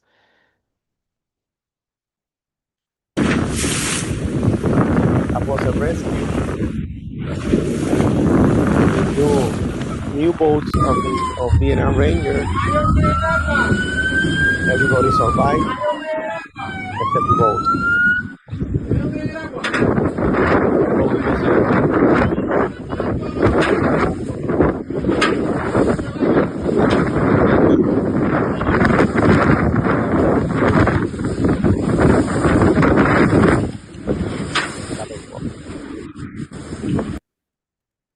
Chela.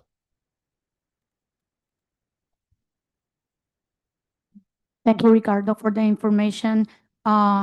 Yes, we have see the presence of the new agents around, and they are doing a better job now, also in the way that they make their approach to the fishermen, especially. And I just have 2 comments to put in the record.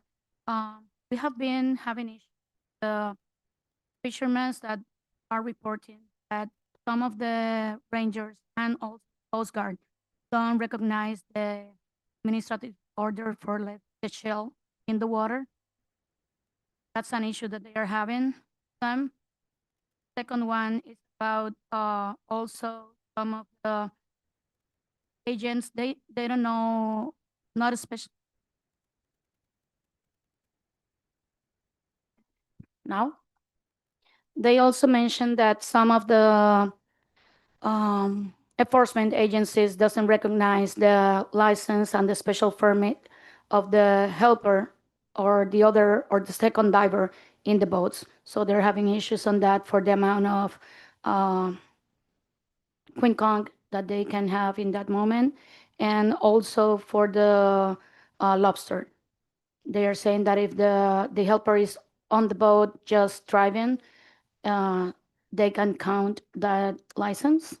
And if they are two divers that they are just like one in the water and one in charge in the boat, they say that only one license could be counted. Also, there are some issues with when they stop them, they are not, if the divers is in the water, they're not maintaining the security distance between the boats, and they don't want to wait until the diver came out. That's very important, especially for our divers that are in the water.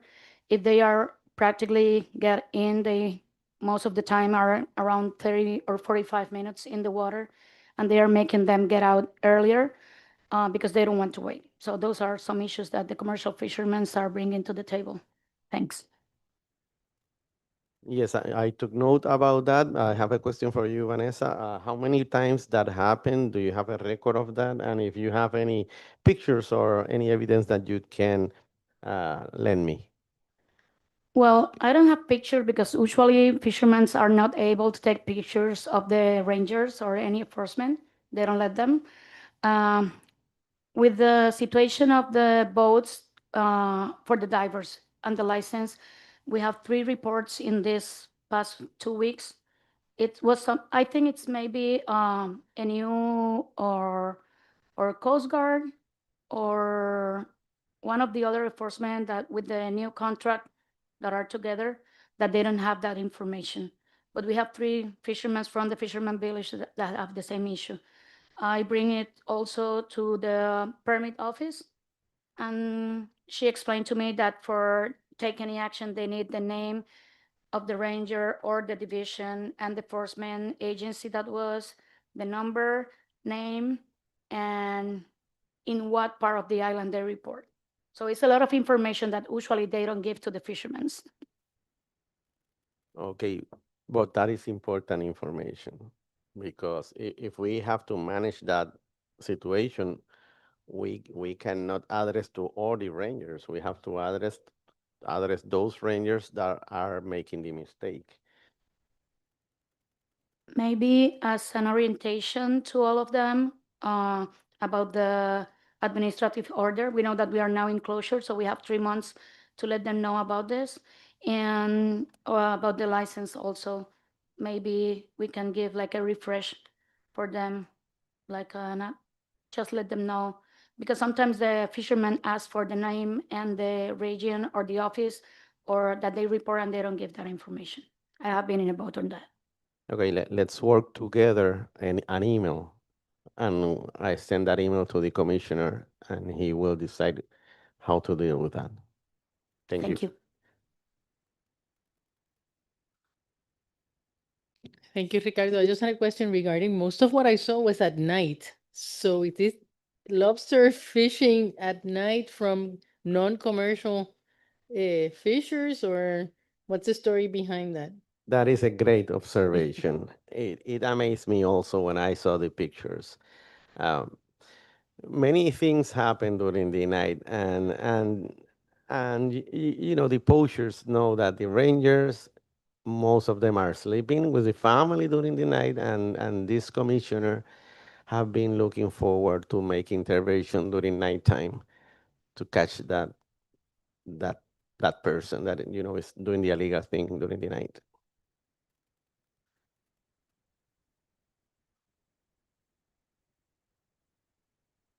Yeah, so first, Ricardo, it's great that you've been able to get some additional rangers, and we often hear about the lack of enforcement. So a lot of great work happening. There was mention by Wilson earlier in the outreach presentation about illegal harvest of Nassau grouper. I'm curious if there's any way to not only do outreach and education, maybe some targeted enforcement efforts, especially if there's kind of illegal charter activity that's harvesting those Nassau grouper. That's a concern. That is a big concern of all my teammates. I have talked to the person in charge of the permits. to put like a quote in the application of the license and permits that will say something like, you are responsible of knowing the laws of fisheries in Puerto Rico, especially the endangered species, habitat, etc., etc. I request that like a year ago. I have been follow up on that. I didn't get that done, but I think that will work very good in terms of letting know the people that it is your responsibility to know, even when you go to a judge and the judge say, no, you haven't given him a training to recognize the fishes.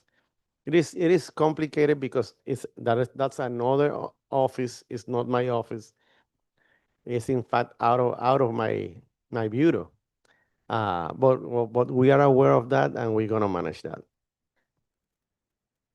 Wilson? Yes, thank you, Mr. Treasurer.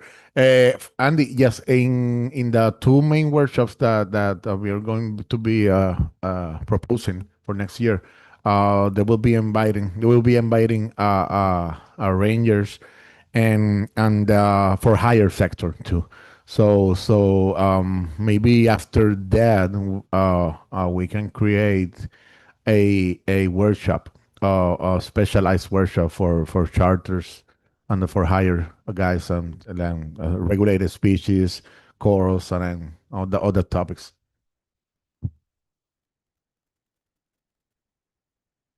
More questions for Ricardo?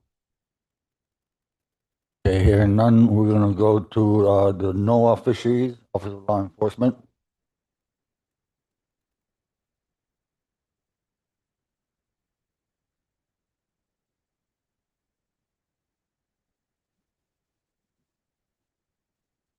Hey, can you hear me? Yes. Yes. I appreciate it, Mr. Chair. Yeah, I'll just stand by. Christina, I don't know if you have the presentation to share, or if you want me to do it on my end. Okay.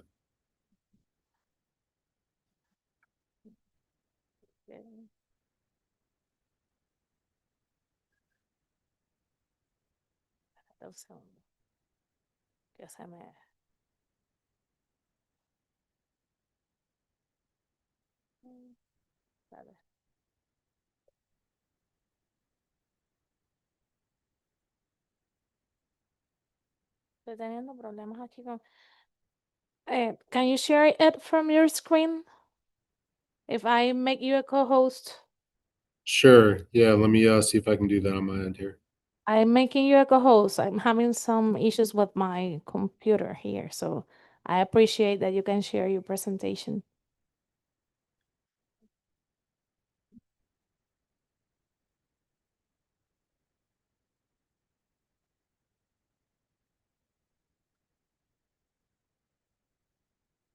All right, you let me know. Can you see that okay?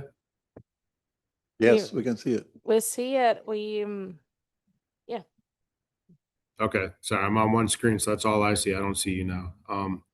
But no, thank you. I'll run through this here. So Matt Walia, Compliance Liaison for NOAA Office of Law Enforcement. Want to give you all a few updates on where we are.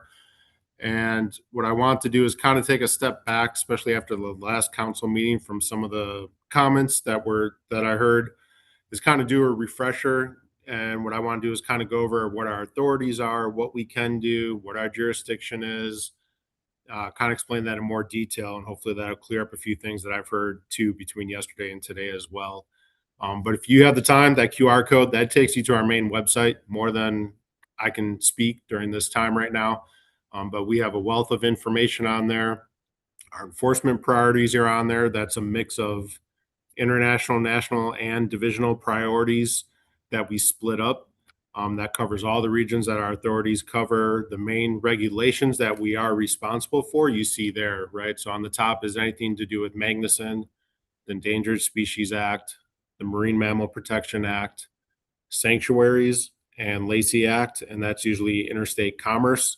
A lot of what we see in your area may be someone bringing conchs over from BVI over to USVI, or something like that is what we see. But a lot of information on how we have our overarching support to NOAA's on there. So please check that out. I want to provide this. I use this a lot in MREP to kind of give you an idea and show you what our capabilities are and how sometimes we can be limited. So this is our full staff in the Southeast Division. And I'll show you a map here in a second where that is. But it's not a lot, right? And we are not at full staff. So normally we have two different groups on top: mission support, investigative support. You see the work they do. They are non-sworn personnel. We have our enforcement operations, and when we're fully staffed, you see it's 35 folks that we have, 15 agents, 20 officers across our whole region to enforce the federal jurisdiction, along with supervisors, myself as a compliance liaison, and then we have our management with our assistant director and deputy special agent. So that's ideally what we have to work with. And you see this map here kind of gives you an idea of where our vacancies are. Obviously, as it's been brought up, and you know, we are vacant. There's no one in USVI has been able to get backfilled since we had an officer down there. So that is still currently vacant. But we are currently at 12 out of 15 of the agents and 12 out of 20 EOs. And that's with a couple of them that are on extended leave. So we have the same, if not more, work to do with our shifting priorities with less staff. So just want to highlight our challenges, but you can see where we're split up. One thing that we can do is we do surge patrols, surge operations where it's needed. Perfect example is we just had the mini season up in Florida in the Keys, and that's essentially all hands on deck. We had our EOs come from all over. They stayed before, during, and after the mini season for enforcement operations. So that's something I'm going to show an example of how we've done that in Puerto Rico as well here in a bit. But that's an option that we could do if there's something high profile or in USVI. I'm hearing all this stuff about Nassau Grouper for the first time. I definitely plan on talking to my management that, you know, that could be a good example of use of that staff. So federal jurisdiction, just a real quick reminder, right? So Puerto Rico is 9 miles, USVI is 3. That's what we're responsible for.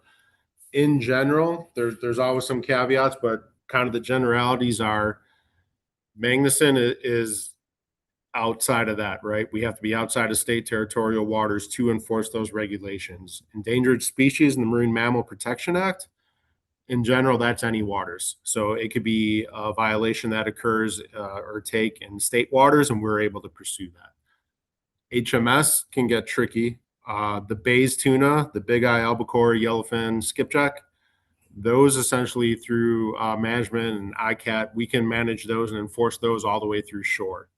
Sharks are where they get tricky. It depends on the elements, where possession occurred, and that's where we work with the rangers a lot of state enforcement too, if it's something on shore as far as sharks go.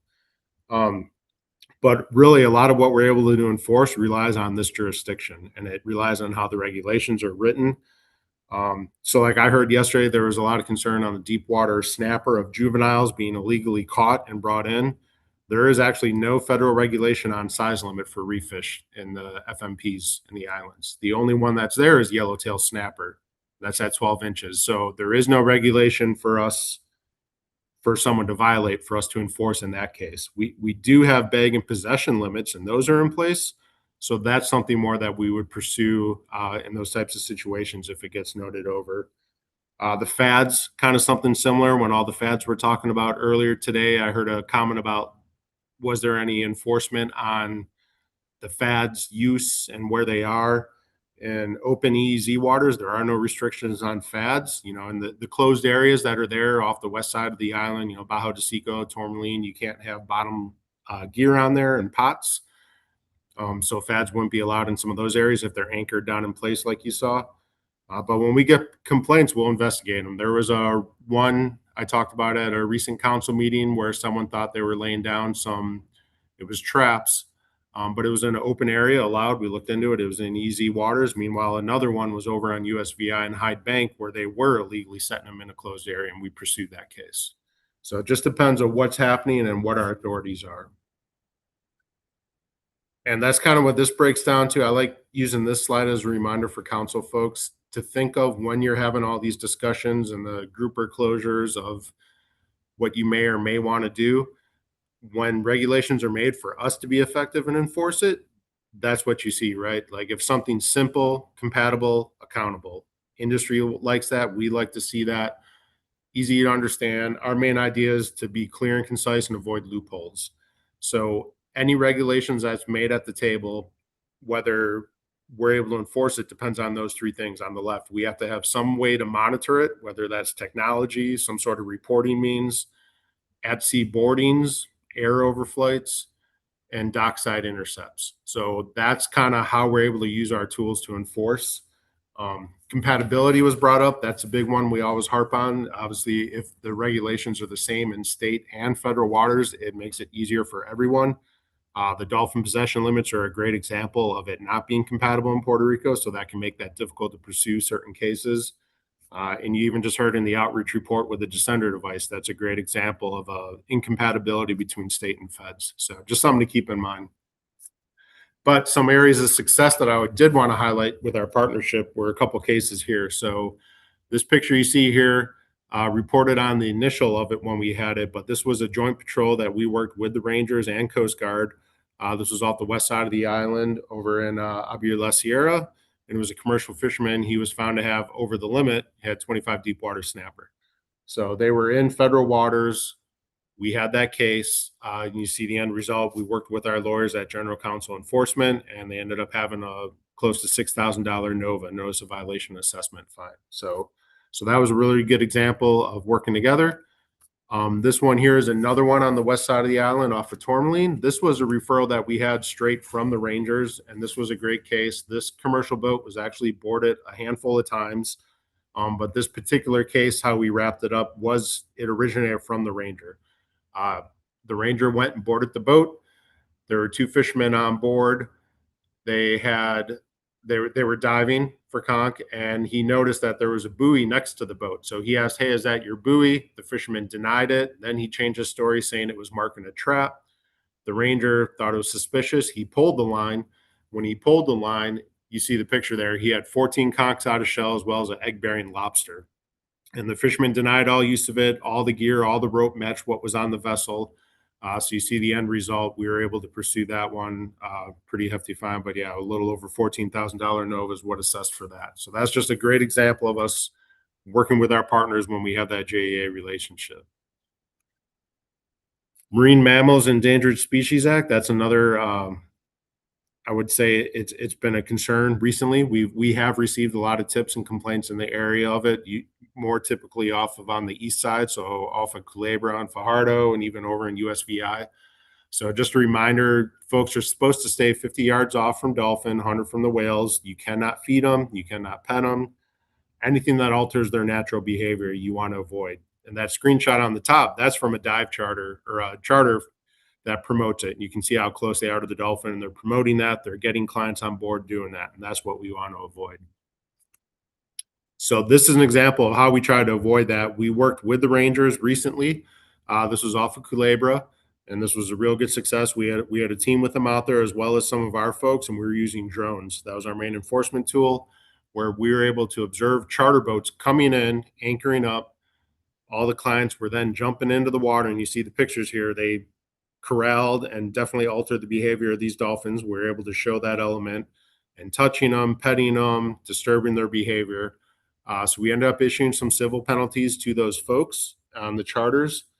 But one thing that stood out to me is when our agents were on there and they showed the drone surveillance to the captain and crew, as well as the passengers that were doing this behavior, everyone cited they had no idea.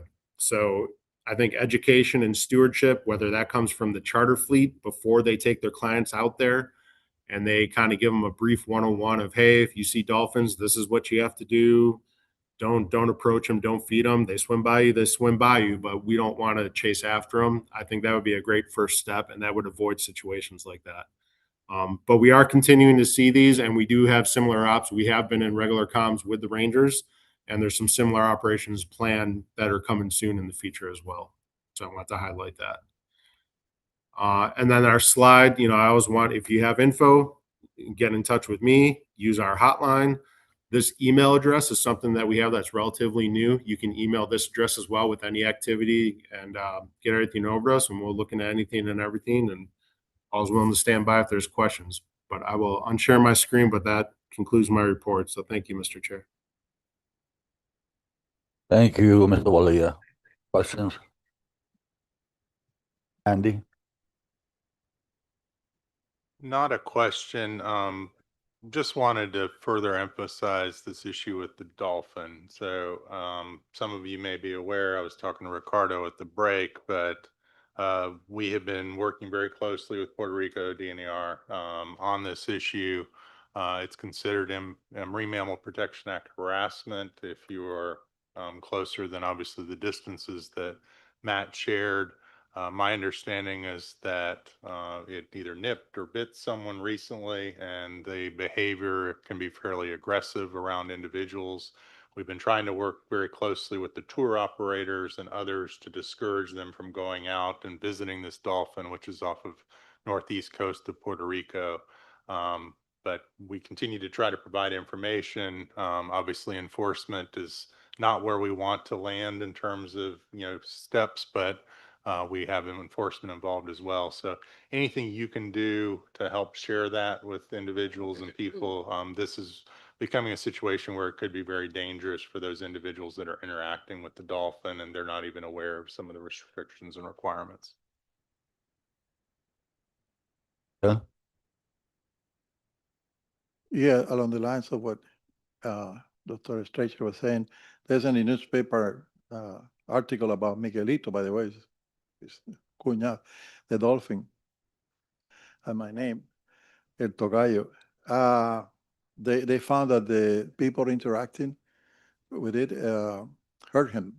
So the Department of Natural Resources is now helping the cure the dolphin. And this is something that Janet can take note, and we can have bulletins and everything telling the people about the mammals. Also, I will contact Marcos Hanke. As you know, he was a chair of the council and a member, and he's a charter boat operator, so he can help us to reach those people to make sure. Most of the people that interact with the dolphin, they don't know. Most of them, they don't know the regulations that apply for harassing this animal. But I have a question for Valia, is that people ask me, where is Miguel Borges? And how can they contact him? So he's on some extended leave right now. So, I mean, our agents and other staff are in contact with all the rangers. You have the 800 number that I have on there, our email. I have my email available. Our management's there. We've made that pretty clear to all the rangers and when we interact with folks as well. So happy to pass that on for now, but that's all I have on that. And also, they asked me whether there's in the past, there used to be an agreement with the Department of Natural Resources and the DPNR of Virgin Island. Is that in effect to have deputize the local rangers to be able to intervene on enforcement actions with local folks? I missed part of that. Was that related to USVI? Was that what you're asking on? Yes, in the past, Puerto Rico government and the Correct. USVI Island used to have a memorandum of understanding with the NOAA Fisheries Enforcement of your office. And they asked me to ask you whether this is something that is in effect. And if not, and if the rangers had, in the case of Puerto Rico, had the authority to intervene on behalf of the federal government enforcement activities. So Sure. Yeah. No, I appreciate it. The Puerto Rico, absolutely. That's in effect. And you saw that with the joint operations and all our work with the Rangers. USVI, we used to have a formal agreement partnership with them, the cooperative enforcement program, but that is not currently in effect right now. So if that's something they want to pursue down the road, we can do that. But as of now, that is not current. thank you. So, yeah, this is Carlos. How do we get that MOU back in place with DPNR enforcement for USVI to enforce in federal waters? So we have a JEA, Joint Enforcement Agreement Coordinator here in the Southeast. I have her contact info as well as at headquarters, and it would be a matter of them having communications with the head of enforcement at USVI. So it's just a matter of seeing what people's capacity are, agreeing to it. If they're open and amenable to it, then that's something we can pursue. Okay, thanks. Ricardo? Hello, Officer Malia. I'm Ricardo Lopez for the record. We used to have NOAA support for federal waters, and we still have several pending issues, like, for example, the illegal fishing of eels. Can we continue to count on Miguel Borges for this? He was involved already. Or is there another officer, a name for another officer that should be in charge of this now? Yeah, thank you, Mr. Lopez. Yeah, like I said to the chair, so Miguel is still there. His position's there. He's just on extended leave right now. So all our contact info that I have in that last slide with our email, our address, I can message you as well and give you my info. I can give you my management's info. But yeah, we're in touch with the Rangers. Yeah, that was a great case. That went criminal and worked with Coast Guard on that as well, and went DOJ on the eels. So that's something we can absolutely continue on. If you want to message me on the side, and we can have further discussions on that too, that'd be great. Well, we already have a big meeting with many law enforcers agents, and we are also have been talking to the Caribbean Biological Corridor staff to see if in a diplomatic form they can help us to manage that in Dominican Republic. I would like to have you in the next meeting if it's possible, so I will be contacting you. Perfect. Yeah, and I can make sure we have the appropriate personnel from my office on that meeting. That'd be great. Thank you, Ricardo. This is you. And then the last question the fisherman asked me to ask today is that they are looking at the capturing of Nassau grouper, and they have this idea that only the federal government, and that's what I asked you the question. So it seems that from this discussion, they can contact the local rangers of Puerto Rico to intervene in these cases. So if that's true, we will pass the word to them to contact the local law enforcement agents from the Department of Natural Resources regarding these cases. They claim that there is a lot, actually some of them took even videos using their phone of people catching Nassau grouper illegally in the southwest coast of Puerto Rico. So can we tell them that they should contact the vigilantes, the rangers, because they are deputized to enforce the law? Correct. Yeah, they can do both. Yeah, contact them. They're deputized under us, and the Nassau grouper are endangered species, right? They're listed on there. So that's something we can do. I didn't realize how prevalent it was. I've been hearing a lot of that today. So that, like I said, that's something I plan on bringing up with my folks as well, and hopefully we can get a plan in the future to address and get some more details of when and where that's occurred, or some of these videos. That'd be great to kind of corroborate some of that. So if that's available, you see our contact info on there, or message me as well, and we can definitely look into that some more. Yeah, thank you very much. This is Carlos again. I just want a little clarity on this JEA, because when I worked in enforcement and in the late 80s, we were deputized by NIMS to enforce federal laws in the EEZ without any funding. And is it because the funding was stopped? Is that why we don't have that agreement in place anymore? Or can the officers still be deputized without a JEA? So we have nationwide, we have that cooperative enforcement program. We did have a formal agreement signed with USVI enforcement, but when we went to renew it, I think it was 2 years ago, year and a half ago, they declined to renew it. So that was on their side saying, hey, we don't want to renew this. We're not able to handle the capacity. I know they're extremely short staffed to police the whole island, not just marine fisheries. So that's a real challenge, that they have to do all of that on top of marine fisheries. So that was one of the reasons. But like I said, that was them declining it, and we're always renewing our contracts. We have, I want to say, close to 30 nationwide right now of where we are with agreements with different states and territories. Okay. Another question. What documents are required for people that are bringing Queen Kong from Anguilla or BVI into the USVI? Maybe I can send something over to the council. There's some previous outreach material and information that's with U.S. Fish and Wildlife as well, but I believe it's under 10 pounds for personal consumption that you're allowed to bring in. But usually in the past, when we had our officers stationed in USVI, he did some really good work reaching out and getting some of those links and info out to folks. I know they were posted up in the airports as well. So maybe I can get with you offline if you wouldn't mind. I can make sure you have that for the future. And anything over 10 pounds? Anything over 10 pounds is prohibited, I believe, but it goes along with U.S. Fish and Wildlife and CITES regulations as well. So it's not all solely under NOAA's jurisdiction. Okay, thanks.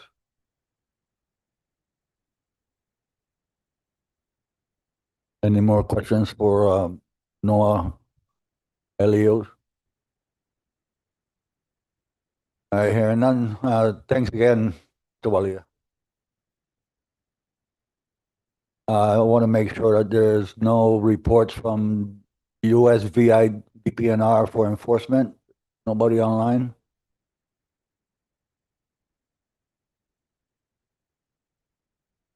Okay.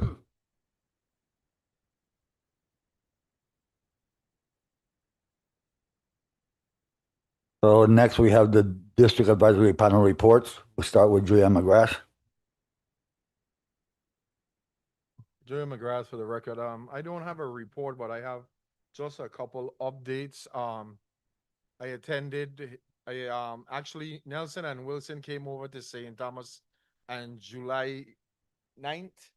Well, they were there a few days before and met the fishers at the different areas, and they came over to do 2 nights of descendant device training out of the Game Fish Club, which we were thankful for Kevin Bailey and his team allowing us to use the building. We didn't have a large attendance, but we did have attendance, and it was very engaged, and the presentations were good. I'm very happy that Miguel, that you allowed them to come over and do these trainings. It was good, and I look forward to doing more stuff as time goes by with workshops and events like that. So thank you again for that. Then also I'm the representative for the USVI for MREP. So we had a MREP training in June, and it was an excellent training. It was actually the first MREP training of a joint USVI and Puerto Rico. And it was a great experience to see the 2 different platforms get together and accomplish such a great training.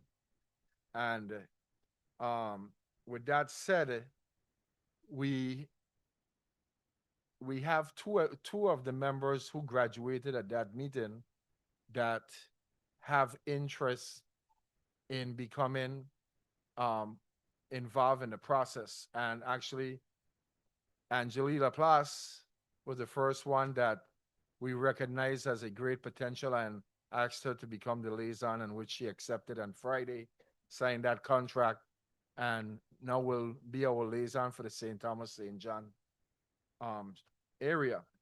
And then I have a open seat on my DAP. And we had another graduate, and his name was Matthias Thomas Bitterwolf from Water Island. So he attended a workshop, and we realized what great interest and what an asset he can be in being involved in the entire process. And we also put him on the steering committee now for our next MREP. He would have been here already today and been able to be here while we're making this announcement, but all the flights in St. Thomas was delayed from high winds and heavy rain earlier. But I would like to recommend that he can fill my seat that's vacant on the district advisory panel. So if you guys can make a motion and put him in that seat, that would be greatly appreciated. But that's just showing the most important workshop that I have seen yet is MREP. And the educational process from all the different parties between the local, state, the federal partners, the fishers themselves who are teaching fishers, it's such a great event, such a great training. And over the past 2 years, we actually have gotten, I think, is about 7 between Puerto Rico and the U.S. Virgin Islands. 7 of the participants have actually either gone on a committee. Perfect example, Juan Torres, he's a council member now.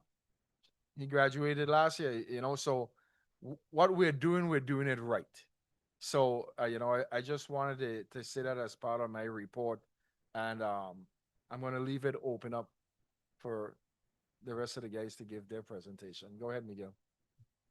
Yeah, probably we can save some time, Mr. Chairman, because in the agenda we have advisory bodies and there's no controversies or anything. And the only vacancies that we have at this time is one in St. Thomas and John and two in St. Croix.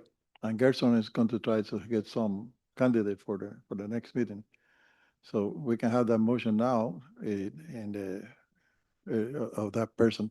Also, talking about MREP, in Alaska, when we met with the CCC, the group of all the councils adopted a motion to support MREP.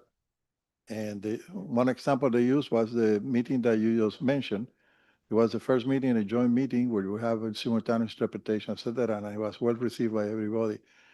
And MREP had been on the fire for many, many years, many reasons. And this is the step in the right direction, and also it was a good example of the use of MREP. Actually, Vanessa is a student of MREP. And so, Mr. Chairman, if you wish, we can, as again, we can save that money. All the other members of the other committees have been appointed for the next 2 years, so there's no issue with them. Ricardo? Yes, thank you, Mr. Chairman, for the opportunity. I have to say something about this. I have the opportunity to go to the MREP in St. Thomas, the last one, the hybrid one. I have to say that was my first one because I went to one in Aguadilla, but it was more a visit than staying. The experience was awesome. I have never had an experience like the one that I have in that MREP. It was such a great experience that I will recommend each of you to go to an MREP and have that opportunity for yourself to see how all the pieces of the puzzle interact. And I want to congratulate Julian, Nelson, Helson, Vanessa, including Clay was in that last one, and he participated. Again, the word is amazing. I cannot search for another word, and I recommend that each of us go to at least one MREP. Thank you.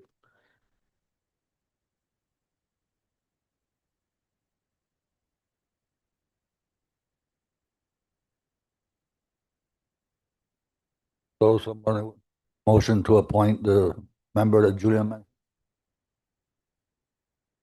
Vanessa Ramirez for the record, Mr. Chair, to present the motion to accept as suggested by Julian. Matias Thomas? Beetle, something like. Yeah, the name it's strange for me. I have the opportunity also to be in and know. Ah, que lo Mr. tengo que Mat- poner en el screen, yeah. Yeah, spell it please for me. Yeah, te put it in the screen. Díctaselo. Yeah, díctaselo a Diana. Díctaselo ya. Matías, M-A-T-H. Is something happening if we pronounce his name aloud? M-T-E-H-A-I-S. You got it right there. Listen, Bitterwood. Peter. It shows up. Bitter. W-O-F. You got it right. Bitterwood, like he said, Littlewood. Porque era la película. Beetlejuice.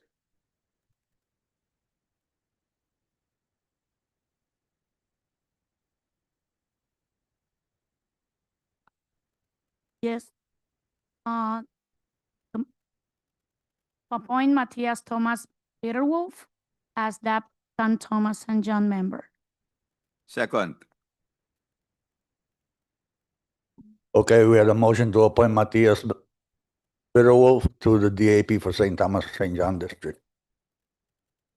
Motion by Vanessa, second by Tony Blanchard.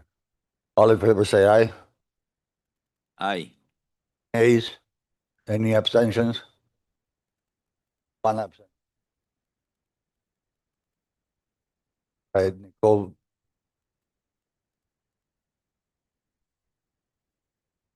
Nicole Angeli absent. Motion carries.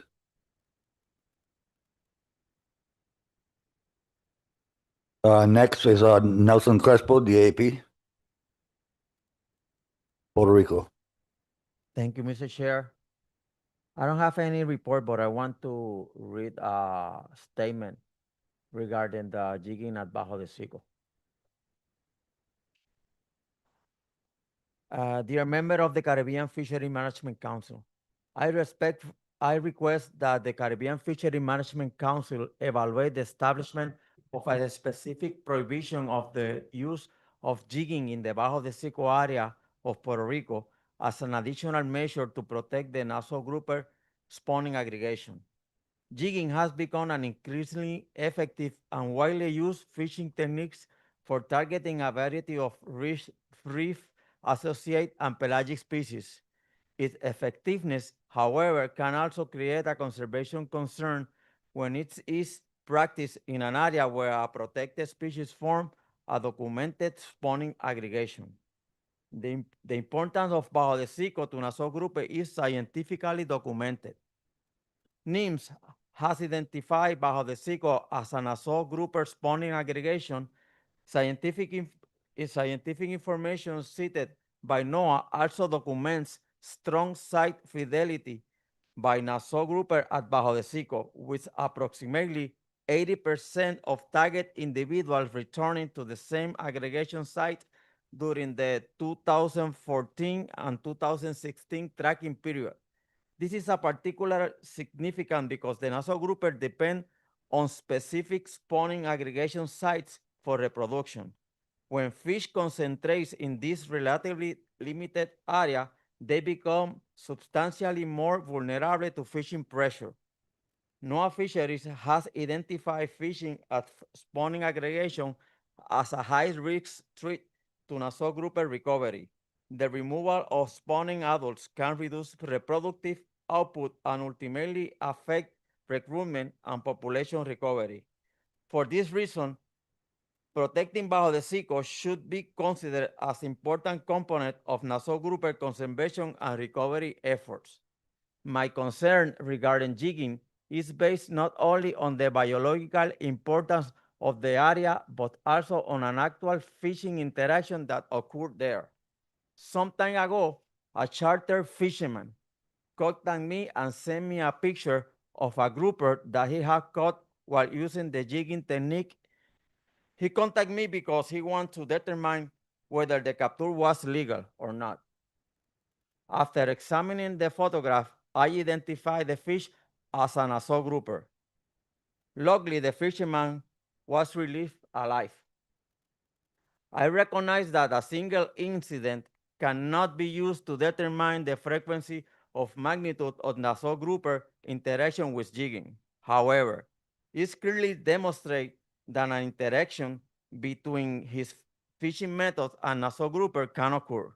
The fact that such an integration occurred in that area with the documented Nassau grouper spawning aggregation deserves consideration from a fisherman management perspective. Bajo de Seco is already recognized as an important spawning aggregation area for rich fish, and seasonal management measures have been established to reduce fishing pressure during the period.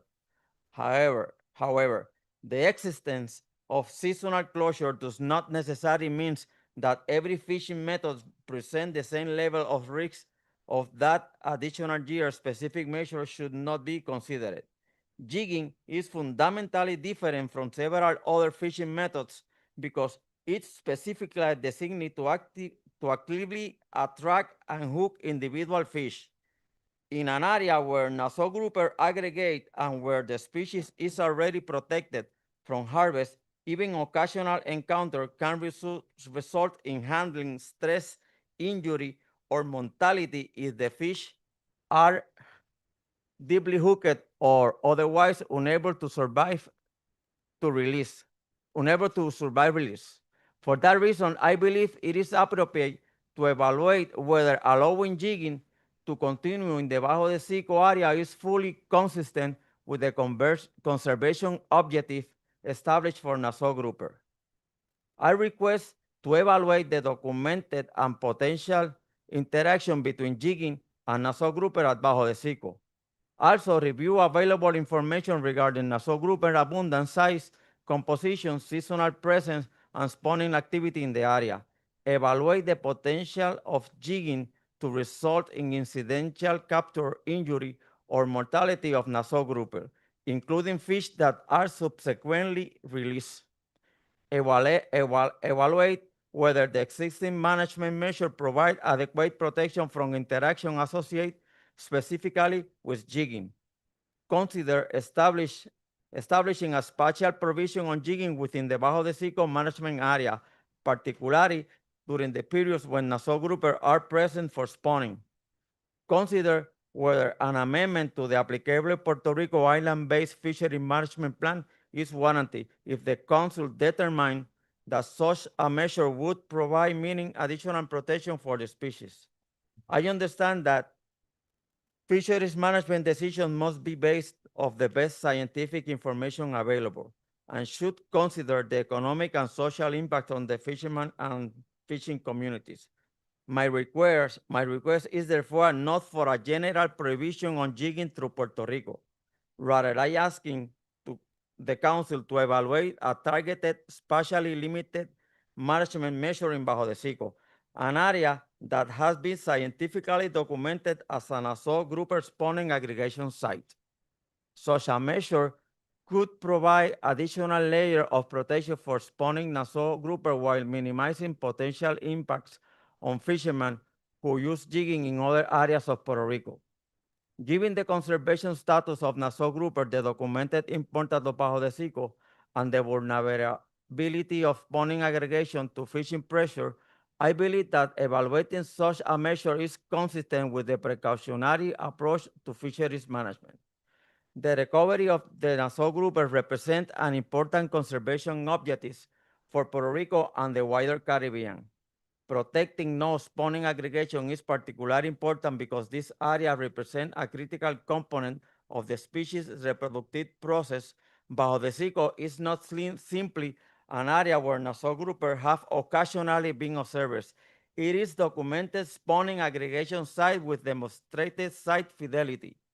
For that reason, I request that the Caribbean Fishery Management Council give serious consideration to evaluating and is supported by the best available scientific information establishing a prohibition of jigging in Bajo de Seco. I believe such a measure could provide a meaningful additional protection for Nassau grouper while allowing jigging activities to continue in other areas where the conservation risk is lower. Thank you. Nelson, what is jigging? Jigging is a type of fishing that you use like a rod with a lure that you have to move sexy. You have to move like this. And yeah, you're gonna be a sexy fisherman if you try. So, but it's so successful that also the deep water snapper fishermen, when the catch is bad, they start using jigging, and in the same place that the fish is not biting, they catch the fish with jigging. So that type of fishing is, really powerful, and we need, in this area, especially at Bajo de Seco, I think we need to make that provision. Okay, the reason I asked the question is because if we're gonna work on it, we have to define it as the best possible, probably even with drawings and everything, and thank you very much. Andy? Yeah, Nelson, thanks for the comments. I guess clarification. So Baja de Seco is closed from October 1 through March 31st. And during that time, no person may fish for or possess any reef fish in or from those parts of Bajo de Seco, right? It doesn't speak about the methods, just says it's prohibited, right? So is your concern the fishing's occurring outside of the closed season in that area? Because Nassau grouper primarily are going to be spawning during the January through April time period.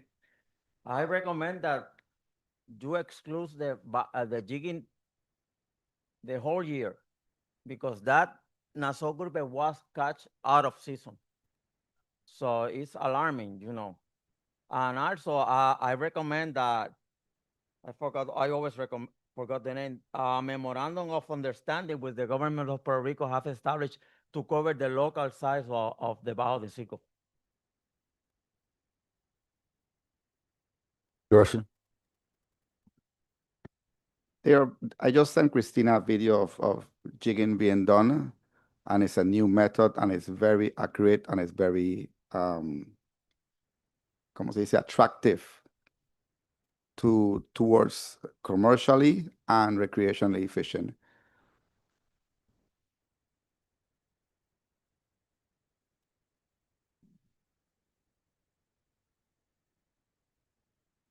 Tony Blanchard for the record. I hear what Nelson say, but we already have Bajo de Cinco closed for several months. It is almost like saying that you will find grass in a forest. You might find a blade of grass or two, but I seriously doubt you'll find a patch.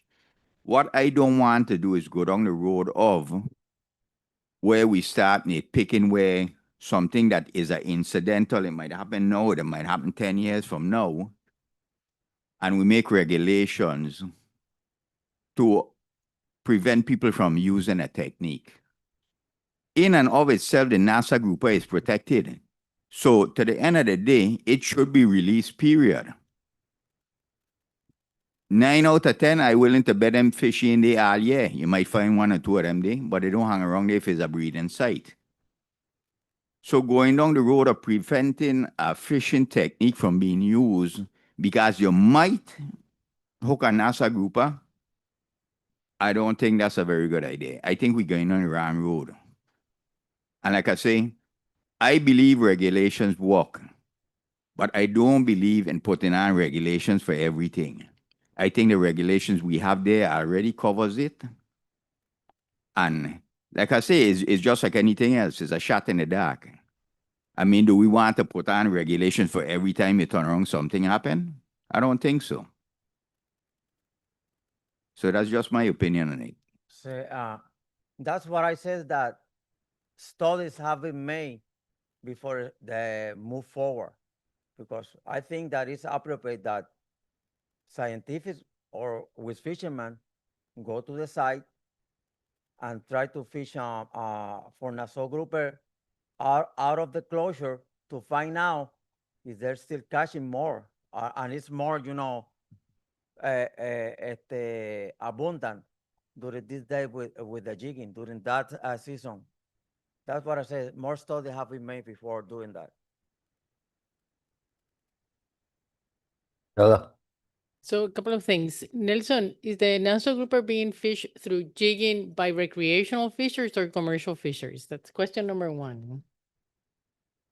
Especially this one was a catch with for a charter operator.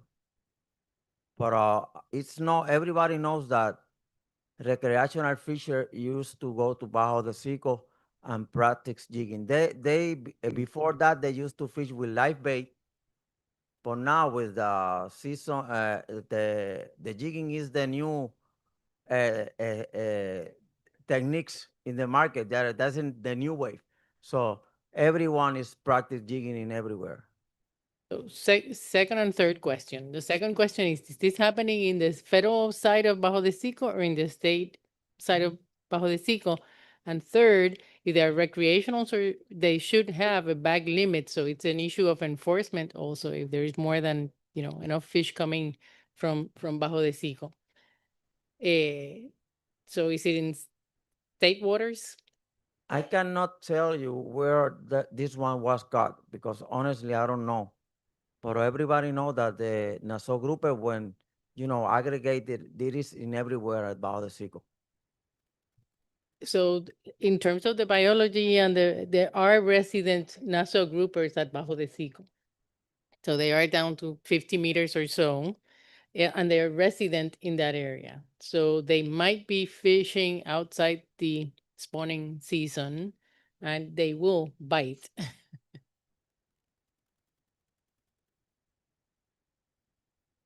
Julian and then Tony. Yeah, Julian McGrath for the record. I hear what Nelson is saying, but we have a bigger problem here in our hands. We have protected the NASA grouper for over 20 years. And you are seeing high numbers of NASA groupers from the shoreline to the shelf.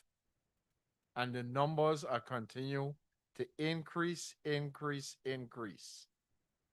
I think this is more of a enforcement issue and an education issue, because we have a large group of, and this is I'm talking about the Virgin Islands also, because we have the same problem, but we don't have a large recreational group of people, and our officials like manage each other. We are policing each other, making sure that everybody is doing the right thing. But we know people still catch them and bring them in, but not in large quantities that you can see or hear about it in the market. But I think the council needs to look at a way that we can get more education out about a NASA grouper and talk more about the fines, talk more about, the numbers are rising. So it's going to become an issue where it's going to be an accidental catch every time you go out. Sure, we're doing the descending device training and giving the descending devices out. But I think more education needs to be given, because every time it say, well, it came from Bayo de Sico, came from Megan's Bay, it came from the South Shore, St. Croix. We can't close all of those areas down. We can eliminate, like Tony said, a new process of fishing. We evolving with change every day and trying to improve our way of either cutting costs for fishing or trying to make our fishing more effective. So I think the bigger picture is the numbers are really increasing, and we need to find a way to enforce it more, and more education and outreach going out to the public, the newspapers, social media, everything of this is an endangered species and it's protected and it's no harvest. That way, if somebody is caught, there's no excuse. So that's just my take. Tony Blanchard. Again, we're talking about overlapping regulations. This is already an endangered species. We already shut off how much months off of this fishing ground for fishing. Point blank, either way, whether the season, whether the bank is open or not to fishing, this is an illegal fish. So that should cover the whole table. Coming back to again where we make regulation for making regulation and we don't think about it. You are going to have fish on this bank. You're not going to have a bulk of fish on this bank, but just like Graciela said, I said before, you're going to have certain fish stick around. Are we in such a panic that every time the name NASA grouper come up, we want to put on another regulation? Is that how this does go? I thought we were managers. Managers ain't free to manage, and managing does not mean another regulation. It's almost like a gun law. The only one that the gun law prevents from actually getting the guns is the legal the citizen that actually does the right thing. It don't prevent the criminal. The criminal just don't care. He go find a way around it. But what I'm saying is, it seems that every time the word NASA grouper comes up on the table, everybody run in a panic. Coming back to the Hind Bank and the Grouper Bank in St. Thomas, and the Grumanic Bank. How much years has these banks been closed? Where's the information and the stocks in the bank? But yet we have the bank closed. And I'm not saying to open it. But once again, if you're a manager, you know what's going on where your workplace is. And obviously, in my opinion, we don't. So we need to change certain things, in my opinion, and do a better job of managing what we're supposed to be managing. And not be afraid every time we hear NASA group come up or anything else. That's just my opinion.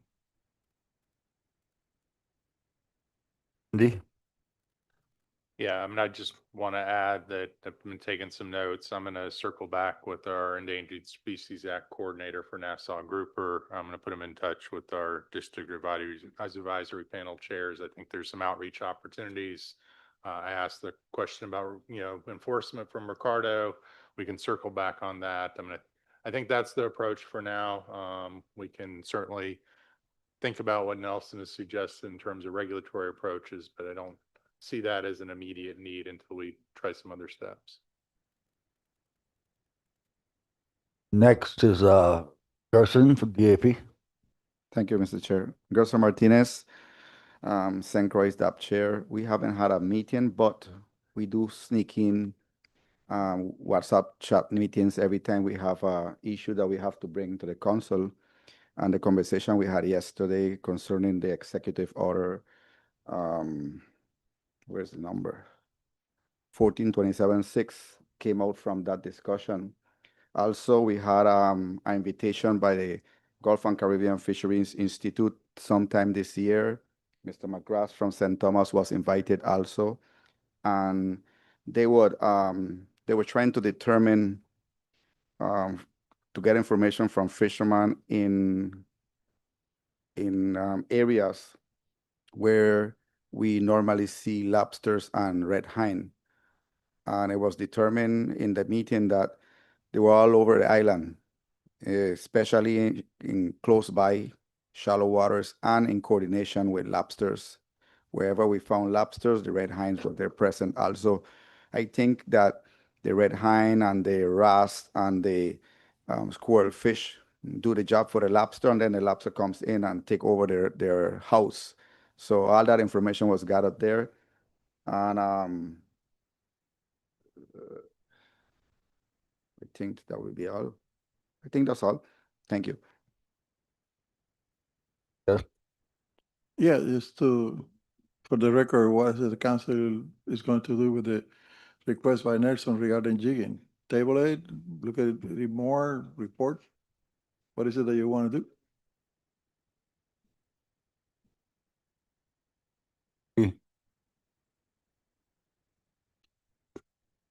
So my recommendation, what I stated was that we not take action at this time. I think the other comment I'll make is I believe this is a recommendation coming solely from Nelson and not from the district advisory panel. So if we wanted the district advisory panel at least to weigh in on this recommendation, we could have them discuss it at the next AP meeting.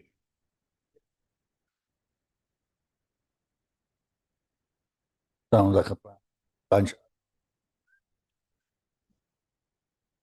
And I go agree with Andy. We don't need to do nothing about this.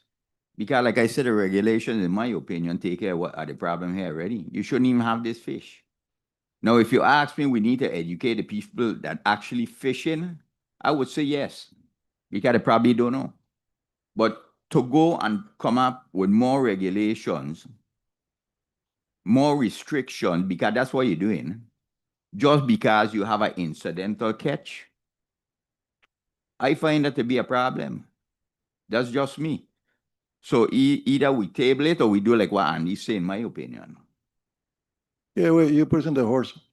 Anyway, I'm supposed to be keeping the record straight and everything. What we're doing now here is this time we don't take any action.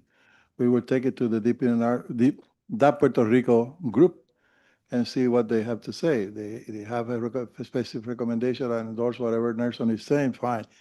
This recommendation came a long time ago from Puerto Rico fishers in Maya West, recreational fishers that wanted to stop jigging. And at that time, nobody knew what jigging was. We had to look it up. And at the end, the council didn't do anything because it was not a high priority. Probably it's not still a high priority. And we are not talking about an NASA grouper. Jigging is used for undersized snappers of other species, et cetera, So the point is that we have to be careful with taking decisions from our cuff. What the council should do, I believe, is what Andy proposed. We have this as an agenda item for the DAP Puerto Rico whenever we meet, probably in 2026, that's when we're going to meet, and see what happened. Probably the response from the group will say, the hell with that, we don't need to do it. Or they can say, yeah, we all agree, and they have more information, and then the staff could prepare a document or something. But at this time, our priorities are already set after this meeting, and jigging is not the one at this time. So let's take it to the DAP next meeting, and then you as chair can report back as to what the reaction of the DAP was. At the time that they were discussing jigging, the idea was to prohibit jigging all around Puerto Rico from the shoreline to the edge of the EEC. Virgin Island was not in agreement with that. They have less amount of fishers, recreational fishers, and they were not interested in San Croix or St. Thomas San John to do the jigging. Sorry, Mr. Chairman, just for the record so we know what we're going to do. Okay. Next, we have the updated list of fisheries management plans amendments. Maria? Good afternoon, everybody. Sí, ahora. Okay, good afternoon, everybody. Okay, so like we mentioned yesterday morning, we're gonna go back to the table that has the actions and amendments that the council has been working on, so we can just take a quick look at those and see if there are any changes that the council would like to do. Can you go to the next slide? Okay, nothing really changed here other than the stocks evaluation. We had that discussion during the meeting. The IPT, everything is going to proceed as it was discussed. There's going to be an IPT that's going to be formed and start developing a draft amendment, and everything goes well. Then for the December meeting, a draft amendment can be discussed to get input from the council. So nothing really changed from what was discussed. So we're gonna leave that as is. Next slide. Okay, so in here, the framework for Puerto Rico Spiny Lobster, there was a lot of discussion in here. We had the SSC provided their report, and then because the council had requested the SSC to revise their recommendations that were provided back in April. During this meeting, the council review the new recommendations from the SSC. And then the SSC is going to be meeting in November. The action is going to be, the IPT is going to start developing the action. However, we're going to wait for the updated recommendations on OFLs and ABCs, assuming that landings information will be available for the SSC to be able to plug those numbers into the models with the Science Center. So during the December meeting, the idea would be to discuss the draft action, because after the November meeting, staff should have that information available so that can be included in there.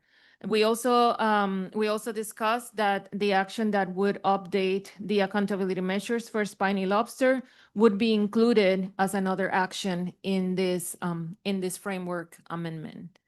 So if that is correct, then I don't think there's anything else to do with this other than just wanted you to get your updates on the decisions that were made yesterday. Next slide. Oh, Kevin, sorry. Go ahead. So I just want to, can we go back a slide? I'm just thinking about timing of when everything needs to happen in order for us to have another look at CDR 91 for the SSC meeting.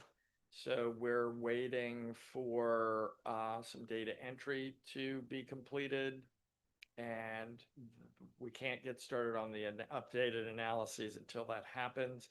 So we're talking about a delivery date of October 15th for that. That doesn't give the analyst a lot of time, because I assume we want to have this meeting, this SSC meeting sometime in November, which also butts up against Thanksgiving, which I'm not quite sure what the dates are of that, but I think it's right at the end this year. So we're gonna have to do some, I don't know if the council needs to set the date. How do we set the dates for the SSC? If I may. Sure. So we have to start counting back from the council meeting. That's December 9th and 10th in St. Thomas. So from there, sometime in November, depending on the availability of the council, of the SSC members, and whether it's going to be a hybrid or in person, then, I need 40 days for the Federal Register notice. So first thing, as soon as we can, we'll get onto the availability of the SSC members. Remember that the last week in November is Thanksgiving. So that's a really, the only other option that I see would be the first week in December. So it would be back-to-back SSC council. So you and I have to sit down and go over the dates. So that, which is fine. I just wanted to make sure that that was not a decision that the council needed to weigh in on. So if the logistics of planning of scheduling the SSC meeting is just us, then I'm content.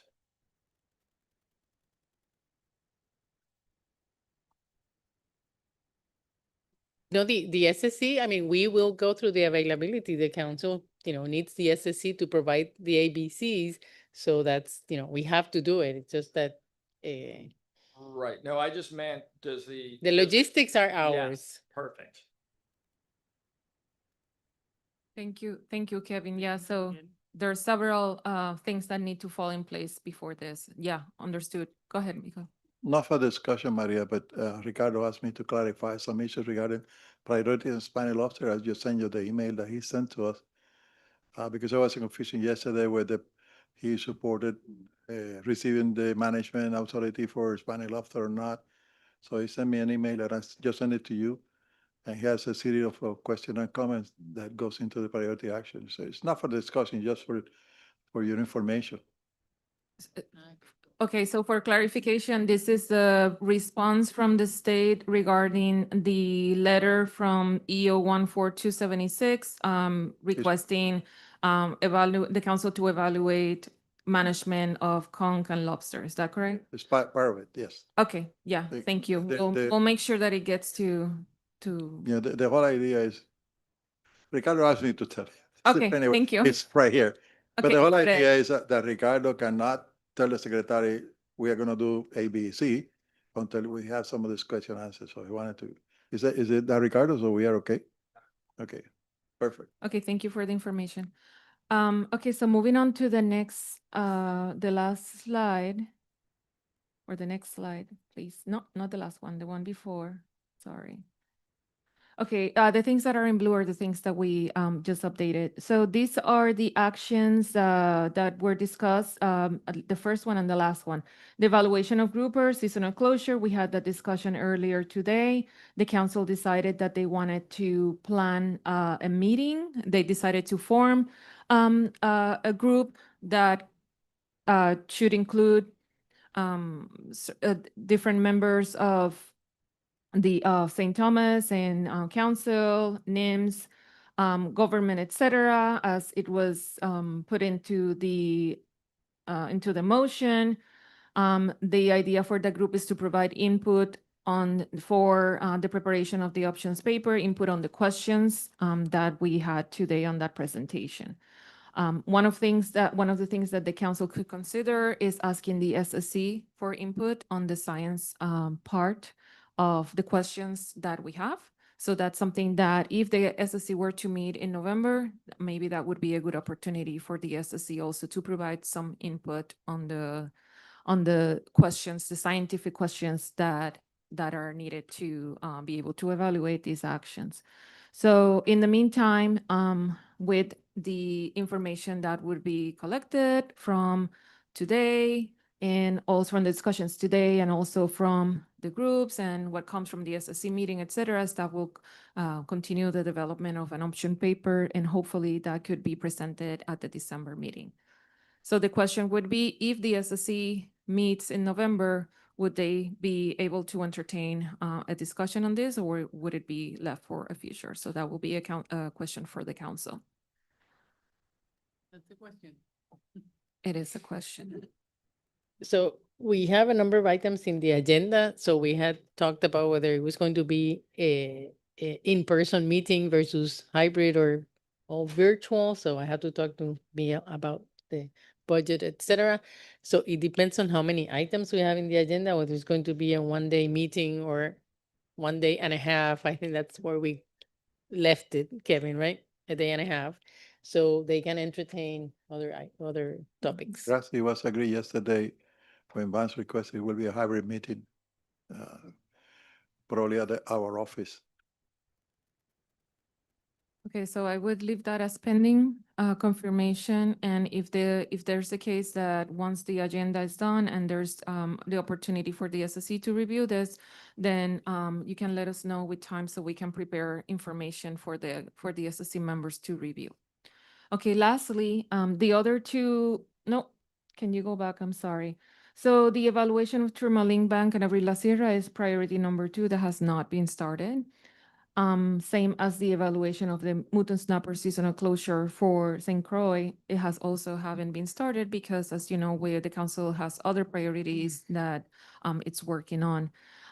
So I just wanted to leave that in there so you were aware. And then the last thing that was added during this meeting is the evaluation of the Puerto Rico deep water snapper fishery to investigate the concerns of increased fishing pressure and juvenile harvest. And during this meeting, the staff was tasked with developing an options paper, and that it's something that there's not a timeline that was scheduled for that, and that's something that the council will have to consider as to when would be a good time to task staff to start looking into this, considering that they also have other priorities in there.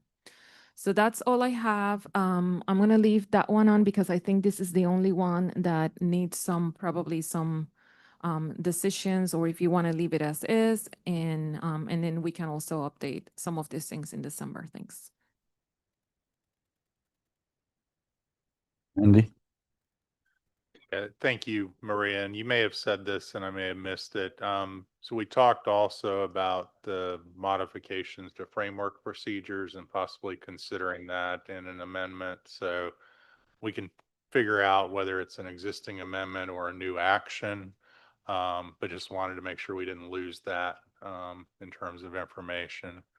And then I guess the comment about the deep water snapper fishery white paper, NIMS internally has already started preparing some materials. I see Maria and Sarah at full capacity for the next meeting, given the top 3 actions. But if you want that to come back in December, I would see that as something we would need support from Miguel, you and your team in order to move forward. Otherwise, we would move that probably into next year at the April meeting. So just wanted to acknowledge, workload constraints based on what we have capacity to work on. Well, Yeah, gracias. Please coordinate with Maria, and then we have the priority. So if we cannot do it by December, we can move it for the April meeting. That way we prioritize what we decided at this time and follow Andy's suggestion. Andy? Yeah, and to that point, Miguel, we're happy to share some of the materials and information we've already started drafting. So it's a starting point for you guys to then add to.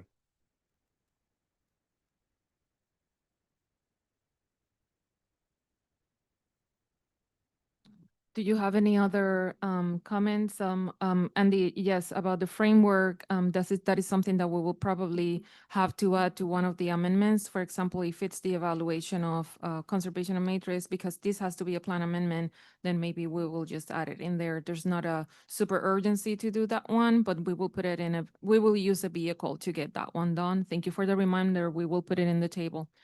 Then I am assuming that the other two actions will we can start working on those actions as soon as we have more the other actions that we're working on are a little bit more farther in the process. So I am not thinking that they could be anything for December. Like Andy said, we already have our full capacity for with the other things that we have to do. However, if we have any chance, we can start with priority number 2, which is Abrir la Sierra and Tourmaline. We were able to make some progress with the evaluation of the group or seasonal closure, although we did say that we were not going to be able to bring something in December, but we had an opportunity to do that. So if that is the case, if something like that happens again, then we will definitely start working on that and collecting, at least, putting together some background information, and the same as we did for St. Thomas, putting some throwing some questions out there so that can help get this done. Okay, thank you. Marcela? Okay. So, Mr. Chair, if I may, Graciela here. So the Tourmaline and Abrir la Sierra issue for Puerto Rico, especially Tourmaline, it's waiting for the results of the work that just finished. So the written report should probably will not be out until the end of September. So that's something that we need to incorporate because that's the most recent larger study that we've done at Tourmaline. And then we would have to bring back all the information from the previous studies at Abrir la Sierra, fishery independent surveys that were conducted. And we're speaking about the deeper water areas. So that's the mesophotic reefs and very specific work that was done for that purpose. Gracias, is that something that you are going to, or you plan to address with the SSC, or that's for next year? Well, the Tourmaline work, it's coming out of the Coral Reef Conservation Program. That's we have two concurrent studies happening right now, and so we're finishing all work. That, I mean, usually the report sometimes comes to the council and then goes to NOAA, but it might be good to bring it to the SSC, but it would be in relation to that evaluation. So that's a topic that would take probably more time than we would have allotted for what we have right now.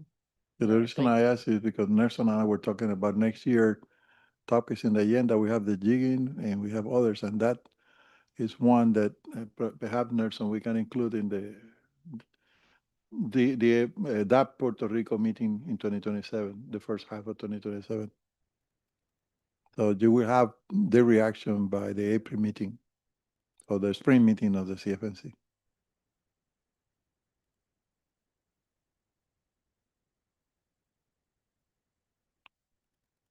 Okay. Finish?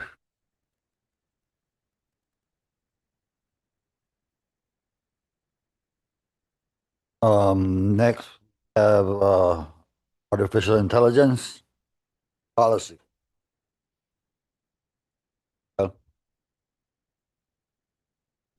Mr. Chairman, regarding the artificial intelligence, I've been working with Kate and Bonnie regarding this issue. This started, as I mentioned before, in the spring meeting.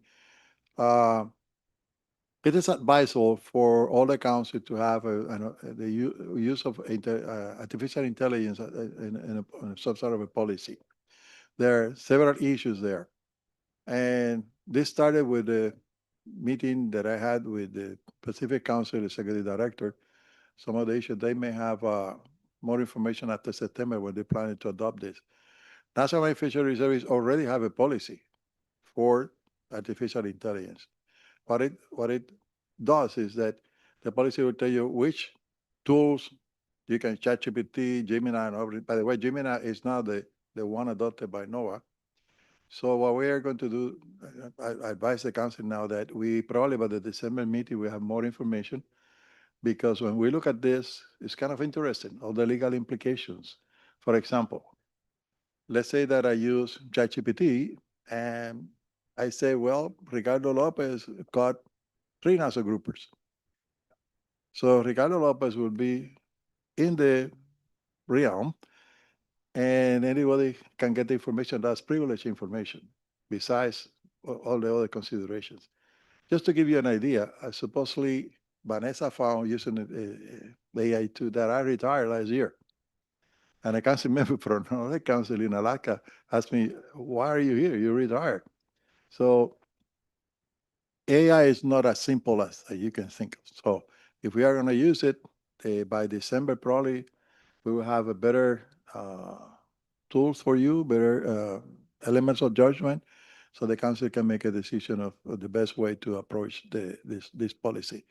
For those of you who ask me, you can go to the National Marine Fisheries Service or go Google the AI policy of NOAA fisheries, and they spell out everything that you need to talk about. The other question they asked me today was, what if I use it in my phone? What if I use it? Well, as long as if your equipment, go ahead and do it. But if you have equipment from the council or any equipment that is paid by the federal government, you have to follow certain regulation. My advice now, until we had the policy of the council, try to use the policy of National Marine Fisheries Service. Stay away from problems. That's all that I have. Okay. Sorry, I don't mean to prolong this. Kate Zamboni, Office of General Counsel. Just everyone should be aware, these AI tools are constantly learning from the information that you give it.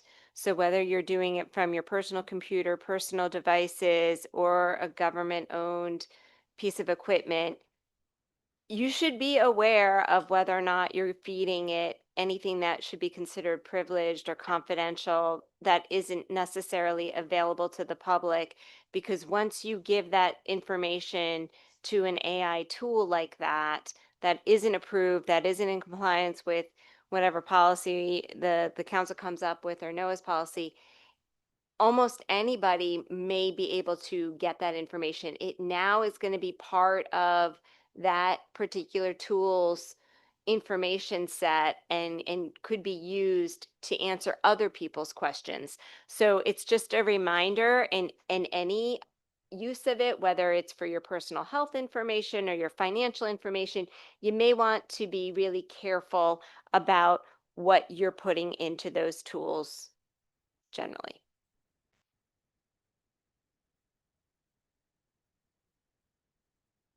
Okay. Next, advisory body membership. I think we covered that.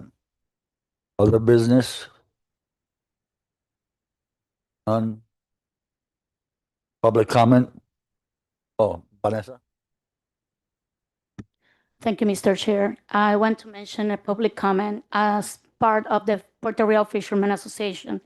We have been talking this evening about the Nassau grouper, and we want to mention Nassau grouper was practically the most targeted species for the Puerto Real fishermen around the 70s, the 80s, up to the 90s when the regulations start.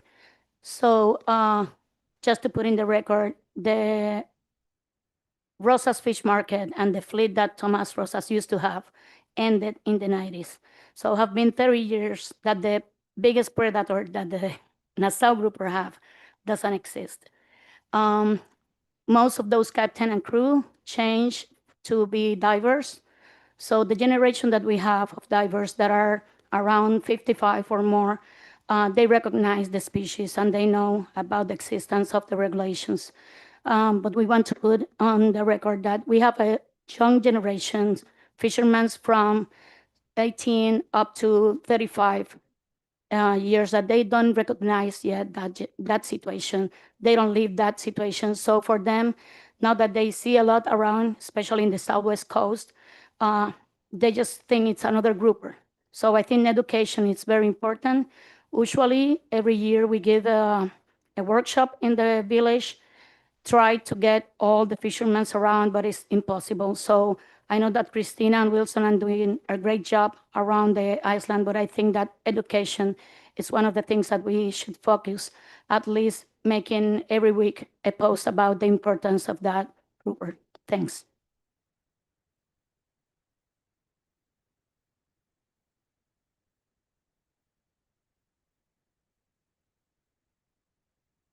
Okay, any more public comment?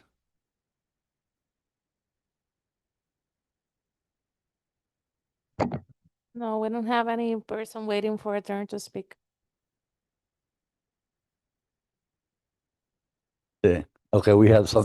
So we have a little presentation. It won't take too long. You can read most of it. But the idea is that, you know, when we started looking at the council minutes from back in 1976, we were able to recognize Miguel's signature we made it back to March of 77. But he was named a designee to the council in June 1977. So really, he's the longest serving council staff member, etc., because he's been in every single position that the council has held. So if we can have that, so we just wanted to go over the history of the council very quickly. Go ahead. Can I have the next one, please? And most of it you already know. So you recognize the MSA in 1976, the first meeting of the council. Can I have the next one, please? No, para el otro lado. So it actually created the Fishery Management Councils, as you know. Next one. Okay, we don't know exactly why it's not moving in the right direction. Okay, so, you know, we are working and we've been working together for that long a time. Can I have the next one?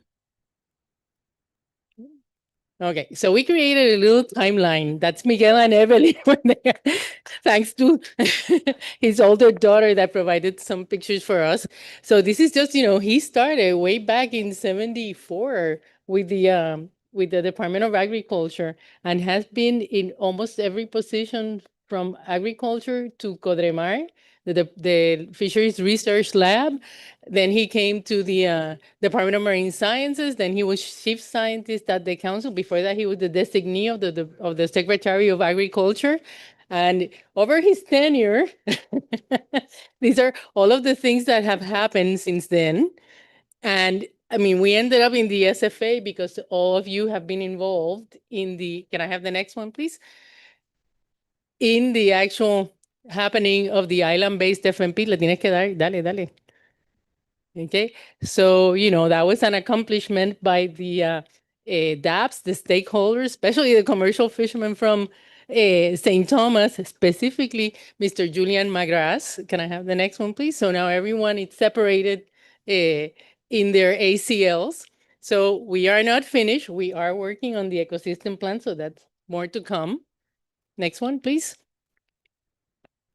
And this is a part of what has been happening with the ecosystem, the development of the fishery ecosystem plan. So all these things, you know, with the science center, with the regional office, with the CFMC, with the stakeholders, because the conceptual models that were developed were just, you know, a fantastic effort. And they brought out a lot of work that has been happening since then. Can I have the next one, please? So we have had some milestones since the creation, and some of these are, can I have the next one, please? So history, that was the actual first meeting of the council. We had the first elected chairman, Omar Munoz Rode, may he rest in peace, and the first elected vice chair, Verdon Brown, who will be I don't know if we'll see him at the council meeting in December, but he's been calling us and he's been engaged since then. Can I have the next one? So on your left, there's the original headquarters. There's nothing else around Atorrey when that building was there and the council was at the site. Hilda was one of the, I believe, the second secretary, the first one. I thought Elizabeth Alcina was the first.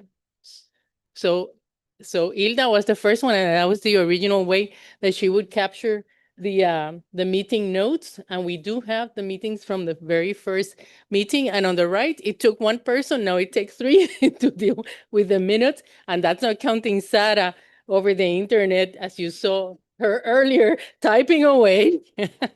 And then our next building at the top, you have we cannot see him, but Miguel is there. It's just that he doesn't have he has a black beard rather than a white beard. But you'll have access to the presentation so you can take a closer look. Can I have the next one, please? So that's the original picture in a 1979 book on El Mar de Puerto Rico. And those are the people who were the first voting members and the non-voting members. Can I have the, let's see, Miguel is probably the only one that recognizes, let's see, Hector Vega on the right-hand side and Omar next to him. Can I have the pointer so that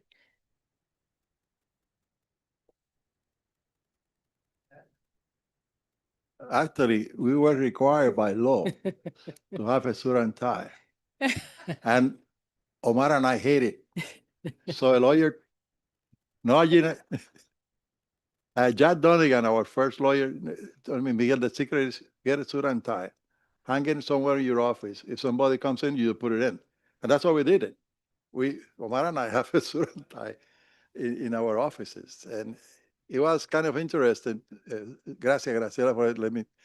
When we did this, we thought that our job would be finished in 3 to 5 years. We created, copying presidential expression, a beautiful FMP. And we thought that we would be out of a job. 50 years after, we're still talking about the same thing. Not only that, we gave, 35 years after, we gave a token of appreciation to Hector Vega and Bildon Brown. And it's, Miguel, what the hell are we gonna talk? We forgot it. They couldn't believe that we were talking exactly about the same thing, and we have the same approach to what we have here. So I believe that we have made a lot of progress. And again, fishery management is not a one-shot deal, it's a continuum. I did, for my boss, I started working for the council in 1975 when they gave me the report from Congress to see it. So I put together the value of the fishery, the money that you need to enforce it or manage it, and the money that you need to science. It's exactly the same graph that you put together, Clay. So I went to my boss and said, well, this is not for us. And he said to me something similar to what you said. Miguel, science is not the only thing. Politics is important. We got 4 million people that are US citizens. So you are so negative about it, you could be in charge of coordinating this. And that's how I started working for the council. I was a director of the fishery program.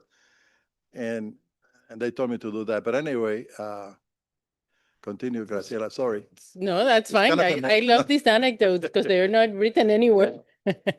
So this is the new group of voting members. La próxima. CFMC staff. Next. Oh, qué sexy. Qué sexy. Wow. Diana. We've had Natalia, who was here yesterday, and Taisha, who's back at the office. Recently retired staff on the right-hand side. Some of you might remember Iris and Livia specifically because they used to come to all the meetings. Next one. So we have been looking through, and that's why I was confused because we thought that it was Elizabeth Alsina, the first secretary. So we'll fix that because I think it's good that we write up the. Corregí. Sorry. The next one. And then all our recent panel chairs. We're tracking down all the other panel chairs that we've had over the years. Next one. Our liaisons. Next one. And we really celebrate the Caribbean branches, the regional office. Next one. Heather has been found nowhere. We couldn't find a picture of Heather. And we also celebrate the Caribbean branch of the Southeast Fishery Science Center. So, we really appreciate all the work. Next one, please. We did have, we started looking through the archives and, we have people from NOAA like Joe Kimmel, David Olson from the DPNR at one point, Carlos Ramos, our fiscal officer, Berto Roman, who's presented to the council a number of times. That was a very early departure. So we are, working on the history as we move along into the next anniversary. Can I have the next one, please? La próxima. Okay, so we do have, really good meetings, but we also have some activities and celebrations. Next one, please. So that was then. And I think in this one, you can see Miguel on the left-hand side, right there. And here you can see him sitting right next to the U.S. Coast Guard.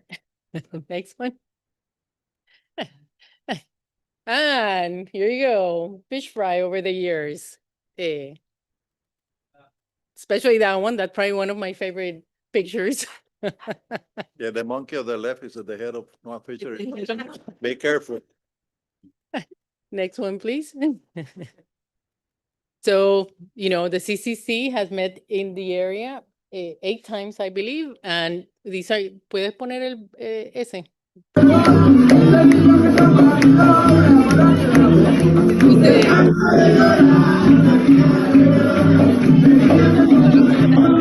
that was a pretty active CCC meeting in San Juan, May 2024. Next one. Okay, so we had big celebrations with the St. Thomas Fishermen Association back in 2005, with Roy Crabtree and the SFA being passed at the time. And then the most recent one where Miguel was recognized by the St. Thomas Fishermen Association at that meeting, always bringing, very good spirits and especially very good food. The next one, please. So we've had, the SFA workshop. This is the way we did business back then. Yeah, and that's me on the back there with darker hair. Next one.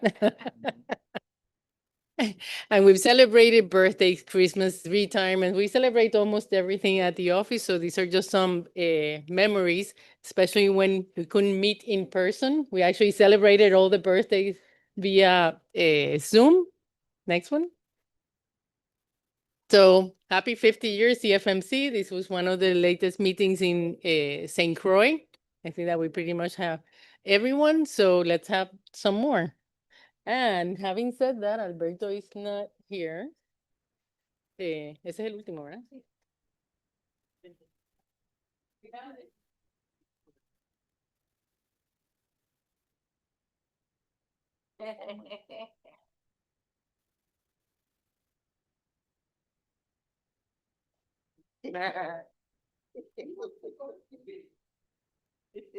You have an avocado tree for him. Music now. Some of my favorite things. Thank you. Wow. Gracias. Well, guys, I believe that this has been the best celebration of 50 years. I don't know, Graciela, who put all this together? You and who are the other culprits? Those three? And Kiara also. So thank you for all this. I believe that this should be in our webpage, seriously. So Christina can put it there. We are gonna, by the way, we are going to have a video in our webpage and this one. I was asked by the organizers at the National Marine Fisheries Service and the other councils to put together something that you will see. This is the highlights of each council. And in our case, we have people that we lost. Yeah. And this is very emotional because when you see those people that are in memory, they were my mentors. I started with this with Máximo Serrano Vivas. He was when he was the head of the Marine Science Department. Íñigo, he was the head of the Special Service in Agriculture. And the last one was Omar Muñoz Roure. I remember that one time I got into a big issue. I didn't know Omar Muñoz Roure. And at that time, I was the only one who was able to speak English in my department. So I was put in charge of federal government and everything. And he called me one time and said, be careful. Because they put you in charge of this, but if something goes wrong, you're going to be blamed and fired. And he used to be the Secretary of Agriculture. So that's the first lesson of of being careful, looking with the local government. So Graciela and the rest of the staff, thank you very much. No, so This will be eaten. by- one more, two Oh, more. yeah, So, wow. so we really wanted, to make sure that everyone we have encountered over the years believe in a better future. Next one. Due to AI, I don't know if you guys know who this person is. Can I have the next one? Do you know who this person is?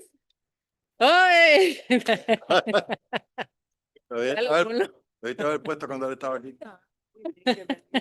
So, back in the 80s, that's Genio, I actually had the opportunity also to fish with him and, working with Nelson and Gelo over that period of time.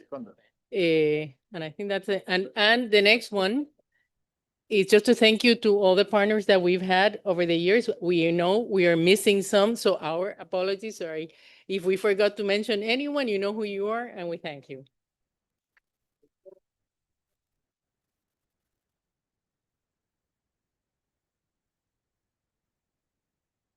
Graciela, when they told me that you were doing this, I don't know what the heck she's doing it, but let her do it. Thank you again, the two of you. Okay. Yeah. Well, thank you, everyone. Wait, in the next meeting. The next meeting will be, The next meeting will be December 9 and 10. And it will be in St. Thomas at the West Inn Hotel. Used to be called the Frenchman Reef. So, And I will be and- sending everybody the link so that you can make the reservations, but please, Diana Palmer. I'll be sending the link for you guys to make the reservation within 2 weeks. But since it's a very, festivity time, they want us to make the reservations, early. And So that there's, we don't there's go only down. one flight from Oh, yeah. JetBlue. So unless you want to fly in the other flight has the Cessna, so Apareció. so now you know. Oh, and hey, it was found. Gracias. Mira, Estaba- el chairman está hablando. Ay, perdón, Carlos. Ahora dice, mira. okay, so the 198 Caribbean Fisheries Management Council meeting is adjourned. Thank you.